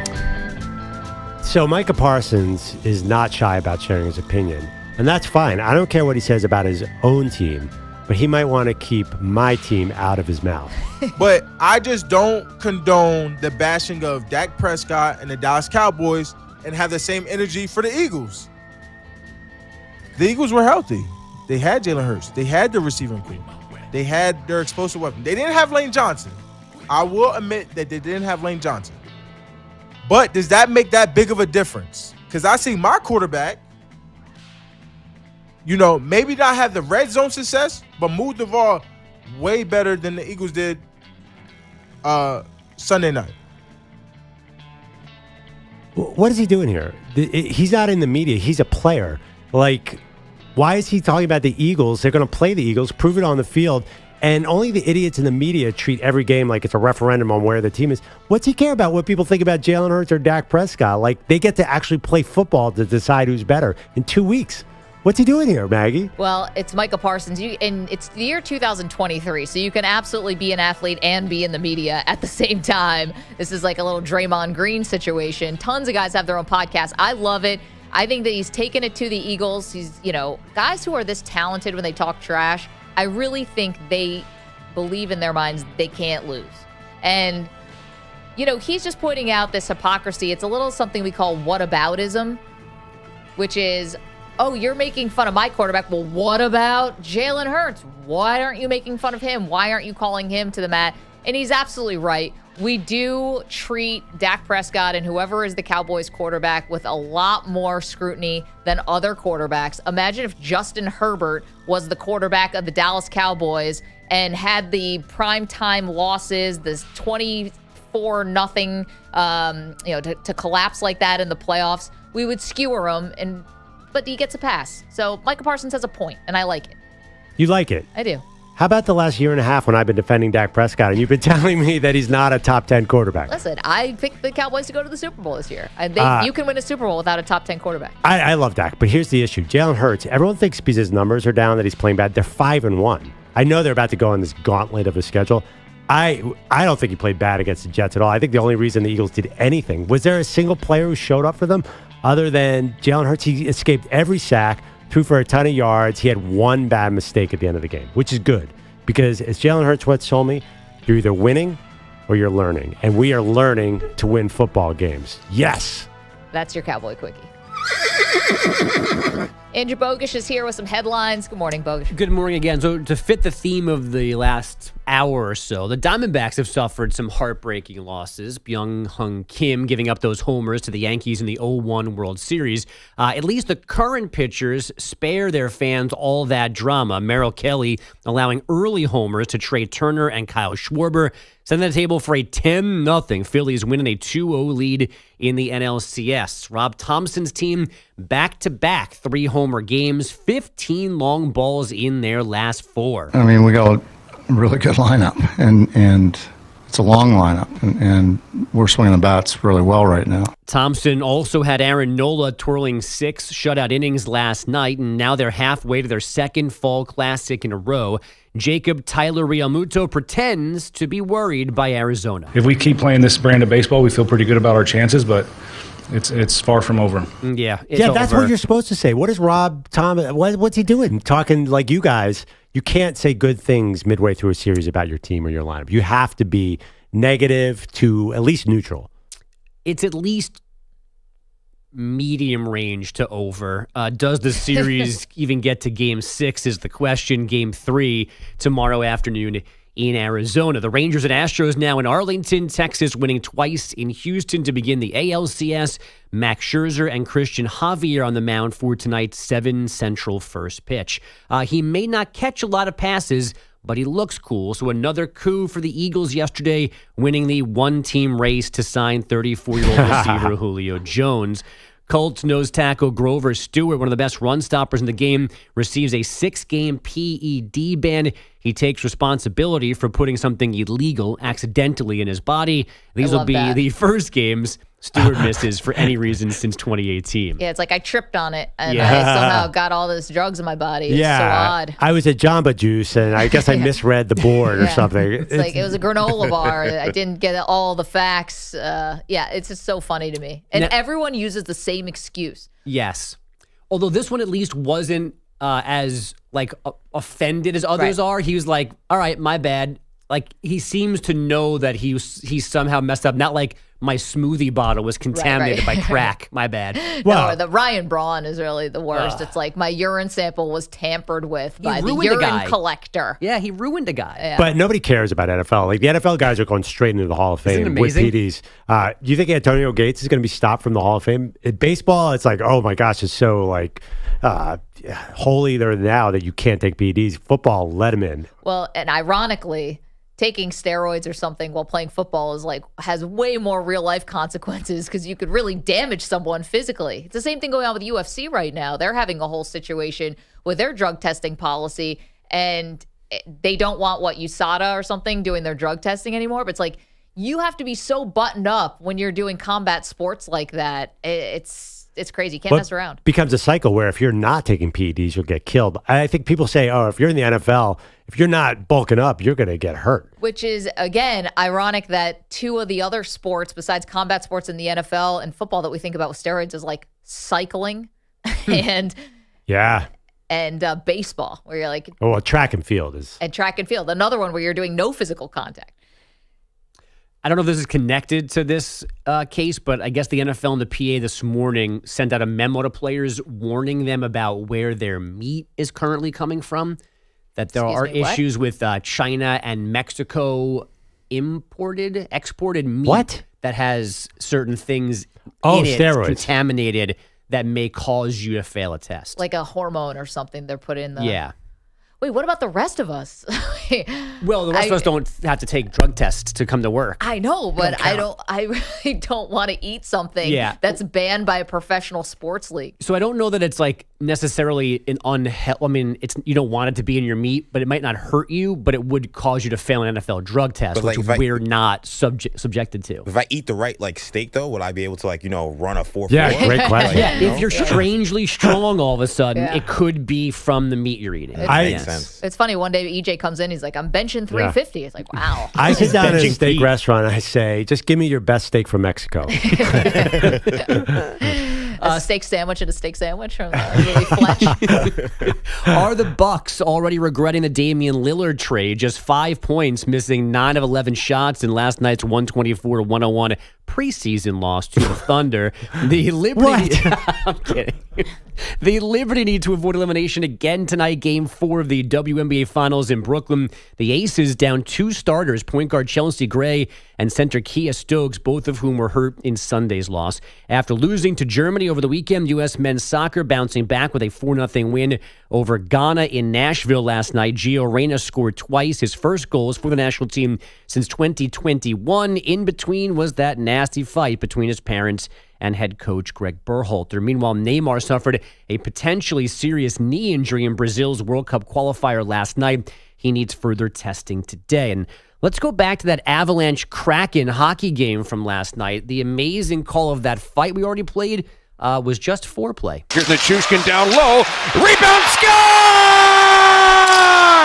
Nichushkin, a power move towards the net. It was a save made by Grubauer. It goes right back to Arturi Lehkonen. And we're up all night to get lucky. So there are just no rules on Avalanche Radio. Arturi Lehkonen up all night to get Lecky, scoring in a 4-1 win in Seattle. I think that does count as a sexually suggestive highlight. Kind of. I mean, exactly. I think put it in the folder. Saved. Our sexually suggestive hockey highlights. And we're up all night to get lucky. He's gone gaga. What else does that mean? Good song. True. Daft Punk, right? Bogusch, thank you so much. We appreciate that. It is Maggie and Perloff on CBS Sports Radio. When we come back, more of your phone calls on the great debate series today, which is worst losses of all time. You take it how you want to take it. Worst sports losses of all time. We get back to that and a little more from this story. I couldn't believe the headline. I had a double take, click on it, and I still wasn't sure what I was reading. We'll get to that in a moment. Don't move. Maggie and Perloff, CBS Sports Radio. You're in a 5-minute break.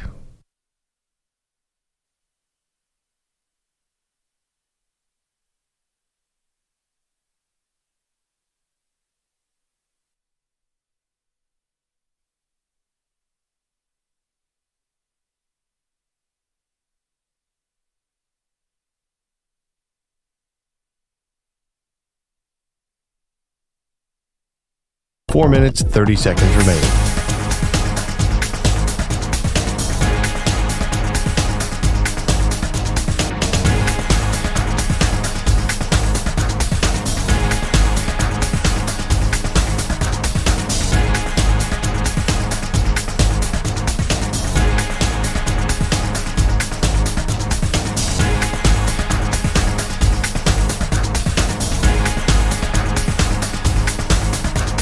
Four minutes remaining.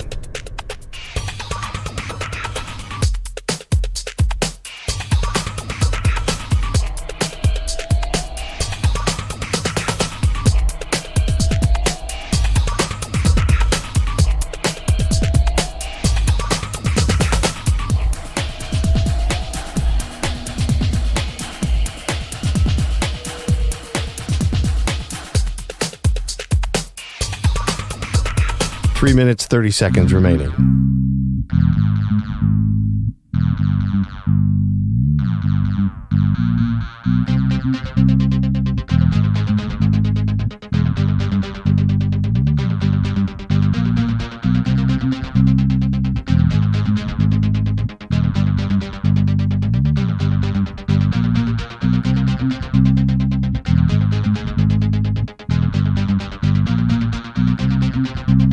Three minutes remaining.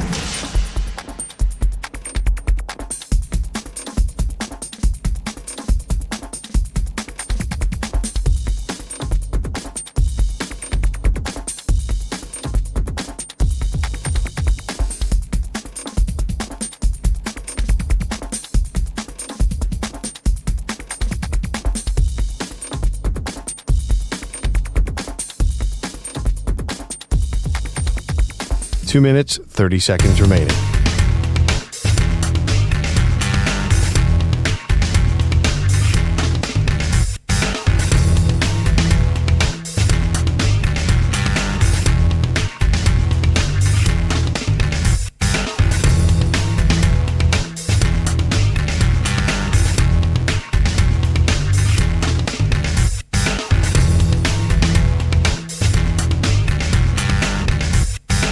Two minutes remaining.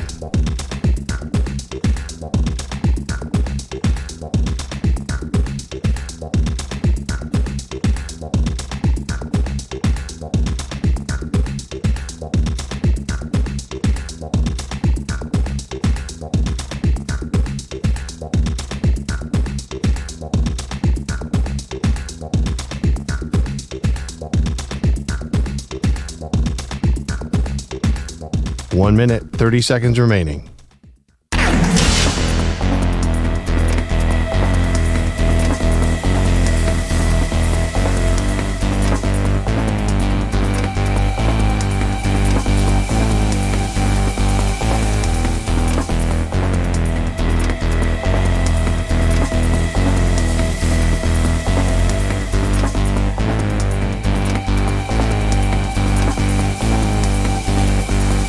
One minute remaining.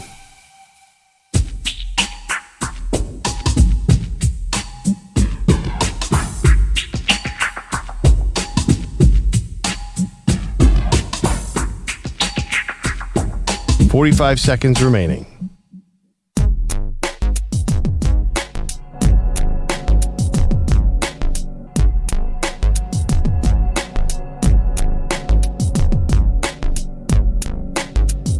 $30 seconds remaining.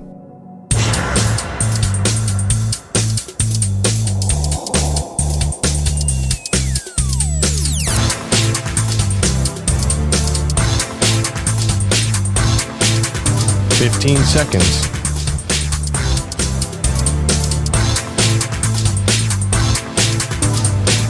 Break ends in 5 seconds.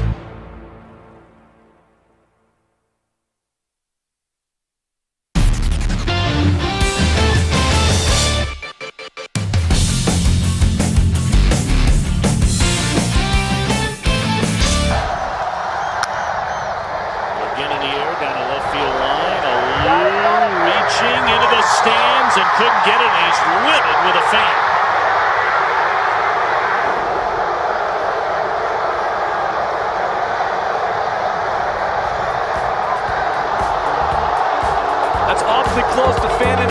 Schultz right there.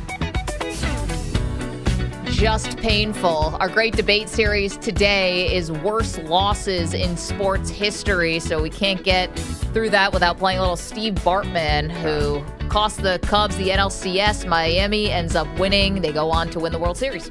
Yeah, I mean, that one's got a lot of history behind it, too. Over 100 years of Cubs futility. Yep. I think maybe the blow has softened a little bit because finally they won. They did, but yeah, that was Game 6. They were leading 3-0 in the 8th inning. Yada, yada, yada. One of the worst losses ever. I mean, shorthand, if you get a 30 for 30, it's a bad loss, and I think that was one of the first ones. I think the Malcolm Butler at the goal line is the worst loss. It derailed a potential dynasty with the Seattle Seahawks. People are still bitter about it to this day, including Richard Sherman and Marshawn Lynch, who have not let it go. Pete Carroll still has to answer questions about this. And that play call, Russell Wilson, like, it has just lived on and on. And it happened in the Super Bowl, the biggest stage in sports. Yeah, I went with the Chris Webber timeout because you could sort of remember the exact image of Chris Webber doing that. And I'm a huge Fab Five guy. I admit, by the way, the Miracle of the Meadowlands, would that have been a good one if I had done that? Because it was 1977 or 78. Most people weren't there. How much is that a Philly thing and how much is that a national history thing? I mean, I think it's a national thing, but a lot like some of the Cleveland. Right, the drive. Yeah, that's the thing. It's got a great name. It's got a Miracle Meadowlands. Like the Music City Miracle was not the worst Bills loss, but it's got such a good name that I think it sticks. Yeah, and it kind of goes with the Malcolm Butler or 13 Seconds or whatever because you thought you had the game won. You know, actually, I'm thinking, listen, it's a regular season game, so there's no way it could be in this pantheon. But the Mario Cristobal is like really bad. You had the game won, but again, the stakes weren't high enough for that to be one of the worst losses wide ever. right and kick six are much, much more important. Or even as a Miami fan, I think about the stolen Fiesta Bowl national championship. When McGahee broke his leg? Yeah, and the referees, call a phantom pass interference. Like that loss. I mean, you want to talk about derailing a dynasty. Yeah. I think that the caricature of Miami we see today doesn't exist if Miami's a back-to-back champion. That was Mike Tyson losing to Buster Douglas because that's the best. Even the team that lost is the best college football team I've ever seen. Yeah, I think in many ways the 2002 team was better than the 2001 team, especially when you look at like the metrics and how they were blowing teams out. I saw a stat the other day that if they didn't score a touchdown that season offensively, they would have been 8-4. Yeah. When we did our greatest teams of all time, we had Jarrett Payton on, who was son of Walter Payton, but who was on that team. And he was talking about that amazing stat. It's wild. If you look at the depth chart, that was pre-transfer portal. You went NFL 5 deep at every position. Unbelievable. So worst losses in sports history is the theme of our great debate series. Let's go to Brandon. He's in Topeka. Good morning, Brandon. Hey, Maggie. Hey, Pearl. Hey, buddy. What's up to all the weirdos and the coffee drinkers, man? Oh, Brandon, good to hear from you, dude. What's going on? Yes. So growing up in Houston, Maggie, I believe it was 1992 that your Bills came back and just destroyed my Oilers. Yep. But not only was that a bad loss, but I believe that was the beginning of them losing the Oilers to Tennessee. So just a bad loss and a loss for the city. You know what? It's a great call, Brandon. Sorry for the painful memory there. Appreciate it and see you in the chat. YouTube.com/CBS Sports Radio is where the weirdos and the coffee drinkers hang out. Brandon's awesome. Everyone's very friendly in the chat, so you can go and hang out. 35-3. That was the deficit. It ended up being 41-38 in overtime. It set the largest comeback in NFL history. Ironically, Jim Kelly not there. It was Frank Reich who was, quarterbacking that comeback. And it's since been surpassed. I think that the Vikings overcame 33-0, right? Yeah, recently, right? Right. Yeah. I think and then that the Chargers almost did it too. I'm sorry, the Jags against Chargers 20. Yeah, yep. Jacksonville. By the way, I feel like one area that we're not really doing service to is soccer. I feel like they're brutal international soccer losses. I'm watching the Beckham documentary now, and they when he got a red card and blew a game against Argentina, like the entire country was on fire for a year. The seriousness of soccer and like the hand of God play, I feel like those fan bases feel quite intensely. Oh, of course. I mean, you're talking about Colombia, right? Yeah. In the World Cup. You're talking about Zinedine Zidane. Oh, the headbutt. Yeah. In the final, Italy ends up winning that World Cup. I mean, someone did call in and said the U.S. women's national team, who just blew it in this World Cup, Megan Rapinoe misses a penalty kick in her last international game. She said that's dark comedy. Yeah, but you play for 95 minutes at this intensity. It comes down to one moment and a few inches. That's a brutal sport to lose in. Let's go to Hung's in Pennsylvania. Good morning, Hung. How you doing? Good morning. I'm feeling great. I'm surprised that nobody brought up the Buffalo Bill 1994, but you finally say something about Jim Kelly. So having lost 3 straight Super Bowl in that year 1994, they had the 7-point lead go into the half. Yep. And the second half, they got shut down, and I'm just heartbroken. I was in high school back in the day, and everybody happy about the Buffalo going to win. I also feel bad for Jim Kelly, and I'm hopefully this year the Buffalo going to win. I'm a Raven fan, but I'm rooting for the Buffalo all day. I love Buffalo.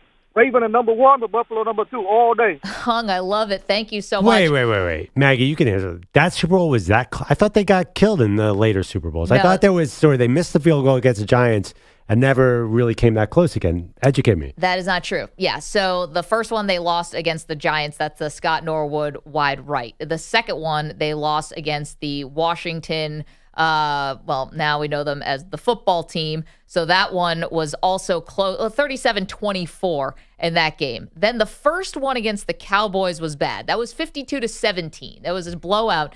But the rematch was close. And in fact, the Bills were leading at halftime. They were leading 13-6 at the half. They get shut out in the second half where the Cowboys scored 24 unanswered points. They lost 30-13. Wow, that is a nail biter. 30-13? Well, that's called a blowout. Okay, but they were leading at the half, so that's not wide. What? That was not Scott Norwood. Well, okay, thanks. I mean, this is why I picked Malcolm Butler. No, I mean, I didn't want to relive all of this stuff. Yeah, but again, the Bills, there's just so many of them that it's hard to choose. Also, so I understand why you went in a different direction. Thank you. Also, Hung is breaking one of my cardinal rules of sports fandom, which I don't think you can root for 2 teams in the same conference. I love that he wants to send positive vibes to the Bills, but the Ravens and the Bills could meet in the playoffs. Yeah, absolutely. A fraud. You're calling him a fraud. Yeah, that's ridiculous. Wait. I don't want to call him a fraud, but it's against one of the cardinal rooting rules. He's a Ravens fan rooting for the Bills. They're going to face each other at some point in a conference final. It's about as fake as that Los Angeles Chargers fan that was also a Vikings fan. Yeah. That was right. Oh, you guys don't think that she's a real fan? No. God, no. Did you think she was an actor? I saw someone thought she was artificial intelligence. Not an actor, but I think that she wanted to get the eye of the camera. I think she knew. She was hamming it up. Yeah, she knew that they'd be looking at shots in the end zone. Yeah, and that's why she bought that jersey. It was brand new. Wait a minute. Hold on. I got to defend this lady. She said she's a Vikings fan because she grew up in Minnesota. That's fair. And then she moved to L.A., or wherever. Yeah, L.A., not San Diego. L.A., and then she became a Rams fan. That doesn't break the rule. You can have a team in the NFC and the AFC. Yeah, that's she's very pathetic. Conveniently making the rounds, too. Yes, between yesterday and today. We'll see her. Yeah. We'll see her as a Broncos fan next year. By the way, it's almost like somebody who needed a college football team and picked a Pac-12 team last year and then picks a new Pac-12 team this year. Listen, I said I was going to reset every year. So I picked Cal. And you couldn't have gone to a new conference when you reset? Listen, Oregon recruited me. You also happened to pick a national championship contender compared to a bottom feeder like Cal last year. Yeah. I picked Cal last year. It turned out not to be the best. Yeah, I season. noticed you didn't pick Vanderbilt. Just wait, I got next season. Let's get to our shot of the day. He shoots! He scores! And the shot of the day is brought to you by Casamigos Tequila. Casamigos Tequila is brought to you by those who drink it, and we love our friends over at Casamigos. Appreciate them so much. Today we found out a little bit more about EJ, which is he blurs the line between reality and fantasy. Clubber Lang is Tyson. Clubber Lang would have knocked out Drago in 2 seconds. I agree. I don't think he makes a round. I agree with that. Clubber Lang was a different animal. He was tough. He was mean. Yeah. I mean, he could take a punch. I mean, he took a lot of punishment in that fight. Rocky was as in good a shape as he had been in that Rocky 3. And he took punishment in the scripted stage fight. He did. Super tough. No, I'm fully invested in this Rocky universe. I'm all in. So Are we sure that EJ is not blurring the lines between reality This and 4-part documentary called Rocky. I am a wrestling fan, a comic book fan, a Star Wars fan. Yeah. I mean, So nothing that's real. I live in fantasy. Yeah. Okay? And you're a Knicks fan. Yeah, so real fantasy land. The height of fantasy really is the next part. I didn't notice that line where Bogusch goes, it's a four-part documentary. Oh, man. Do we have time for the poll results? I've been dying to hear these, EJ. What? Yeah, so we do have time for the poll results. So when we ask the question first, are the Cowboys Super Bowl contenders? 16.5% say yes, 83.5% say no. On the question of will Lincoln Riley win a national championship at USC, 13.7% say yes, 86.3% say no. Man, is this going to be sweet when I see the Cowboys raising the Lombardi with Lincoln Riley raising whatever trophy that is. Well, maybe Lincoln Riley gets hired by Dallas next year and wins it all. That could be yes. It's all setting up for the big comeback. Thank you to EJ Stewart. Thank you to Pete Pilati. Thank you to Andrew Bogusch, to Andrew Kaplan.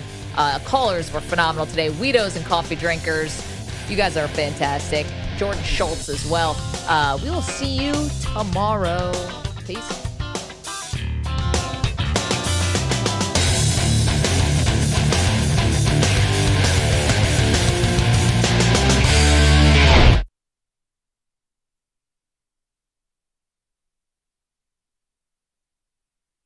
You're in a 5-minute break.